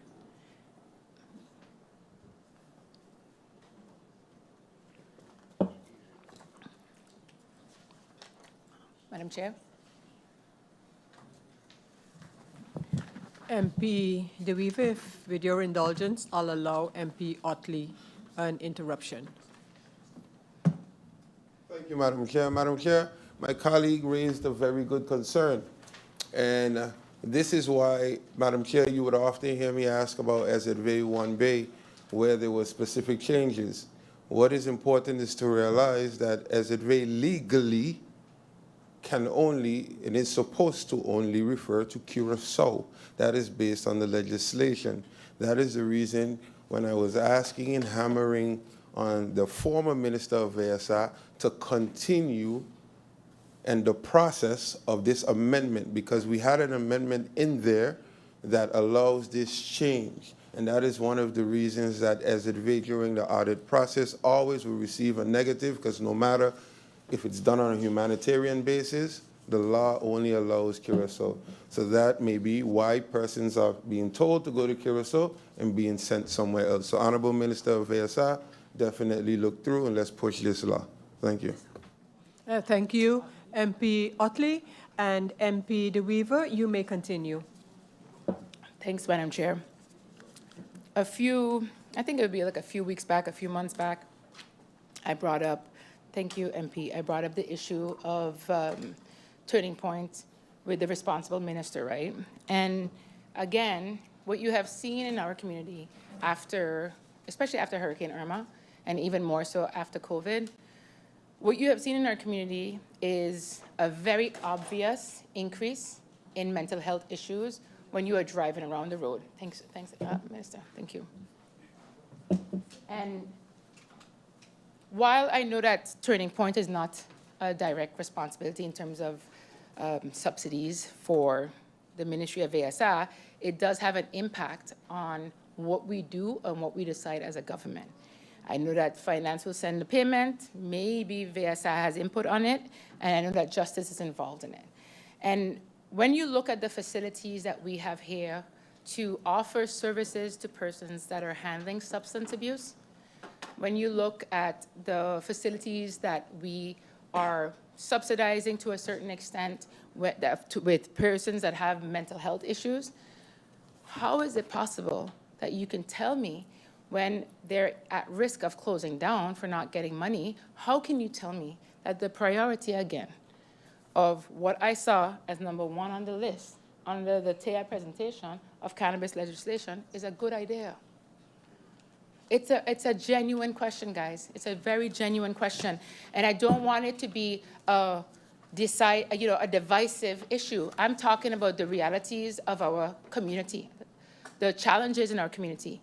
So how we're going to handle this priority setting to make our population, our Sint Maarteners, feel like they're actually taken care of today, just let me know how that's going to happen. And I just want to know what VSA's position is on this, of how you see in the next year that you're going to be able to handle all the issues that will come as a result of it happening. Because we could do that. You can go ahead and do it. Just show me that you have the resources to handle it. Because I mentioned it here before. Not only did I have a meeting with the lawyers that did the legislation in Massachusetts, I had a meeting with the doctors at Harvard.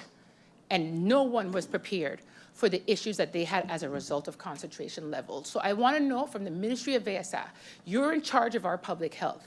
Are you aware of what you're going to be dealing with when this stuff happens? I just want to know that. That's all I want to know from you right now when it comes to that point.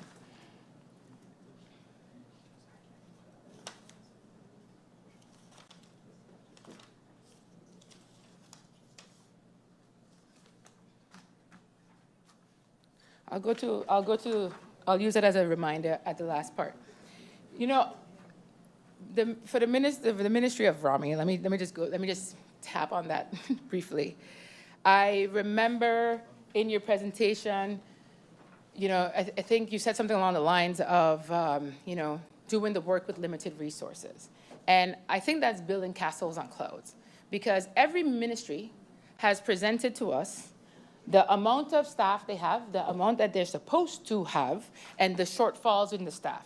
But I just don't understand how we can get more if we don't change our way of working. How can we get more out of the same resources we have without actually getting strict about the way that we spend our money?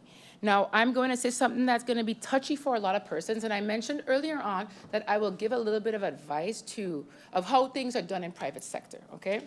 When you feel a financial constraint in a company, like let's say a private company, what you do is you start look at all the frivolous spending that you can stop. So whether that is having events, whether that is travel expenses, because during COVID we had meetings by video, whether that is, I don't know, renting cars.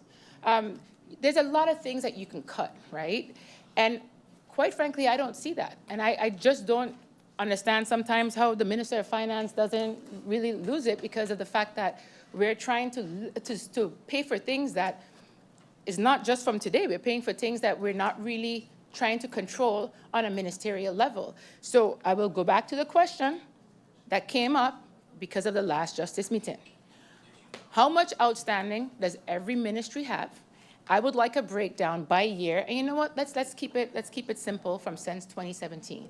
I would like a breakdown from since 2017 of what bills are outstanding per ministry. Because if you guys can tell me what's outstanding per ministry, the same way how MP Kotai right next to me could tell me all of the permits that are outstanding for the last 5 or 6 years, which was provided in our answers, of course. I just want to know how much you have outstanding since 2017, because your financial controller should be able to give that to us.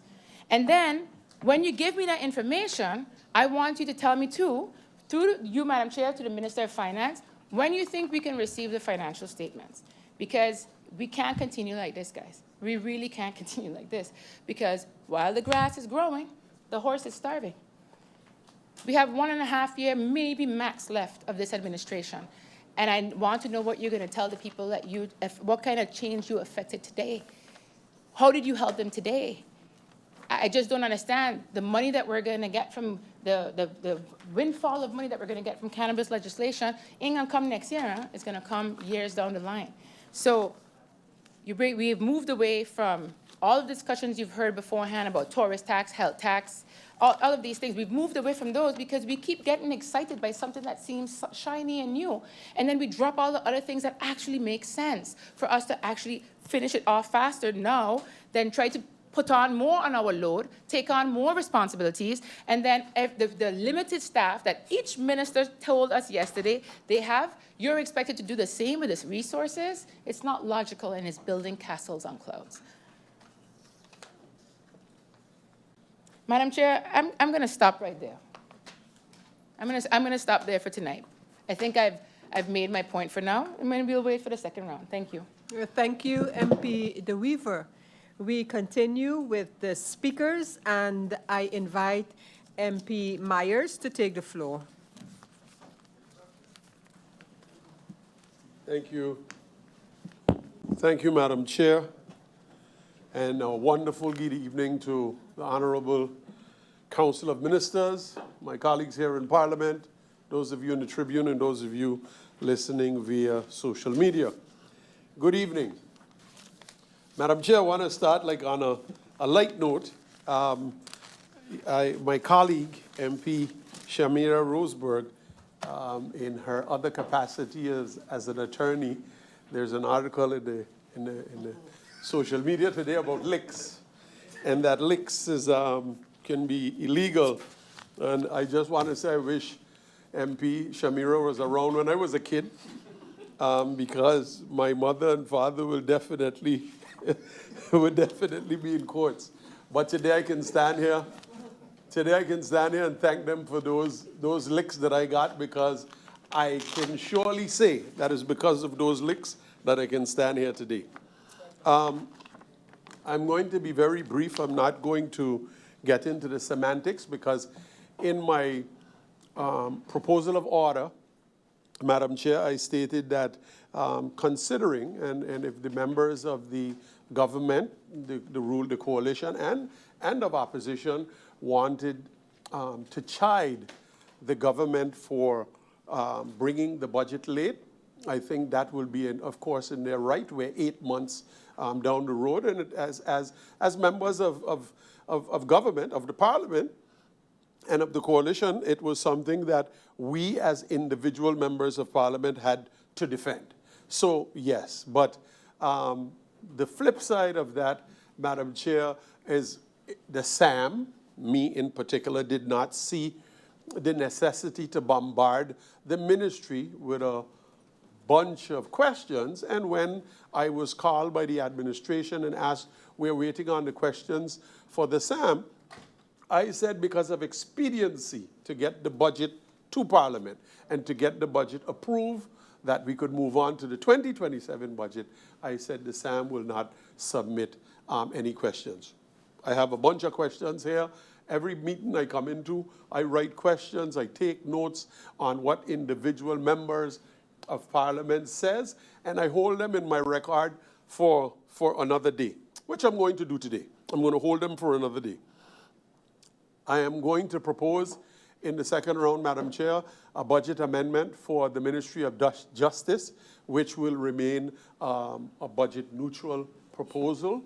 I'm also going to bring a motion, as I discussed, to take a percentage of the travel budget from the Parliament to deal with what I had proposed in the meeting in regards to the passing of Ryan Gums, which will now be known as the Ryan Gums Law. And we're going to schedule a committee meeting, a Justice Committee meeting, where the members of Parliament can have their input in this, because I would like this legislation to be bipartisan, considering that it affects each and every one of us. Moving on, one of the things that we have a serious problem with in St. Maarten, and we're going to continue to have a serious problem, and one of my colleagues mentioned it earlier, or it was one of the ministers that mentioned it in their presentation yesterday, is the fact that St. Maarten is now becoming an older population. There are presently more than 13,000 people that are over the age of 60. This ultimately, I think it was MP Janssen that mentioned it, this ultimately is going to lead to higher health costs in St. Maarten. And besides that, I believe the White and Yellow Cross that facilitates our elderly only has a capacity of around 150 to 200 people, max. We're heading to a crisis. We're heading to a crisis there.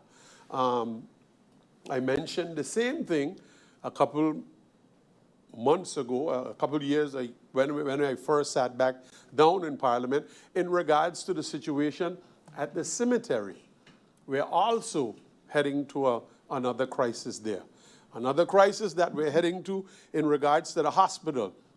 I used to be the Commissioner of Public Health, so I'm quite versed in, if we have a hospital that has 84 beds and caters to 60,000, a population of 60,000, and the investment was low.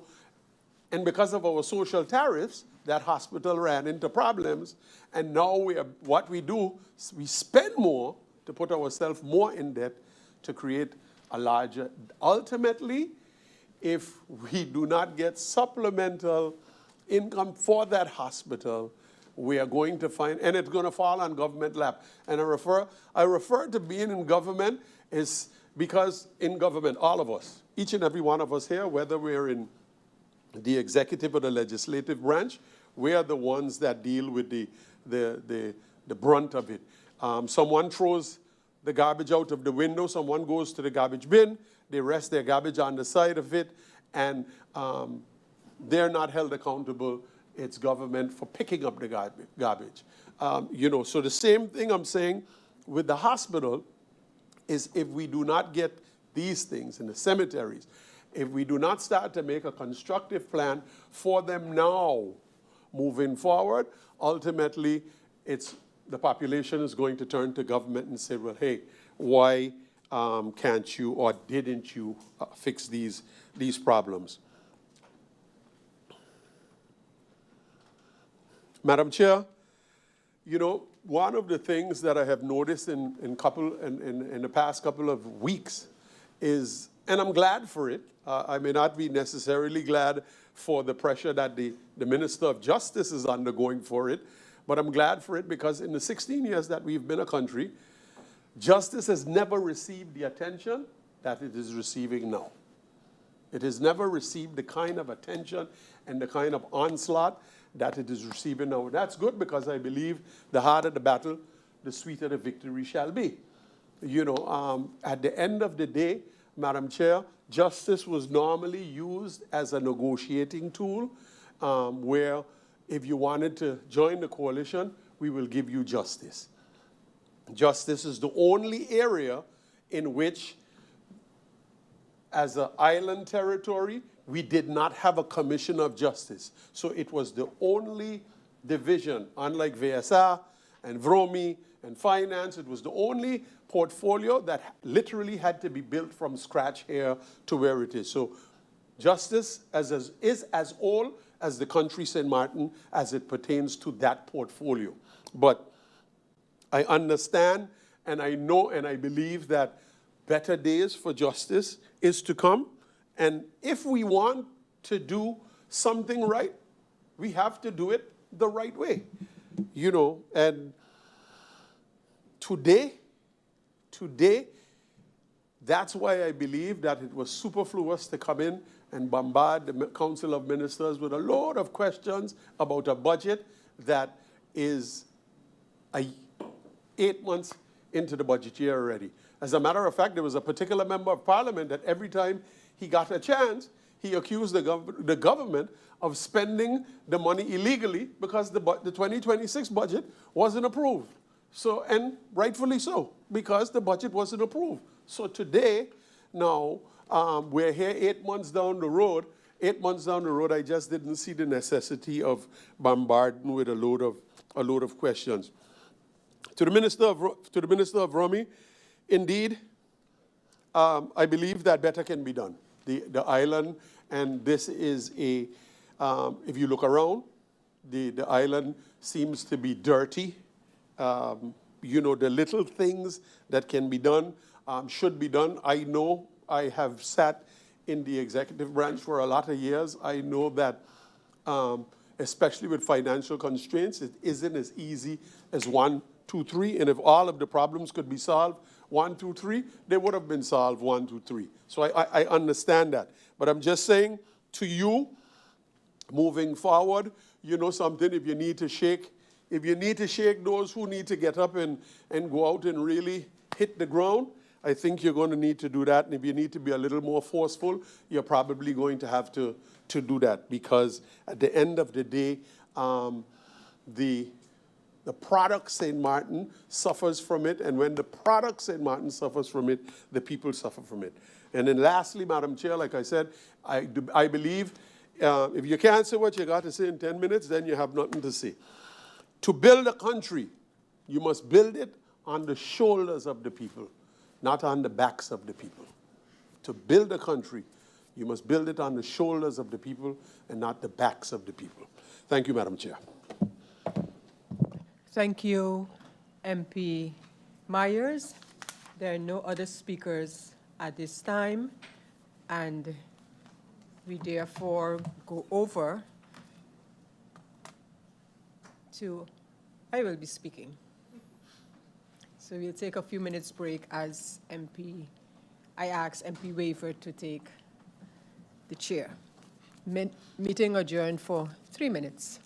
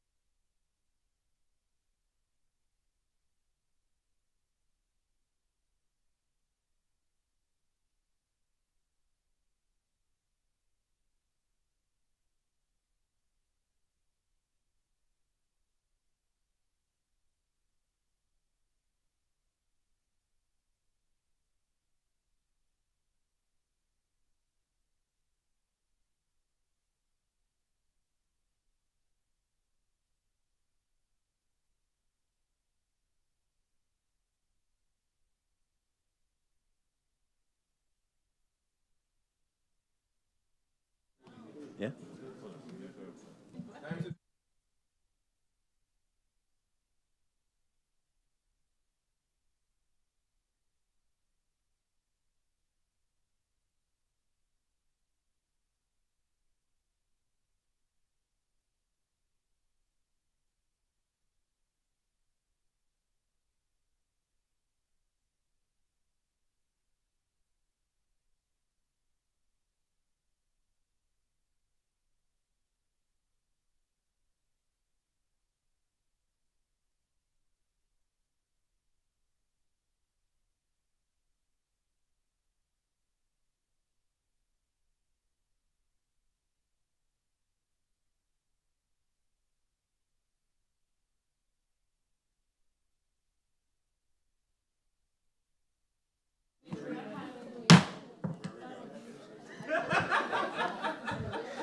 Good evening, and members, we're live. Good evening and welcome back as we proceed with this budget meeting for the 2026 budget. I look at the speakers list and I see MP Westcott Williams would like the floor. MP Westcott Williams, you have the floor.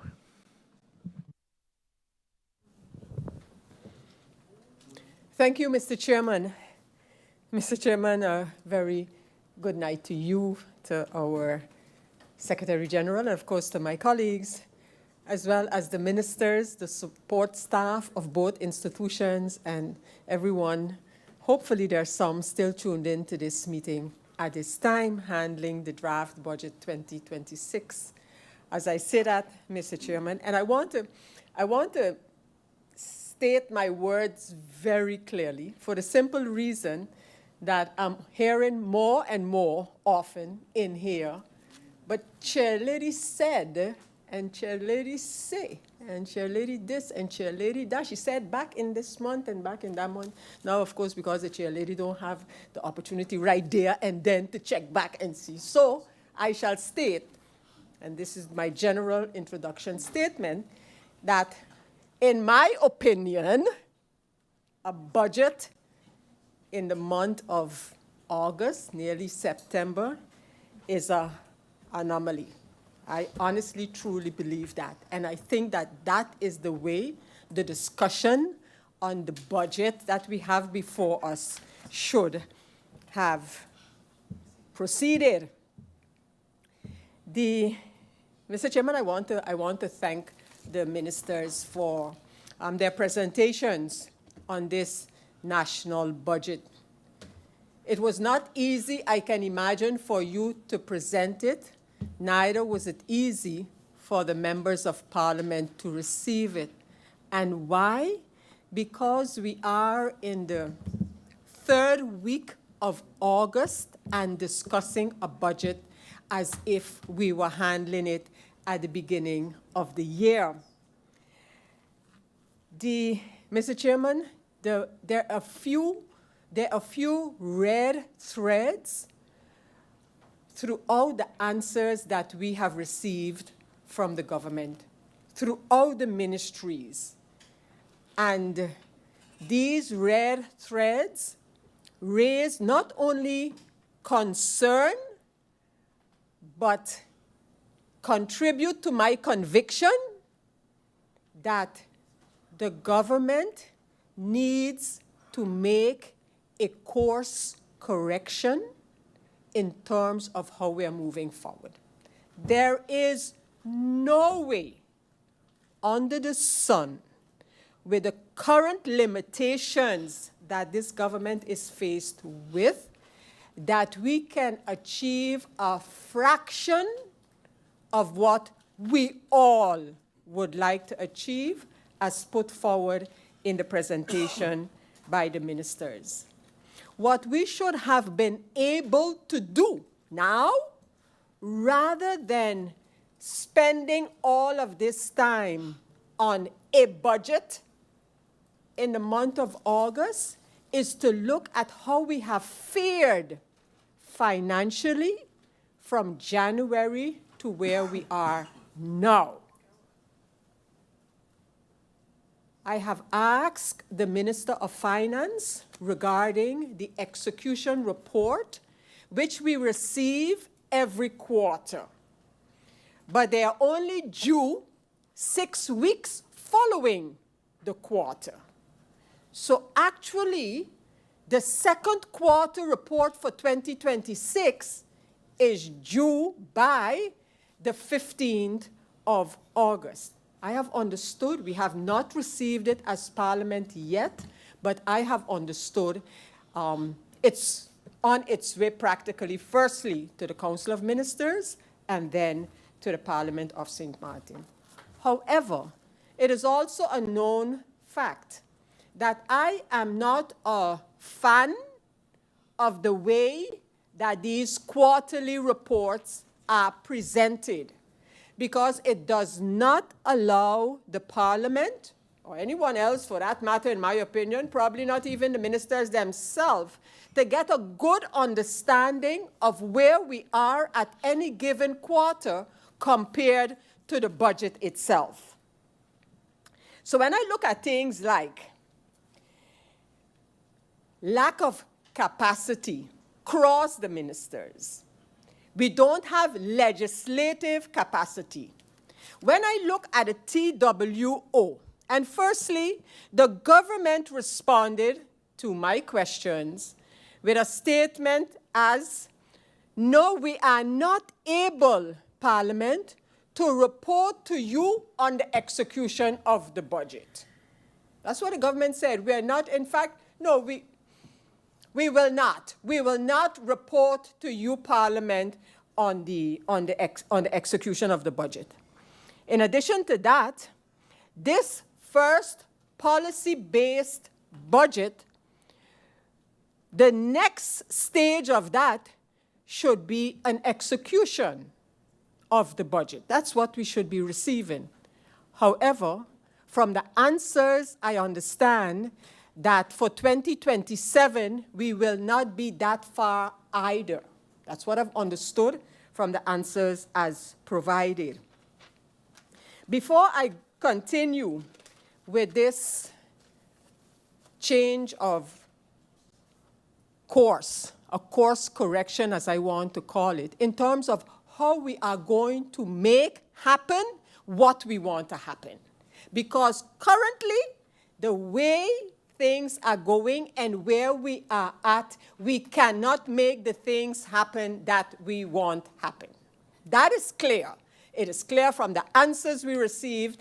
It is clear from the questions that have been posed. But before I go over to that part, because I think that should be, at least for me, that should be the concluding decision on this budget. But let me ask a few direct questions before I continue on that topic.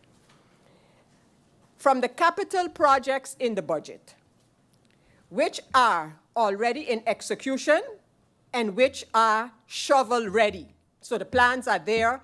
The minute the money is available, if we are waiting on the budget for that, and they can get started. So I mean with design ready, and are any of these productive projects, and of course the financing. The idea of attracting personnel, and there have been some intentions that have been mentioned, 25% additional allowance and those kind of things. On that, I want to ask if anywhere by any ministry that has been taken into account, that we can actually do it. We need X amount of persons, we put an extra budget of the 25%. Has that happened anywhere, or is that only still an intention? I want to stand still for a moment by GEBE. Again, a cross-cutting item throughout the questions of all members of Parliament. We know where we are at, and we are waiting now a report from BTP. But I have asked members of government over and over regarding the report by the RAC BTP with some recommendations, specific recommendations to be taken. And I have asked why, ahead of this regulatory body of BTP, given its report, why can we not execute the recommendations made by the RAC BTP report? Why can we not? I know, of course, that GB has indicated they do not agree with this report. Has this been questioned? Has it been questioned? What do they not agree with?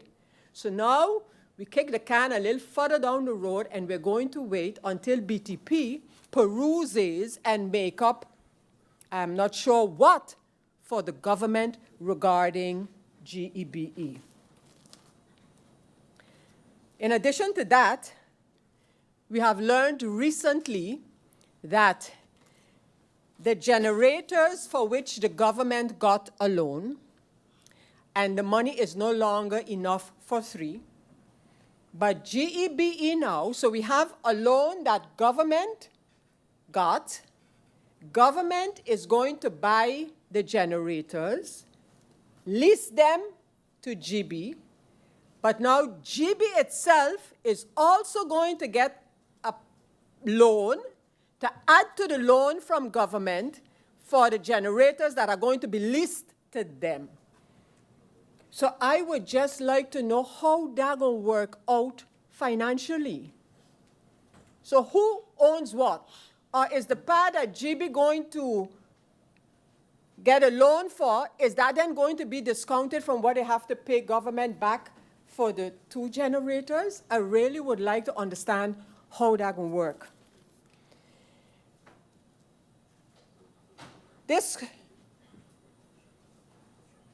corrective course that I believe we need to take, I have a proposal for the Minister of Finance. Minister, through you, Mr. Chairman, with respect to tax reform, could we change the course of tax reform to get to tax reform? Because on the current course, we are not going to get anywhere far. How do I see this different approach?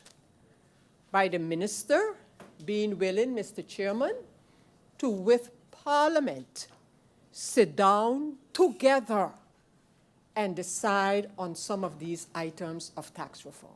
If we don't do this, if we don't discuss the minister plans, the intentions or the ideas of members and factions of Parliament, I am concerned, and Prime Minister, I'm interjecting this here, because although in the answers I was told, because I asked for it, to give a precise outline of the TWO program.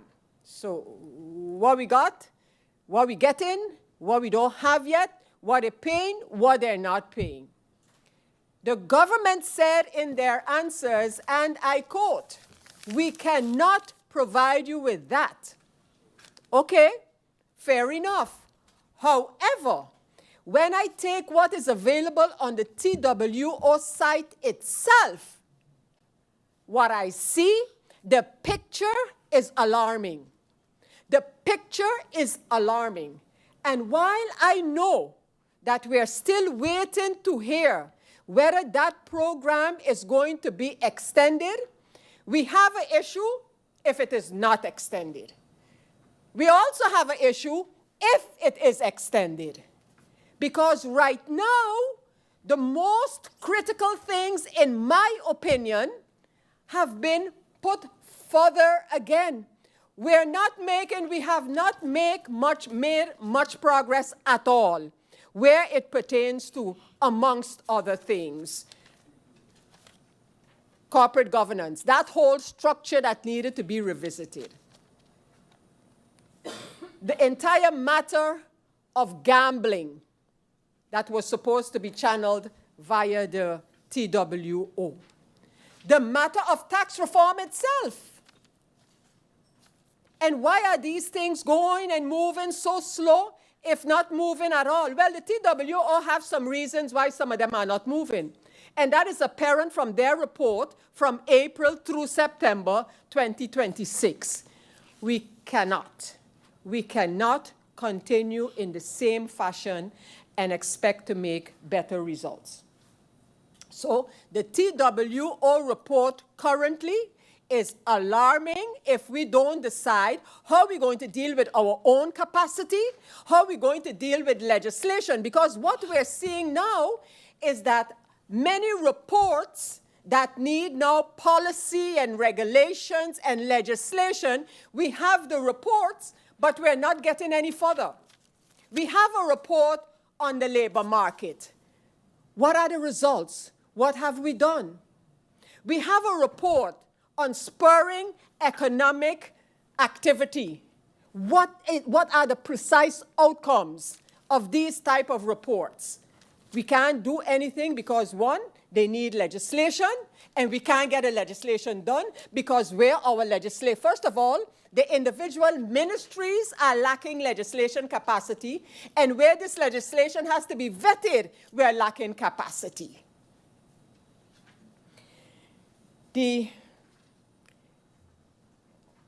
So I look forward to this execution report of the second quarter, although by the time we get it, we're going to need some additional months of information because we're going to be nearly a quarter further again. Poverty, poverty, poverty, poverty, poverty.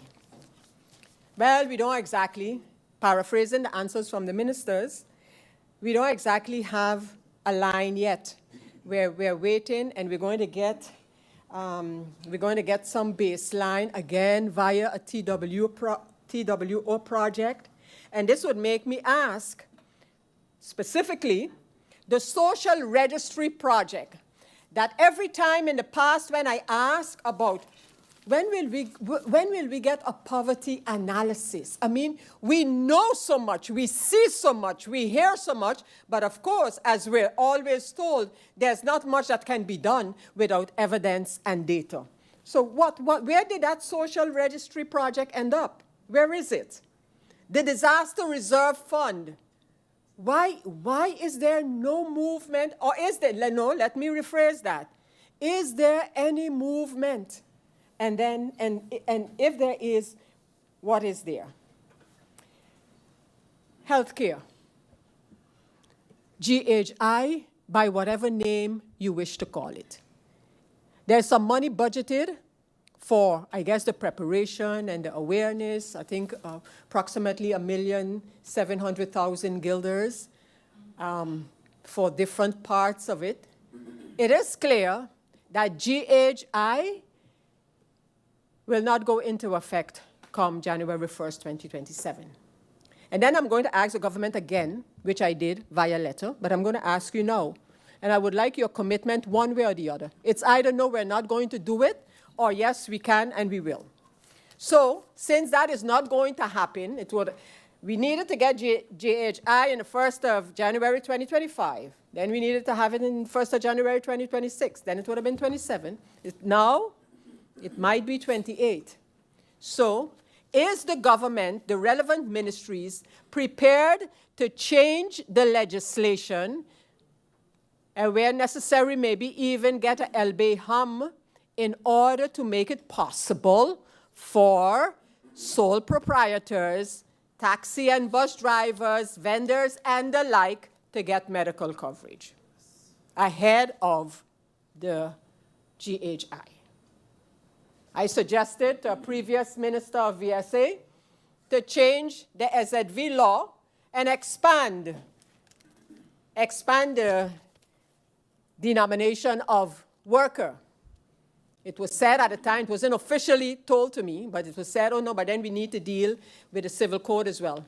Well, whatever you need to deal with, could I have a specific answer from the government? Can this be done? Will it be done? And if not, why not? The reform of government-owned companies I mentioned. I want to go back now specifically to the VSA. I mentioned a few of them. And the TWO. The labor market policy we got to research on. What's next? Combating illegal employment. Research was done. What's next? The first one was E1. The second one was E3. E4. Revamping the social security system. Research was done. What's next? Under F3, healthcare system. And here my question regarding sole proprietors, taxi and bus drivers, vendors, and the like. There were to be short-term and long-term solutions. Which of these? One of the other cross-cutting ministry issues is the one of statistics. So why is there such limited progress on the matter of the TWO where it pertains to the national statistics system? We had a peer review, we had a whatever, but we have no data. We have no data. We don't have data on payables of government. We don't have data on vehicle registration of government. We don't have data of our tax inspectorate. What can we do in this course correction to make sure that we have this data? For the tax reform, I've understood from the TWO report that a new system implementation is now pushed to Q1 of 2028. Is that correct?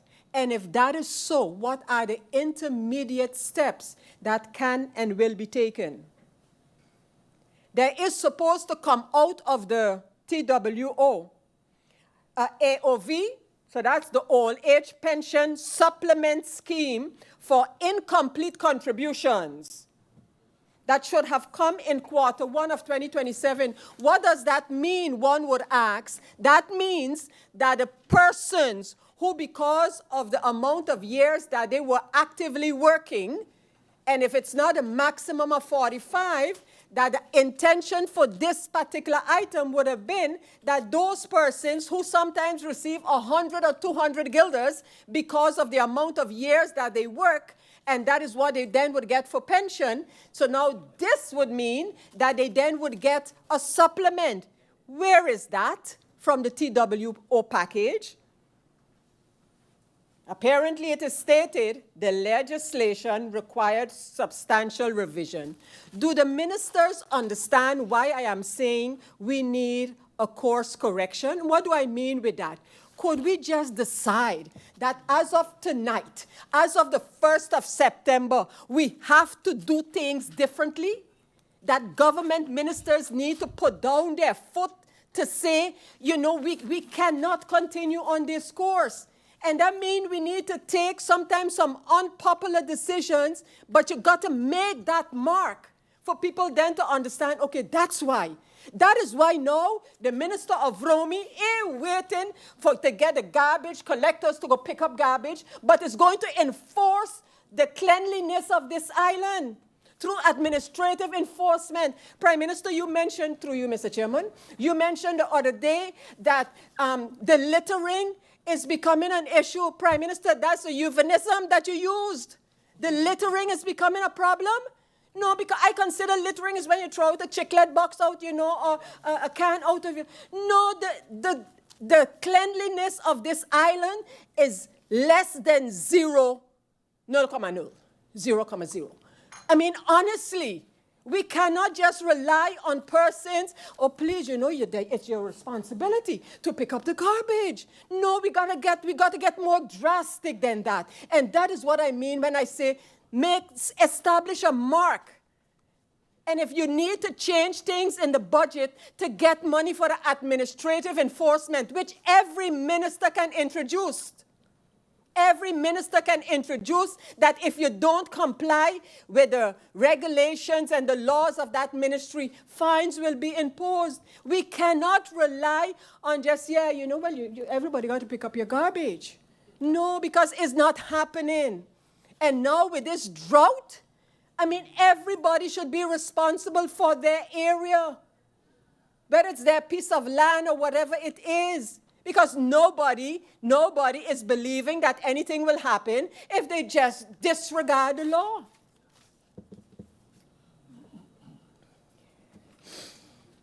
I still want to go back to this TWO because I believe that a lot of issues that could touch the people of St. Martin are stalled in the TWO. The intention is there. Another one is the minimum wage and financial support that should be amended to assist the people.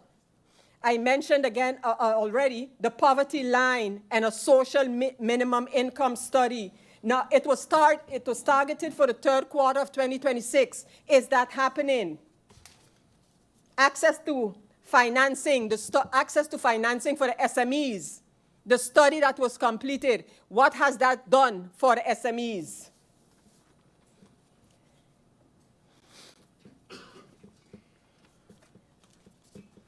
Ministers, I have a few letters that I've sent to you.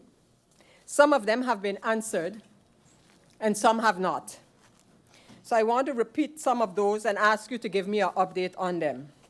But first, before I go to those letters, in 2022, the government made a word that the Minister of Finance and I like to talk about in the context of taxes, and that's an aanschrijving. Ahead of the tax change, or a legislation change rather. So what happened, what I realized is that in 2022, the Minister of Finance and the Minister of Justice did an aanschrijving. So that's like a pre-rule, a rule ahead of the legislation. And what did they do in that aanschrijving? They actually did a mitigation of the gas prices. So what I want to ask this government, does this government believe that we are in similar circumstances to warrant a reduction? It was temporary. It was supposed to have been for 6 months in the gas. And if so, can they look at can the government look at the finances that would be involved? But I also want to know if this aanschrijving, which should then have been put into law, whether by LB Ham or whatever, if that was ever done, or it just was left like this after 6 months. And now I go over to the letters that I will just mention them quickly and ask the ministers if they could give me a follow-up on them.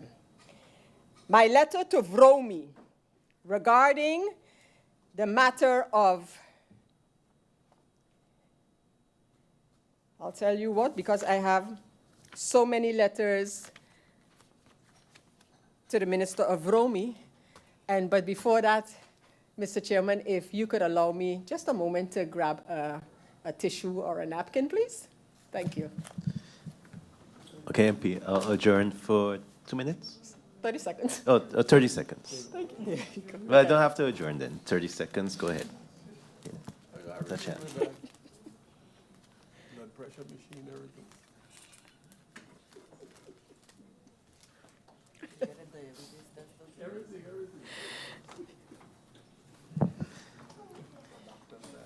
Yes, MP, go ahead. You have the floor. Thank you, Mr. Chairman. Mr. Chairman, as I was saying, I have several letters and responses from the ministers, and they decided that they would be responding further.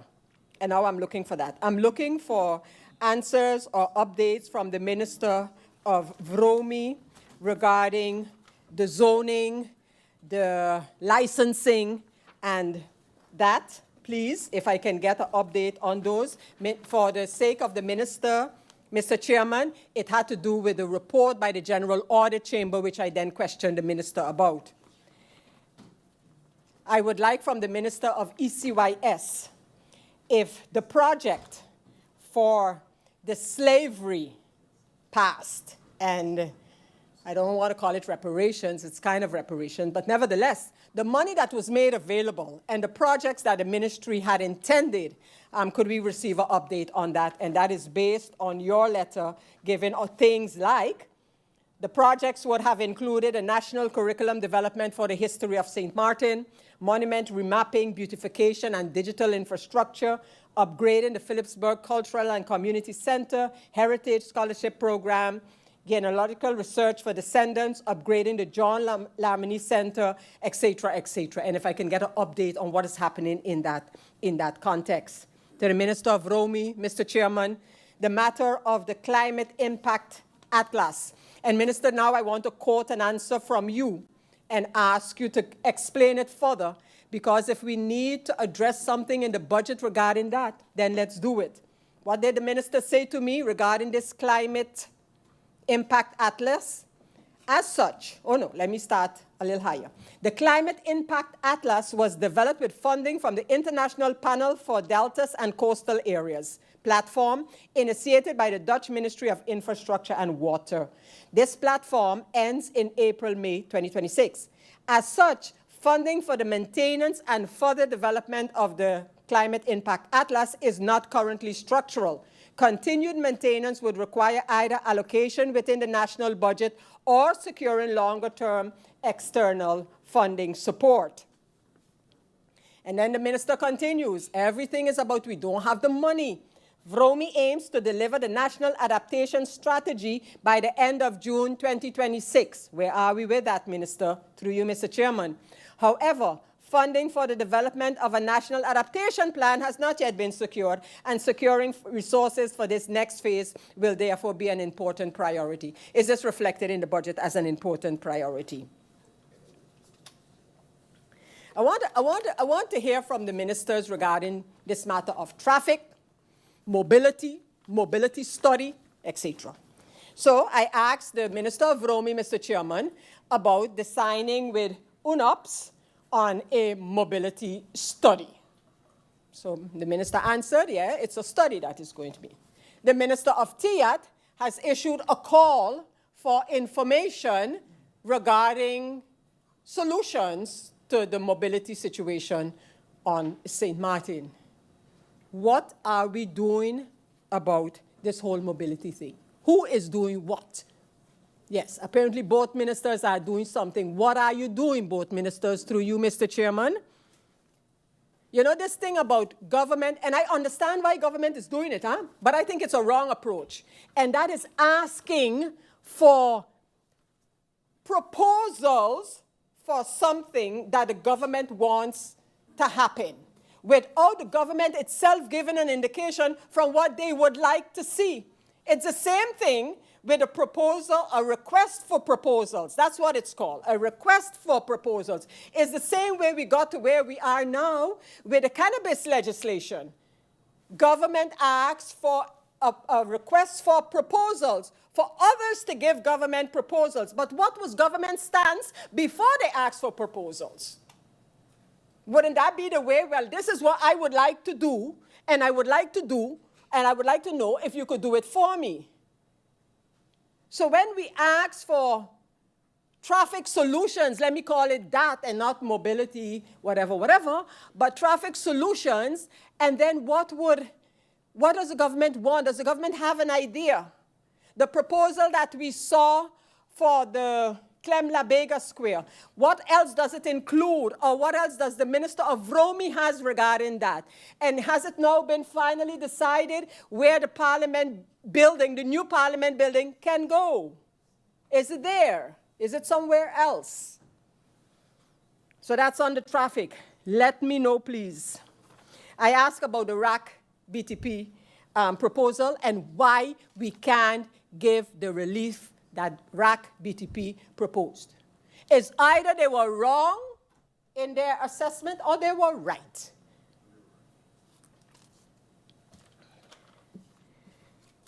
Okay, so I talk about de aanschrijving tijdelijke mitigatie brandstofprijzen. In the Landscourant and everything, the aanschrijving was. So let me see if we could get some more aanschrijvingen going to get the gas reduced.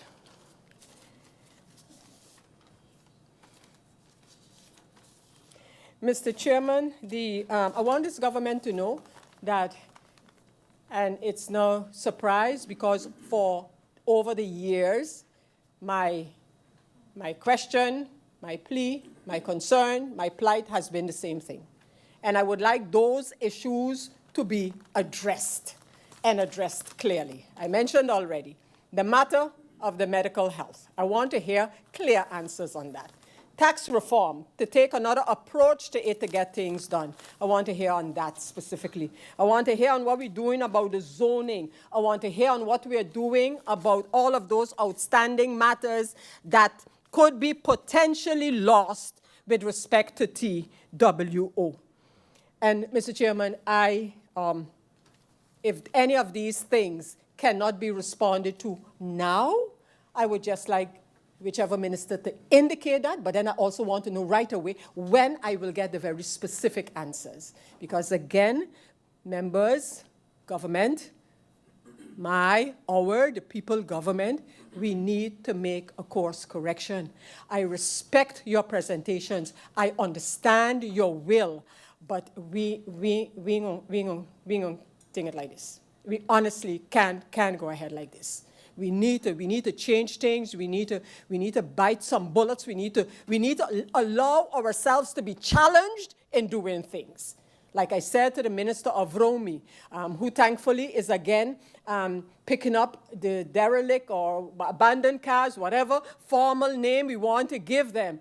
Let them take us to court for taking up their cars. You can't have the people just getting on the main roads, stopping the car, parking it there, and then other people going and taking off, stripping the car, and then using what is remaining for garbage. We can't. And this country, this island, needs to be cleaned up. I was so tempted to, like I have done so often in the past, to again put on my shoes and put on my gloves and go help clean Mulletby. Because when it was last week, whenever it was, they had to clean up again. And at the last moment, I said, no, absolutely not. This is crazy. This is crazy. But I guess if it happened next week, I'll be gone again. Why? Because if I could fill a bag, at least it's one bag less of trash. You know, we honestly, we can't continue like this. We talk about plastic, what it's doing to our environment. But because of legislation, the one that was passed by Parliament has been, I guess it will be withdrawn, or the government has not ratified, because the government coming with another law. We are 1.5 to 2 years further. And then you must understand the frustration.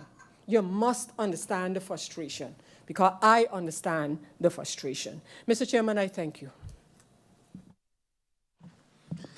Thank you, MP Westcott. Looking at the speakers list, I see we have a final speaker for this evening, MP Duran.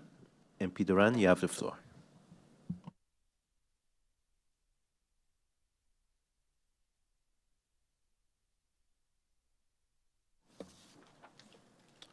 Good evening to you, Mr. Chairman, to my colleagues, those persons in the stands.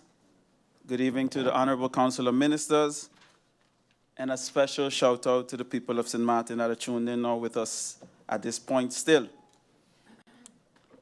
Mr. Chairman, I have to start with something I saw today from one of my colleagues who is currently supporting this government.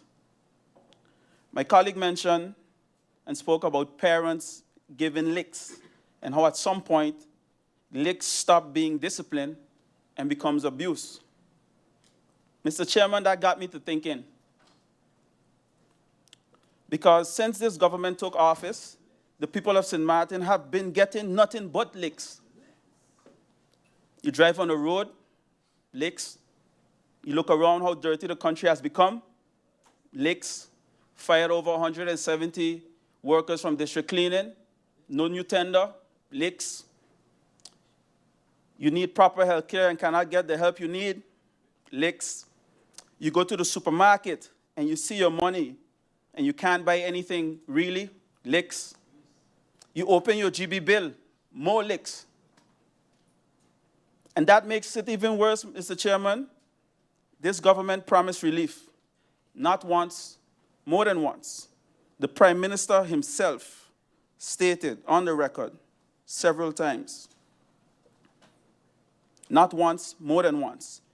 And this is his message, and I quote, "We made a deal as government with GB that they are going to observe the fluctuation in the fuel costs and it will remain like that. He also stated, if we say something, we have to commit to what we tell and inform the people. Those are his words, Mr. Chairman.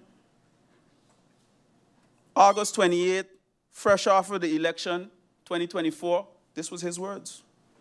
I will consider it. How do the people feel sure? And I think that's it. We, as a people in Sint Maarten, will have to have now a government that is going to bring back the trust in the people, that they really believe and accept what government is telling them. And that is what I think the task of this government. And I said it in the past already, we made a deal as a government with GEBE, that they are going to absorb the fluctuation in the fuel clause, and that will remain like that. Recently I had a meeting with GEBE again, we touched base on it, and I got a guarantee, as they have committed initially, that they are going to, the GEBE will absorb the fluctuations of the fuel clause, and that means that the consumers will not have to contribute to a relatively elevation of the fuel clause because of the use of. Mr. Chairman, those are not my words. Mr. Chairman, I let this government govern for 2 years without being too critical, pushing my points, following the procedures, sending letters, getting no response, calling for meeting, the chair ignoring it. My colleague talked about the dictatorship. I think we passed a dictatorship because he was basically silenced yesterday. And we have another one based on the relief, Mr. Chairman. This one is June 10th, 2025, right here in this esteemed House of Parliament. From the Prime Minister, being myself, on behalf of the shareholders to the Supervisory Board of Directors of GB, providing them a copy of the report and requesting that they instruct the Managing Board of GB to do 2 things. Here it comes, to correct the identified irregularities in the fuel clause for electricity, which should result in at least a downward correction of the electricity tariff to 6 to 7 cents per kilowatt hour, which would translate to approximately a 19% reduction in the bill fuel clause effective of July 2025 in the billing cycle starting from. Mr. Chairman, Lakes, that was June of 2025. To date, the people have seen a change in the bill, an upwards change. They did not absorb any cost, as the Prime Minister indicated. The government didn't give any relief. When we talked to the Minister of TIAT about doing the accents and pulling away so government collect less, we are told that we did it the wrong way. And we did all those things during COVID, Mr. Chairman. So again, I'm saying all this to say the people are getting licks. Mr. Chairman, I want to ask a very simple question to this government. Where is the relief? Because the bills are still high, the people are still struggling, and every few months we hear another announcement, another promise, another explanation. But when the people go home and look at their reality, nothing has changed. Mr. Chairman, the roads are in a terrible state. I left 8 million guilders there in CapEx. So when MP Myers mentioned that maybe finances might be a problem, I can assure you, my colleague, that is not the problem in Vrummy. The problem in Vrummy is execution. It's execution. Mr. Chairman, since former minister myself, Egbert Jureni Duran, left office in 2024, there has been no bid for road repairs. Absolutely none. The last bid was executed in 2024 under my administration, Mr. Chairman. This current minister has not put out the 2025 nor the 2026. So, Mr. Chairman, again, to my colleague, Vrummy don't have a money problem. Vrummy have an execution problem, and the problem is from the top. Mr. Chairman, I'm not going to deny there are limited staff. But we have to remember that this minister mentioned that he will spend 2 years investigating and the next 2 years executing. I guess the investigation is still going on. Investigating what? I don't know. Mr. Chairman, the cost of living is high. GB bills are still hurting our household, as I mentioned. So government cannot keep telling the people to be patient. At some point, Mr. Chairman, enough is enough. Mr. Chairman, I know somebody personally right now that took out a $10,000 loan to pay a GB bill, a fictitious GB bill according to them. Imagine you have to pay this bill, take a loan, still remain current with your current bills while paying interest on something else. What are we creating, Mr. Chairman? We are creating poverty. We are breeding poverty here in this country. because they will never be able to come out of that hole, building up debt on more debt by using one debt to service another, and then another and another, until they run out of options, Mr. Chairman. That is happening right now. And I'm not talking about persons with minimum wage jobs. I'm talking about middle class, what we could consider middle class. So imagine what the others, which is the masses of our community, are experiencing, Mr. Chairman. Mr. Chairman, sometimes I ask myself if the Council of Ministers live on Sint Maarten, because they seem so out of touch with what is going on. Mr. Chairman, the Chair of Parliament just mentioned we need a course correction. A course correction? If that isn't clear enough, I don't know what is. And I agree. But when? Mr. Chairman, if the leaks continue, and the leaks keep coming over and over and over again, according to what we were told by MP Roseberg, this is abuse. The government of Sint Maarten is abusing the people.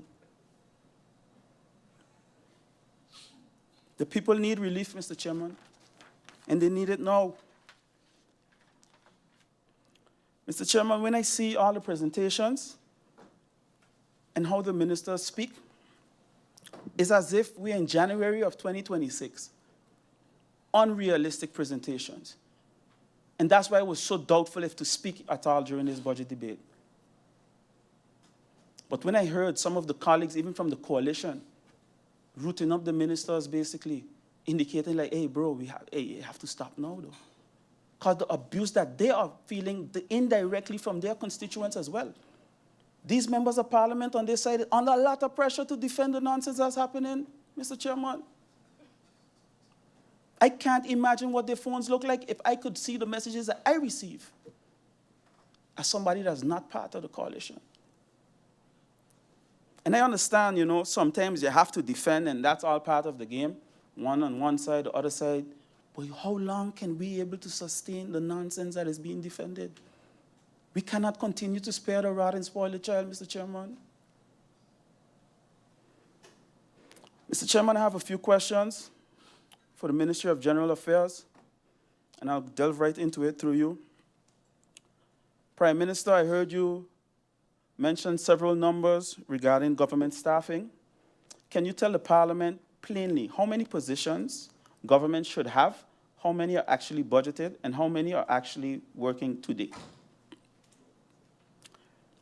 I wrote to the government, Mr. Chairman, about a 4-day work week. That was September of 2025.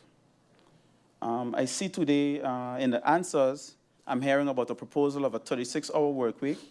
Is this the same proposal or something different? And why was Parliament never given a clear response before this was moved forward? Mr. Chairman, I never received an answer to that letter, September 2025. So when people make noise and talk about why we ask so much questions and why this and why that, I think I had about 400 and something questions. And out of the 400 and something, over 183 or so were letters and so non-responses from the ministers, Mr. Chairman. The chair, the presidium, they have single-handedly almost crippled the functioning of Parliament for those of us that want to work. I am not used to this.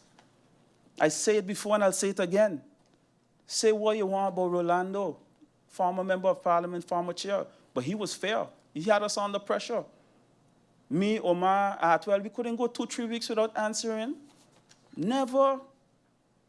But what I'm seeing here today, Mr. Chairman, is a clear example of coalition above country.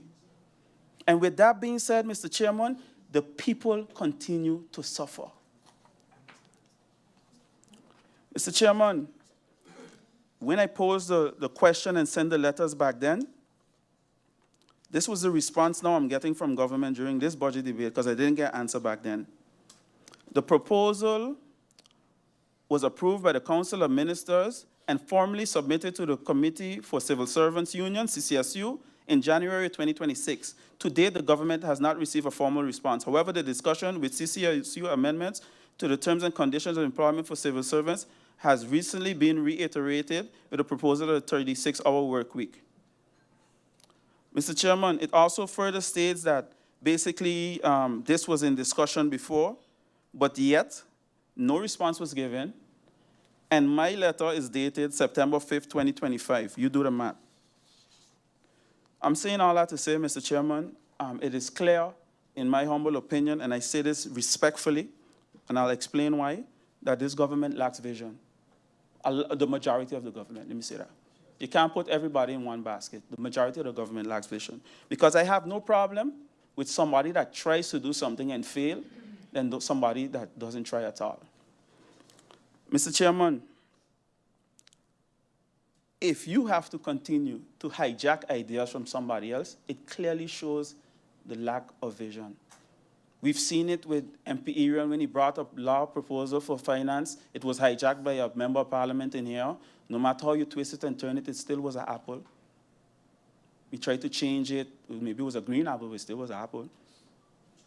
Mr. Chairman, I'm saying all that to say that I have never refused to give advice, support, assistance, information in any which way, shape, or form that I could have given, whether coalition or opposition, to help Sint Maarten move forward. The Minister of Rummy sitting there right now has messaged me in the past for certain information. I gave it to him, regardless of how much he was bashing me in public. You know why? I see the bigger picture, Mr. Chairman. I see the bigger picture. When the former Prime Minister, Honorable Silvera Jacob, asked us if we would do a transition to sit with the incoming ministers, I was like, whoa, I don't know about that. And then I turned and I said, you know what? It makes sense. I've never seen that before. It was a request by this Prime Minister. I said, maybe that's a sense of maturity. And I agreed to it. It never happened. They never followed up. And so be it. We are here now. Maybe things would have been a lot different. Who knows?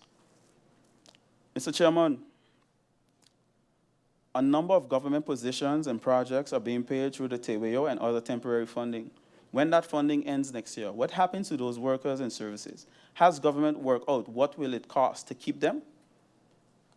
Government is still in discussion with the country packages with the Netherlands before the government signs on to anything new. Will Parliament get a financial impact assessment on the draft agreements first to know if we can carry the load as a country?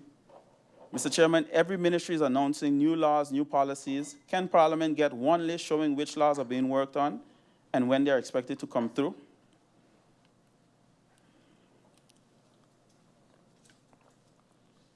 Mr. Chairman, I don't know if it's me, but Lola, they turn off the aircon in here. It's really warm. I move over to the Ministry of Finance. Mr. Chairman, I heard one of my colleagues mention, and I also heard it too, that ministers, or some ministers, or one minister, or three ministers, paid out their own vacation pay. Now, I was asking myself, how is that even possible? Because when we sat as ministers, the only time you could have done that was at the end of your term, which is normal and customary. Because when you end a working agreement with someone, that is when you do that, not in the middle of your term. Because if that is the case, Mr. Chairman, my question, and this is a question now to the Ministry of Finance and General Affairs as being over personnel.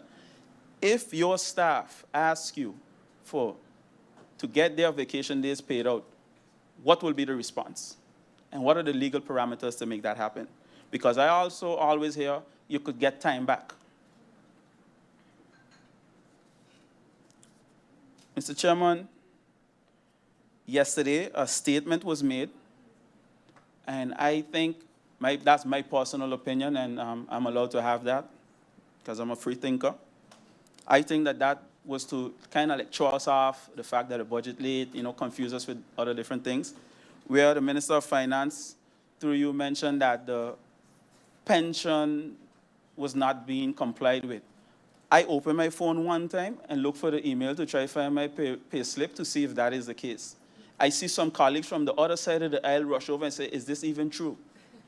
Mr. Chairman, I'm saying all that to say is when I look at the pay slip, you see APS contribution 0, APS build-up 0. But my question through you to the minister, who pays out old politiek gezagsdragers? Who pays out politicians that are retired? Is it APS?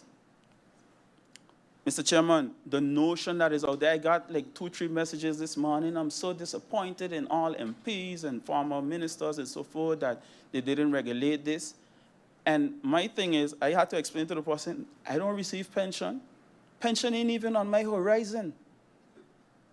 I got maybe 4 decades, if I able to live that long and be as healthy as our colleague, the chair, to be able to collect pension, Mr. Chairman.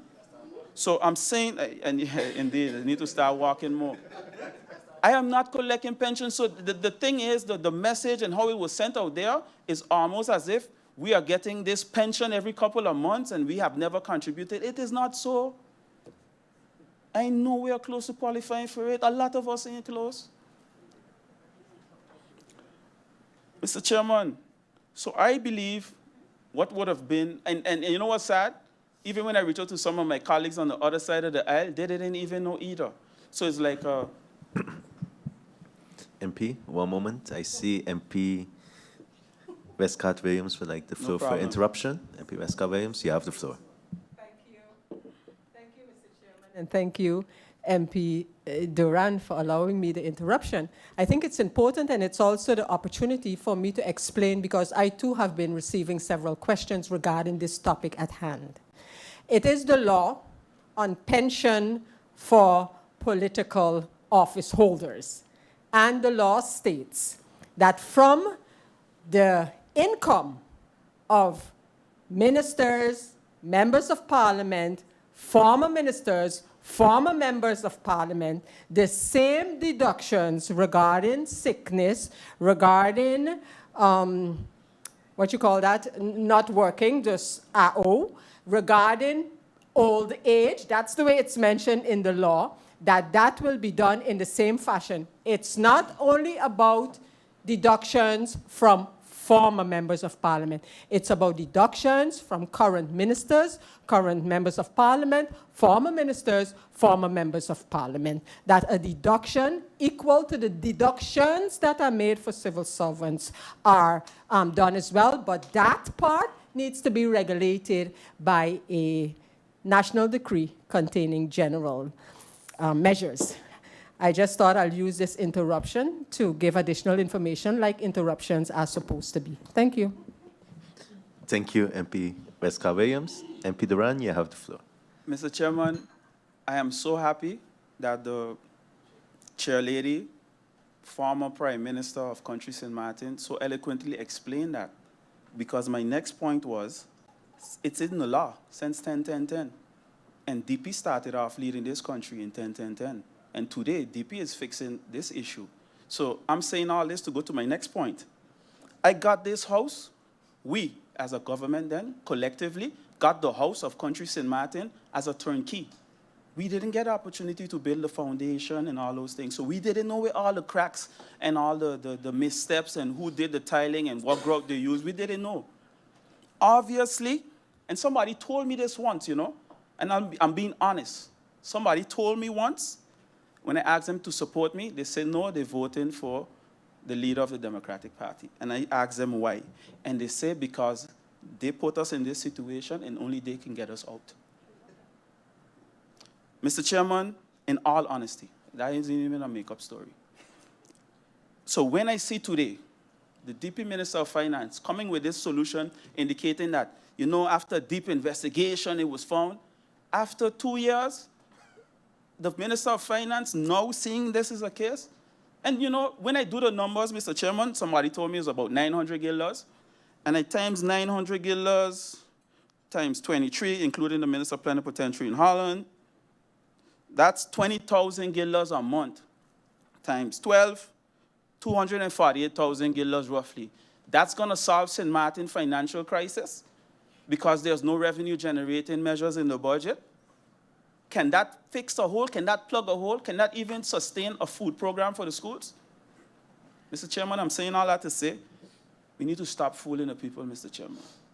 You know, and when my colleague MP Myers talked about potential grandstanding, to me that was grandstanding.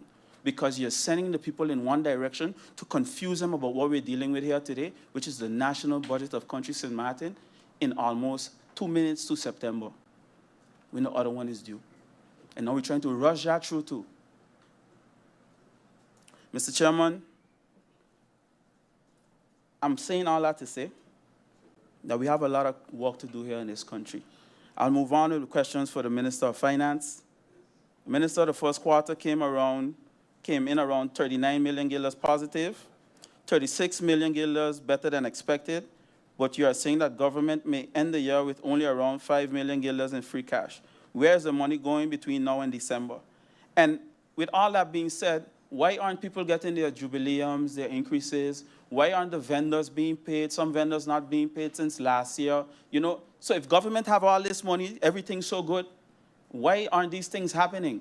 Is it because of the processes and the ministers not following the new regulation, that the excuse that the Minister of Rummy is hiding behind of not being able to pay contractors? Is that it? Please enlighten me, Minister.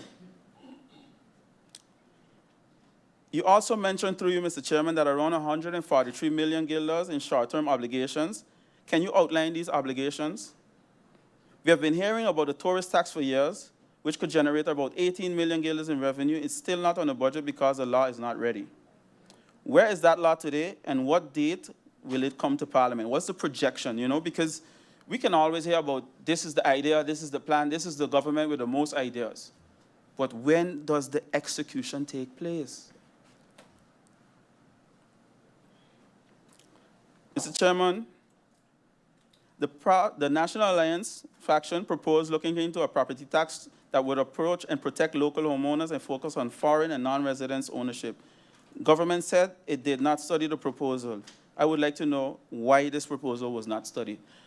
Mr. Chairman, through you, if me or you, I don't know if you have Anguilla roots or anyone in here have Anguilla roots, those without, if they choose to go to Anguilla today or tomorrow and purchase a piece of land, you have to apply for aliens landholders license. It names so. It ain't like we make up something. It named Alien Landholders License.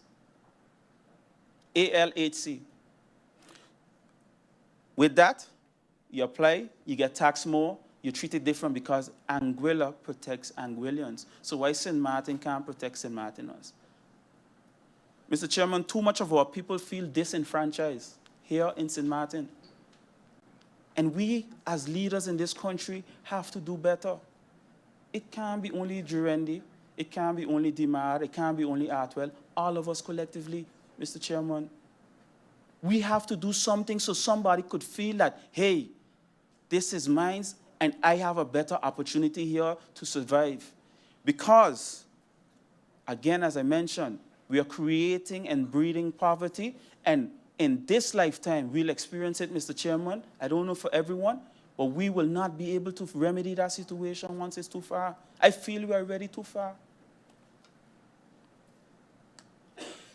Mr. Chairman, you're talking to somebody that came back here as a graduate and had trouble finding work to work for government, that the same government gave a scholarship to go away and study.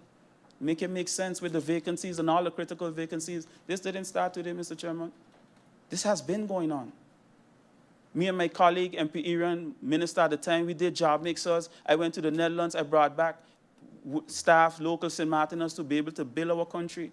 But if we don't increase, how do we expect better? I heard a colleague of mine mention, and I mentioned it to her, and I said, listen, I didn't appreciate that because she kept mentioning, I don't have nothing against Suriname, but in about 10 times in her speech mentioned Suriname to bring legislative laws. I'm saying to myself, if this is the thinking of those that are in authority, I'm concerned because, Mr. Chairman, you have to ask yourself, why aren't we talking about then education, raising the awareness for legislative lawyers, providing ways and means to do it.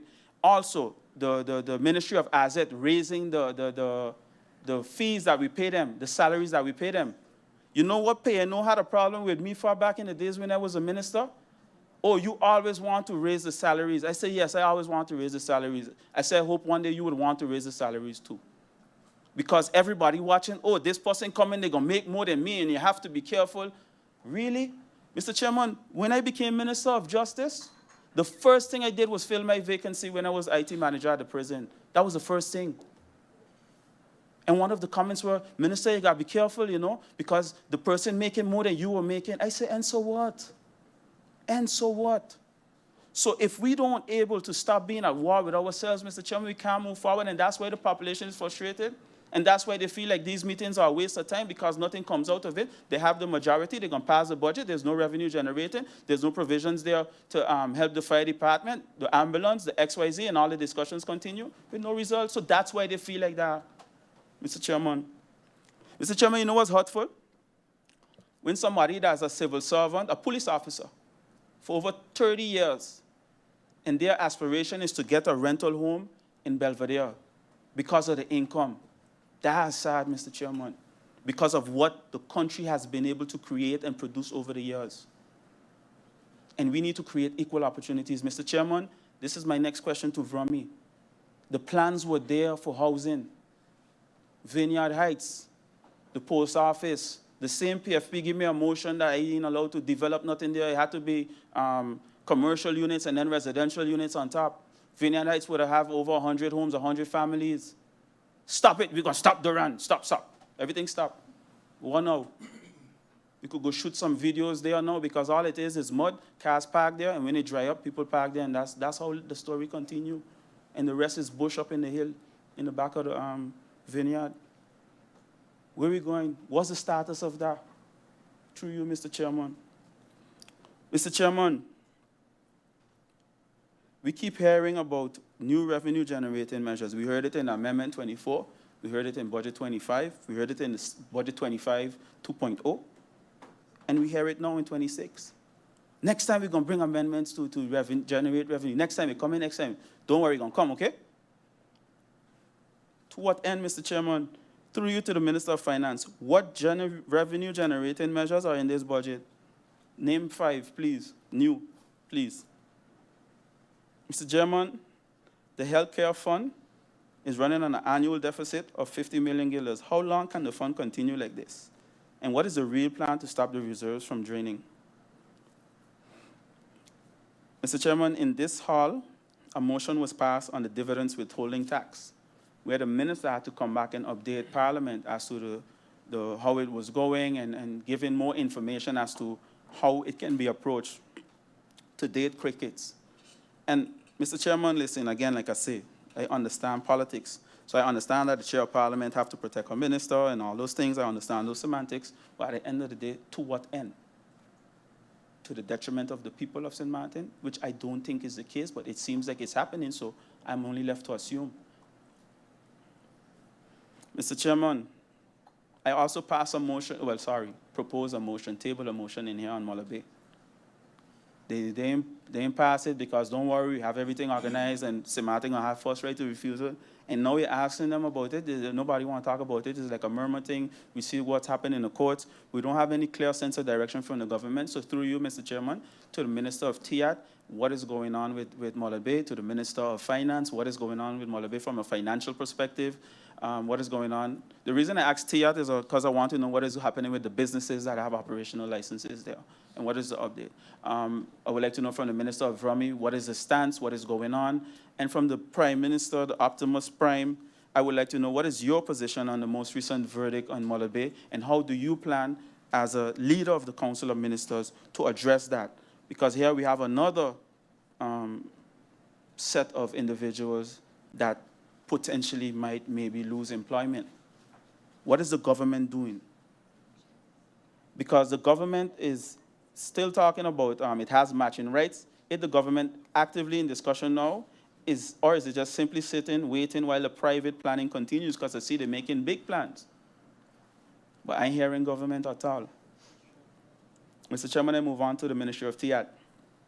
Through you, Minister, traffic has become a daily frustration for everybody. I saw that government put out a request for information for mobility and traffic management solutions. What exactly is government looking for as possible solutions? And when I read that request for information, it confused me because I've never seen something like that, to be honest, the manner in which it was put together. So I would just like some clarity from the minister on that, if that could be clarified. Because the request for information is only asking for ideas, and there's no budget attached to it. So I would like to know when will the public actually see a traffic plan with a timeline and money behind it? Or is this just another study? Because maybe it's just another study. One thing with this government, through you, Mr. Chairman, they're good at studying and monitoring. If they had a study and monitoring award, this would be it. We had to execute. I keep saying it. we had to execute. We didn't have time to do stage. We left a pot of money there, I think it was 67 or 68 million guilders there, ready to execute projects, with a bulk of it sitting there still, and the majority is by VROMI. So when some people say VROMI have a money problem, they have no money problem. They have an execution and a priority problem. Mr. Chairman,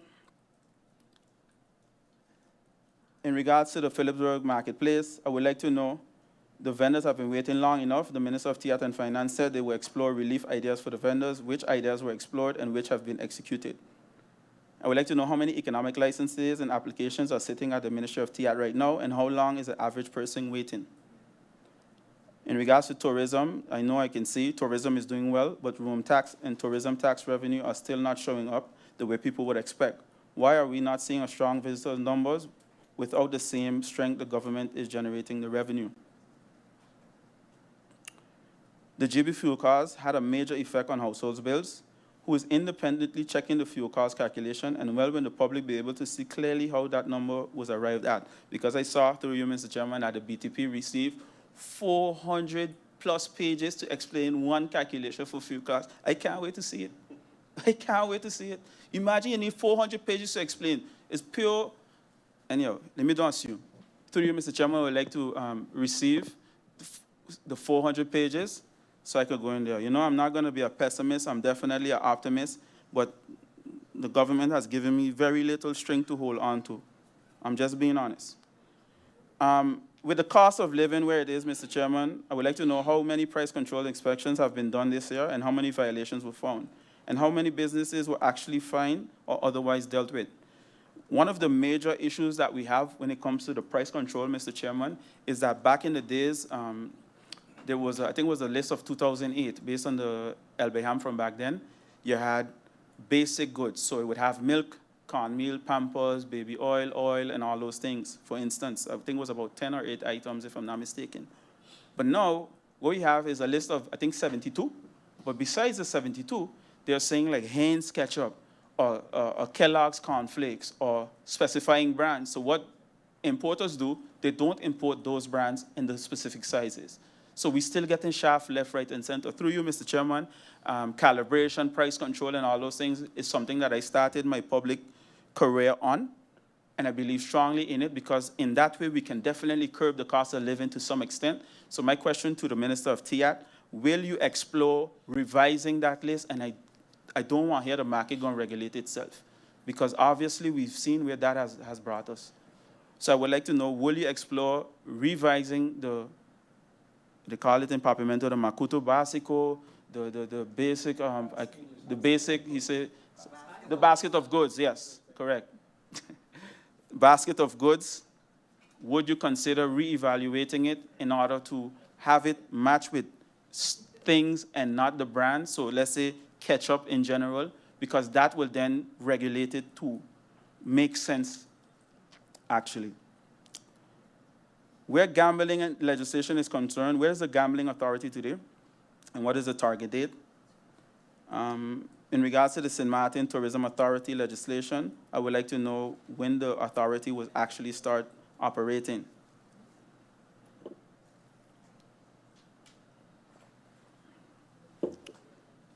Mr. Chairman, to the Ministry of Justice, under the current weapon policy, a firearm permit is only valid for 1 year, 1 calendar year, and the person has to resubmit every year for a new application.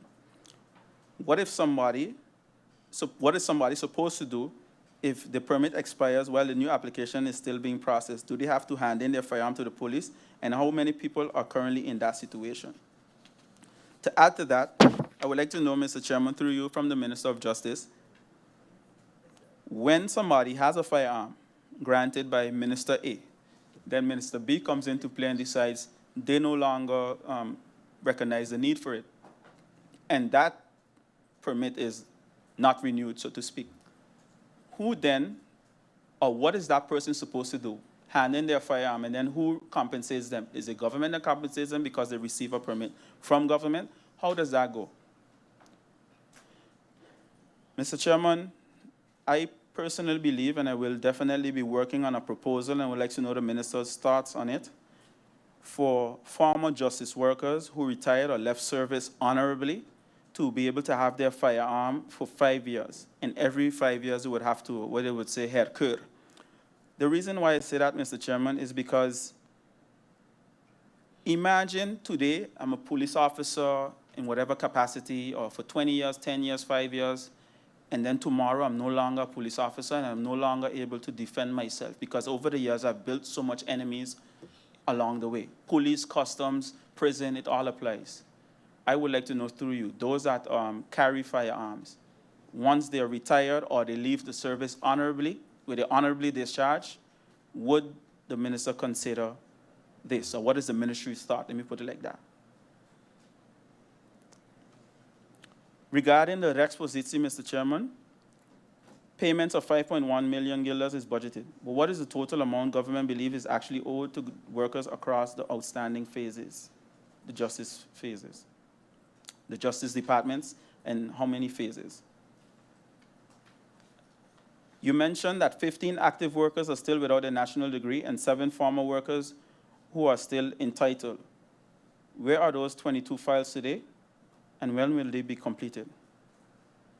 Are the justice workers properly being compensated for the overtime work that they are executing now? On persons who are under investigation for serious offenses, what is the actual procedure before immigration can deport them? Can the minister table a protocol between the police, the prosecutor, and immigration so that Parliament can see a person is not removed before a serious case is completed? I go over to the Ministry of ECYS. Mr. Chairman, government says that a 4-year-old policy is agreed, that there is a 4-year-old policy, and I agree. But is it still not legally in place for the school boards could basically choose who they allow and not allow in their schools if someone is born after October 1st? I remember bringing a motion here in Parliament over a year ago, and the minister advise our coalition it won't be necessary to vote for it because the policy is being completed in the next 2 months. Here we are over a year later. Again, the promises, no deliverance. And this continues over across all ministries, Mr. Chairman. I would like to know what is the update on that, this policy. Mr. Chairman, I would like to know what is the update on the money that was paid out to the Chinese company to build Sister Marie Laurent School. I know that there was an issue. They didn't continue with the work, but I do know, I was made to understand that 10% was paid out. Has government retrieved that money? And Mr. Chairman, a couple days ago, like right before school start, I saw some very disturbing pictures where the Orania school, in the bathroom, they didn't even have toilet seats in the girls' bathroom, cardboard. It looked just like the marketplace bathroom right here downstairs from us. And I asked myself, how is this even possible? But then when we as private citizens, members of parliament, or whoever have you, want to contribute and be able to help the schools, we are told it's not allowed, it's my school. But if it's your school, then fix it, Minister. How can that reach to that stage? Because I heard about horror stories, but I never saw those pictures, Mr. Chairman, until about a little over a week ago. I would like to ask through you to the minister, Mr. Chairman, how was the school able to reach that stage? Were you not notified? And if yes, why didn't you act? And if you weren't notified, why weren't you notified? Mr. Chairman, honestly, I thank God every day that the ECYS ministry is not a ministry like Romy or Tiat or everything, because then the minister would have been exposed. It's a ministry that basically runs on its own. The civil servants there are solid. They have much less, staffing issues, so to speak. So it flows. Because when I heard that the government, to be specific, the Ministry of Sports was not donating or contributing toward the Latin American baseball tournament that was hosted here in Sint Maarten, I couldn't believe it. It had to be a dream. Kadai normal, Mr. Chairman. Mr. Chairman, I would like to know why didn't the Ministry of ECYS contribute to that tournament? It was so bad that the Prime Minister had to pull up his leadership boots and run and do something last minute quick to save face for the government. I would have done the same thing. I would have done the same thing. Imagine your country is the host country, and this is what the government is doing vis-a-vis not doing. We almost forfeited a gold medal in Carifta if the community didn't step up. And then when certain things happen, you hear, oh, we having Flag Day, going to be online. Flag Day online. And the community could go to, what do they call the thing from Bacchanal Sunday, and you could buy this and buy that, so buy a flag. Just like that. Talk down to the people in a condescending manner. Mr. Chairman, again, I thank God every day that the Ministry of ECYS is a ministry that almost runs on autopilot. Because then it would have been similarly to VROMI. Follow the trend. Mr. Chairman, I would like to know from the Prime Minister, did you ever make that payment in terms of the contribution that was promised to the Little League? To make it even worse, from what I understand, I want to close on this, they didn't even get discounts to use Milton Peace College. They had to pay.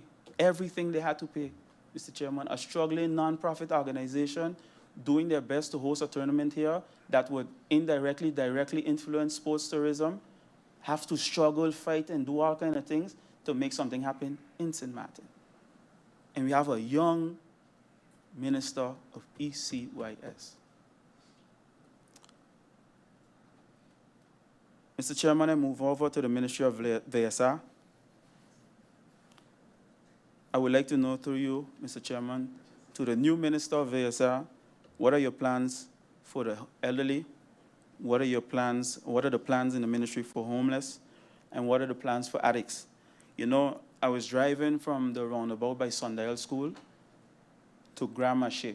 Between there, I counted 7, I don't know if to say homeless addicts, or I don't know how to categorize them because I cannot identify them with my eyes, but I do know some of them I went to school with, and day by day we see more popping up like mushrooms. Mr. Chairman, mental health and all those things are a serious issue here in Sint Maarten. I know that a lot of effort is going into the new mental health facility, but a facility can't solve our problems. We need people to man the facility, Mr. Chairman. So my question is, through you, to the Minister of Health / the Minister of Education, what are we doing to make those jobs more attractive? Are they on the priority list?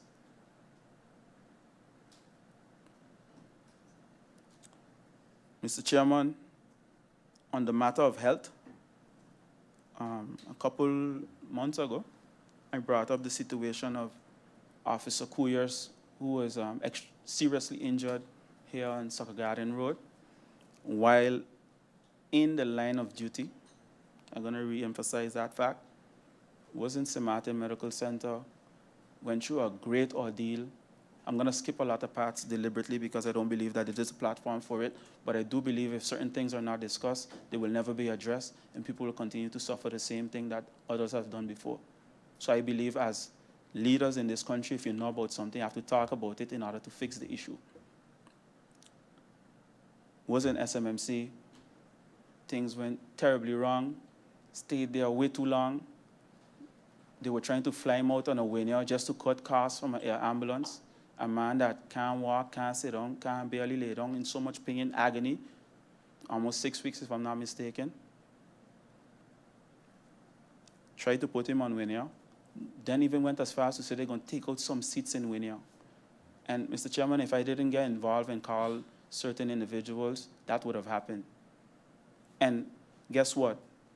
He was able to reach to my lifeline. But what about somebody that can't reach? And again, I re-emphasize, an officer serving country Sint Maarten, getting an accident in the line of duty here in Sint Maarten, in a hole on the road that the Minister of VROMI knew about months before and didn't address.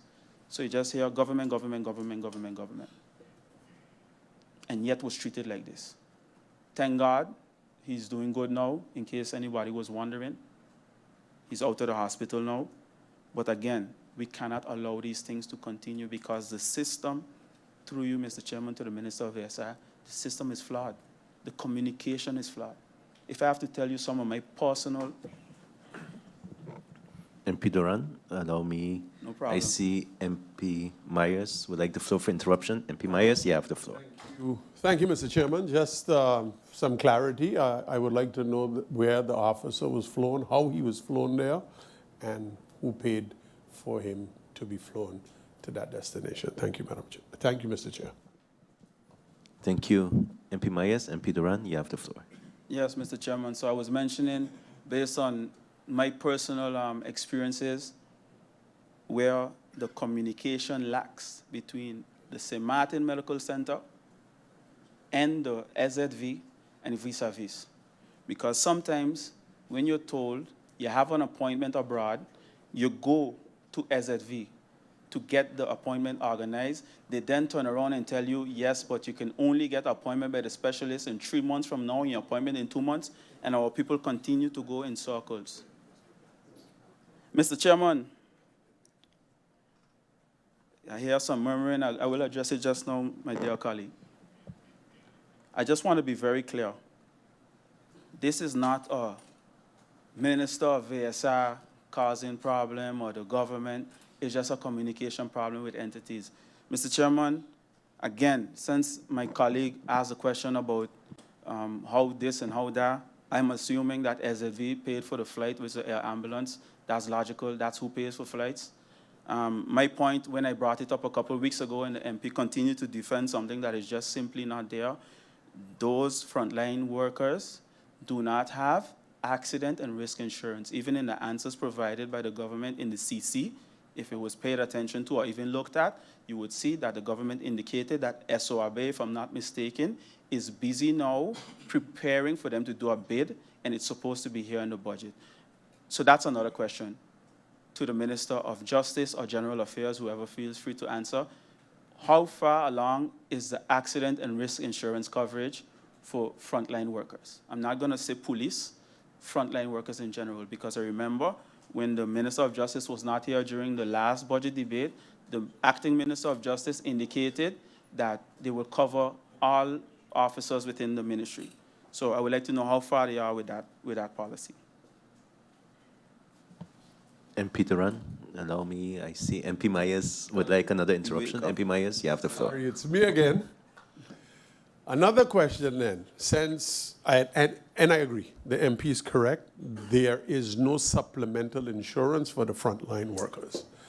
But there was supplemental insurance for frontline workers, because at that time I was the chair of the Minister of Justice when the officer on the 5th of August got shot here, Gamali Benjamin, may his soul rest in peace, and through a collective agreement, the Parliament, the government, and the police force chose an insurance company.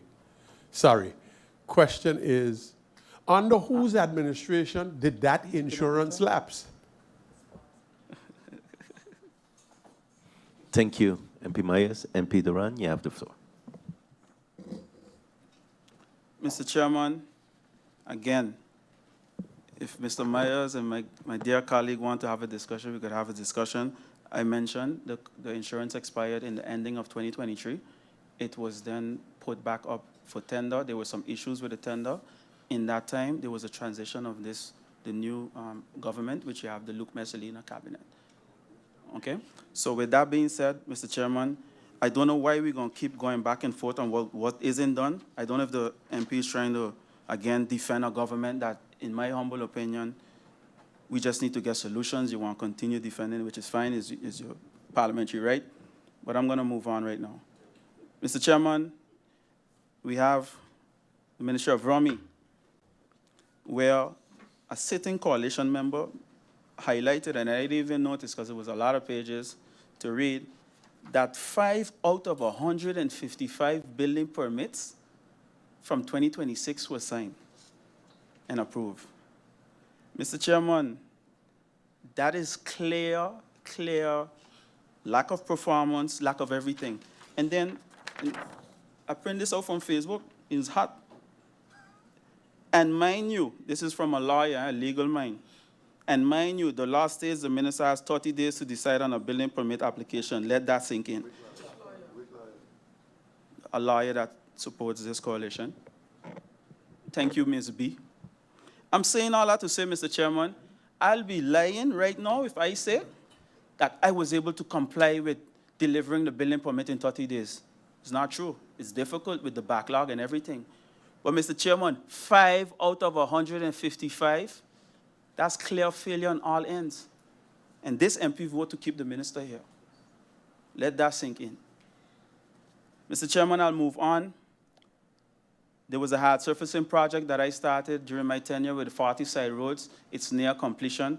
It's almost a year overdue. I would like to know through you to the Minister of Romy, will this continue in a phase 2? Is it the ministry's intention to continue it?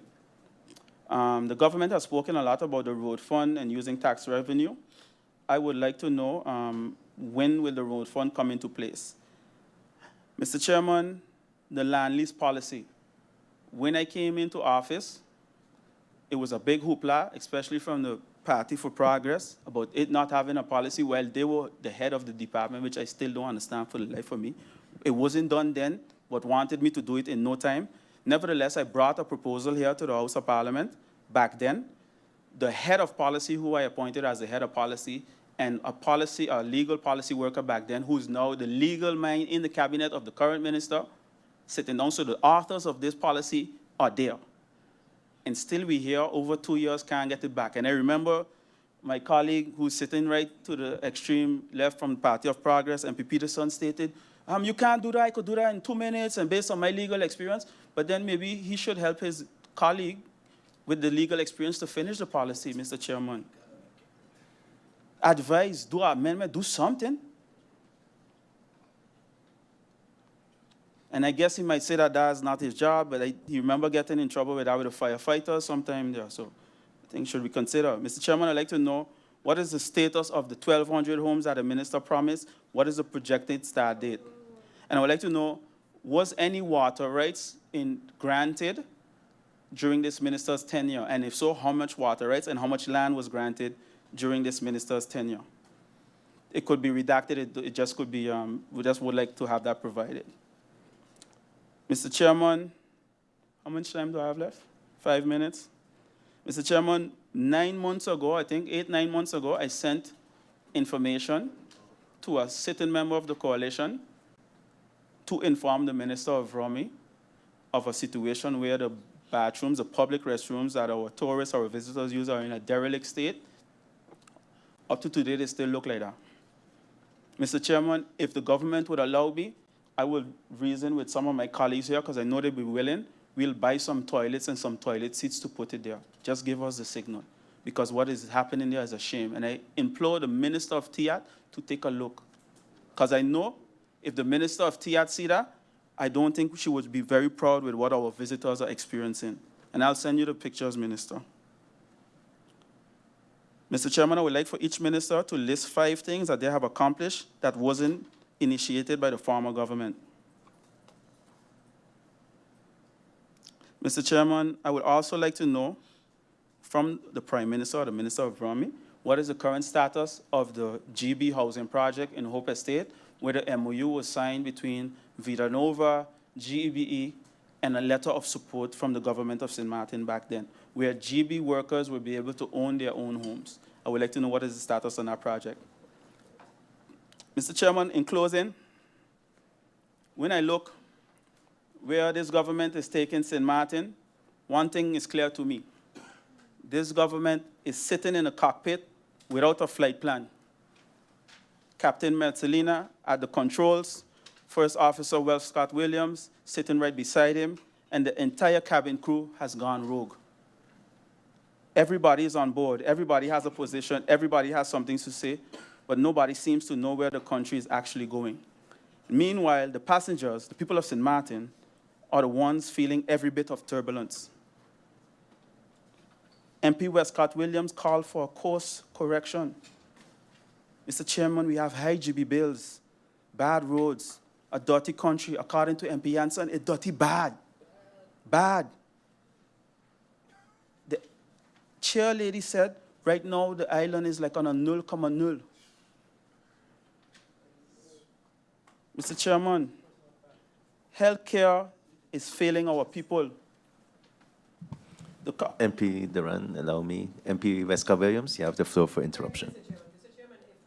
Quoted. Thank you.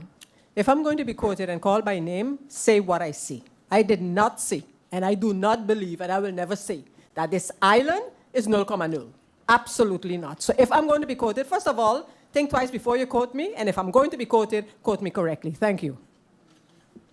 Thank you, MP Wesker-Williams. MP Duran, you have the floor. I don't know if that's a subtle threat, but nevertheless, I'll continue to do my job and represent the people. Mr. Chairman, I heard the chair lady mention whether it's a garbage situation on the island, then maybe I forget to say garbage. I stand to be corrected. It's on a 0,0. If not, then I think the MP could have mentioned what a 0,0 was, but she was referring to Sint Maarten in any case. Mr. Chairman, the cost of living keep climbing, salaries stay the same. We did indexation. We raised the minimum wage. We provided SSRP. We provided the enterprise support project where 65% grant was allowed and people were able to open their own businesses. We provided Landsverordening to educate our people and Coursera, all in COVID. This government got a smooth ride with 60 or 70 million guilders. Mr. Chairman, promises of relief that we keep hearing about, we cannot feel. Mr. Chairman, people cannot live off of press conferences that are too often canceled, by the way. GB cannot continue to be promises of relief. They cannot drive on announcements. They can't take another speech about the supermarket and the use so they could buy groceries. The people need relief, and the people need relief now, Mr. Chairman. And I want to remind the Prime Minister of his own words. He said that when government speaks to the people need to be able to trust what government tells them, and I agree with him. So if you tell the people relief is coming, deliver relief. If you tell the people their burden will become lighter, make it lighter. If you tell the people to trust you, then give them a reason to trust you, because trust does not come from another press release. Trust comes from doing what is said and what you say you're going to do. Mr. Chairman, Sint Maarten cannot afford another year of flying around with no direction while the people continue to take licks. Captain Messalina, First Officer Wesker-Williams, this entire coalition, get the plane under control. Sooner or later, we will run out of fuel. It's time to land the promises and deliver relief. We have the former CEO of GB, we have the former Minister of Romy on the chair, and we have the current PM, who had all the answers in 2024, yet we have to see results. Madam Chair, Mr. Chairman, I'm saying this. Proverbs 29, verse 18, without vision, the people will perish. I, Egbert Jureni Duran, remain committed to assist in any way, shape, or form to get this plane landed safely, once given the opportunity. So truly help me, God Almighty. Thank you. Thank you, MP Duran. Looking at the speakers list and seeing that we do not have anyone else to speak, that brings us to the end of the first round of this debate. And having spoken and communicated with the government of Sint Maarten, they have requested to continue on Monday at 2 p.m. to be able to start answering of the questions of the first round. So this meeting will be adjourned until Monday afternoon, 2 p.m. Meeting adjourned.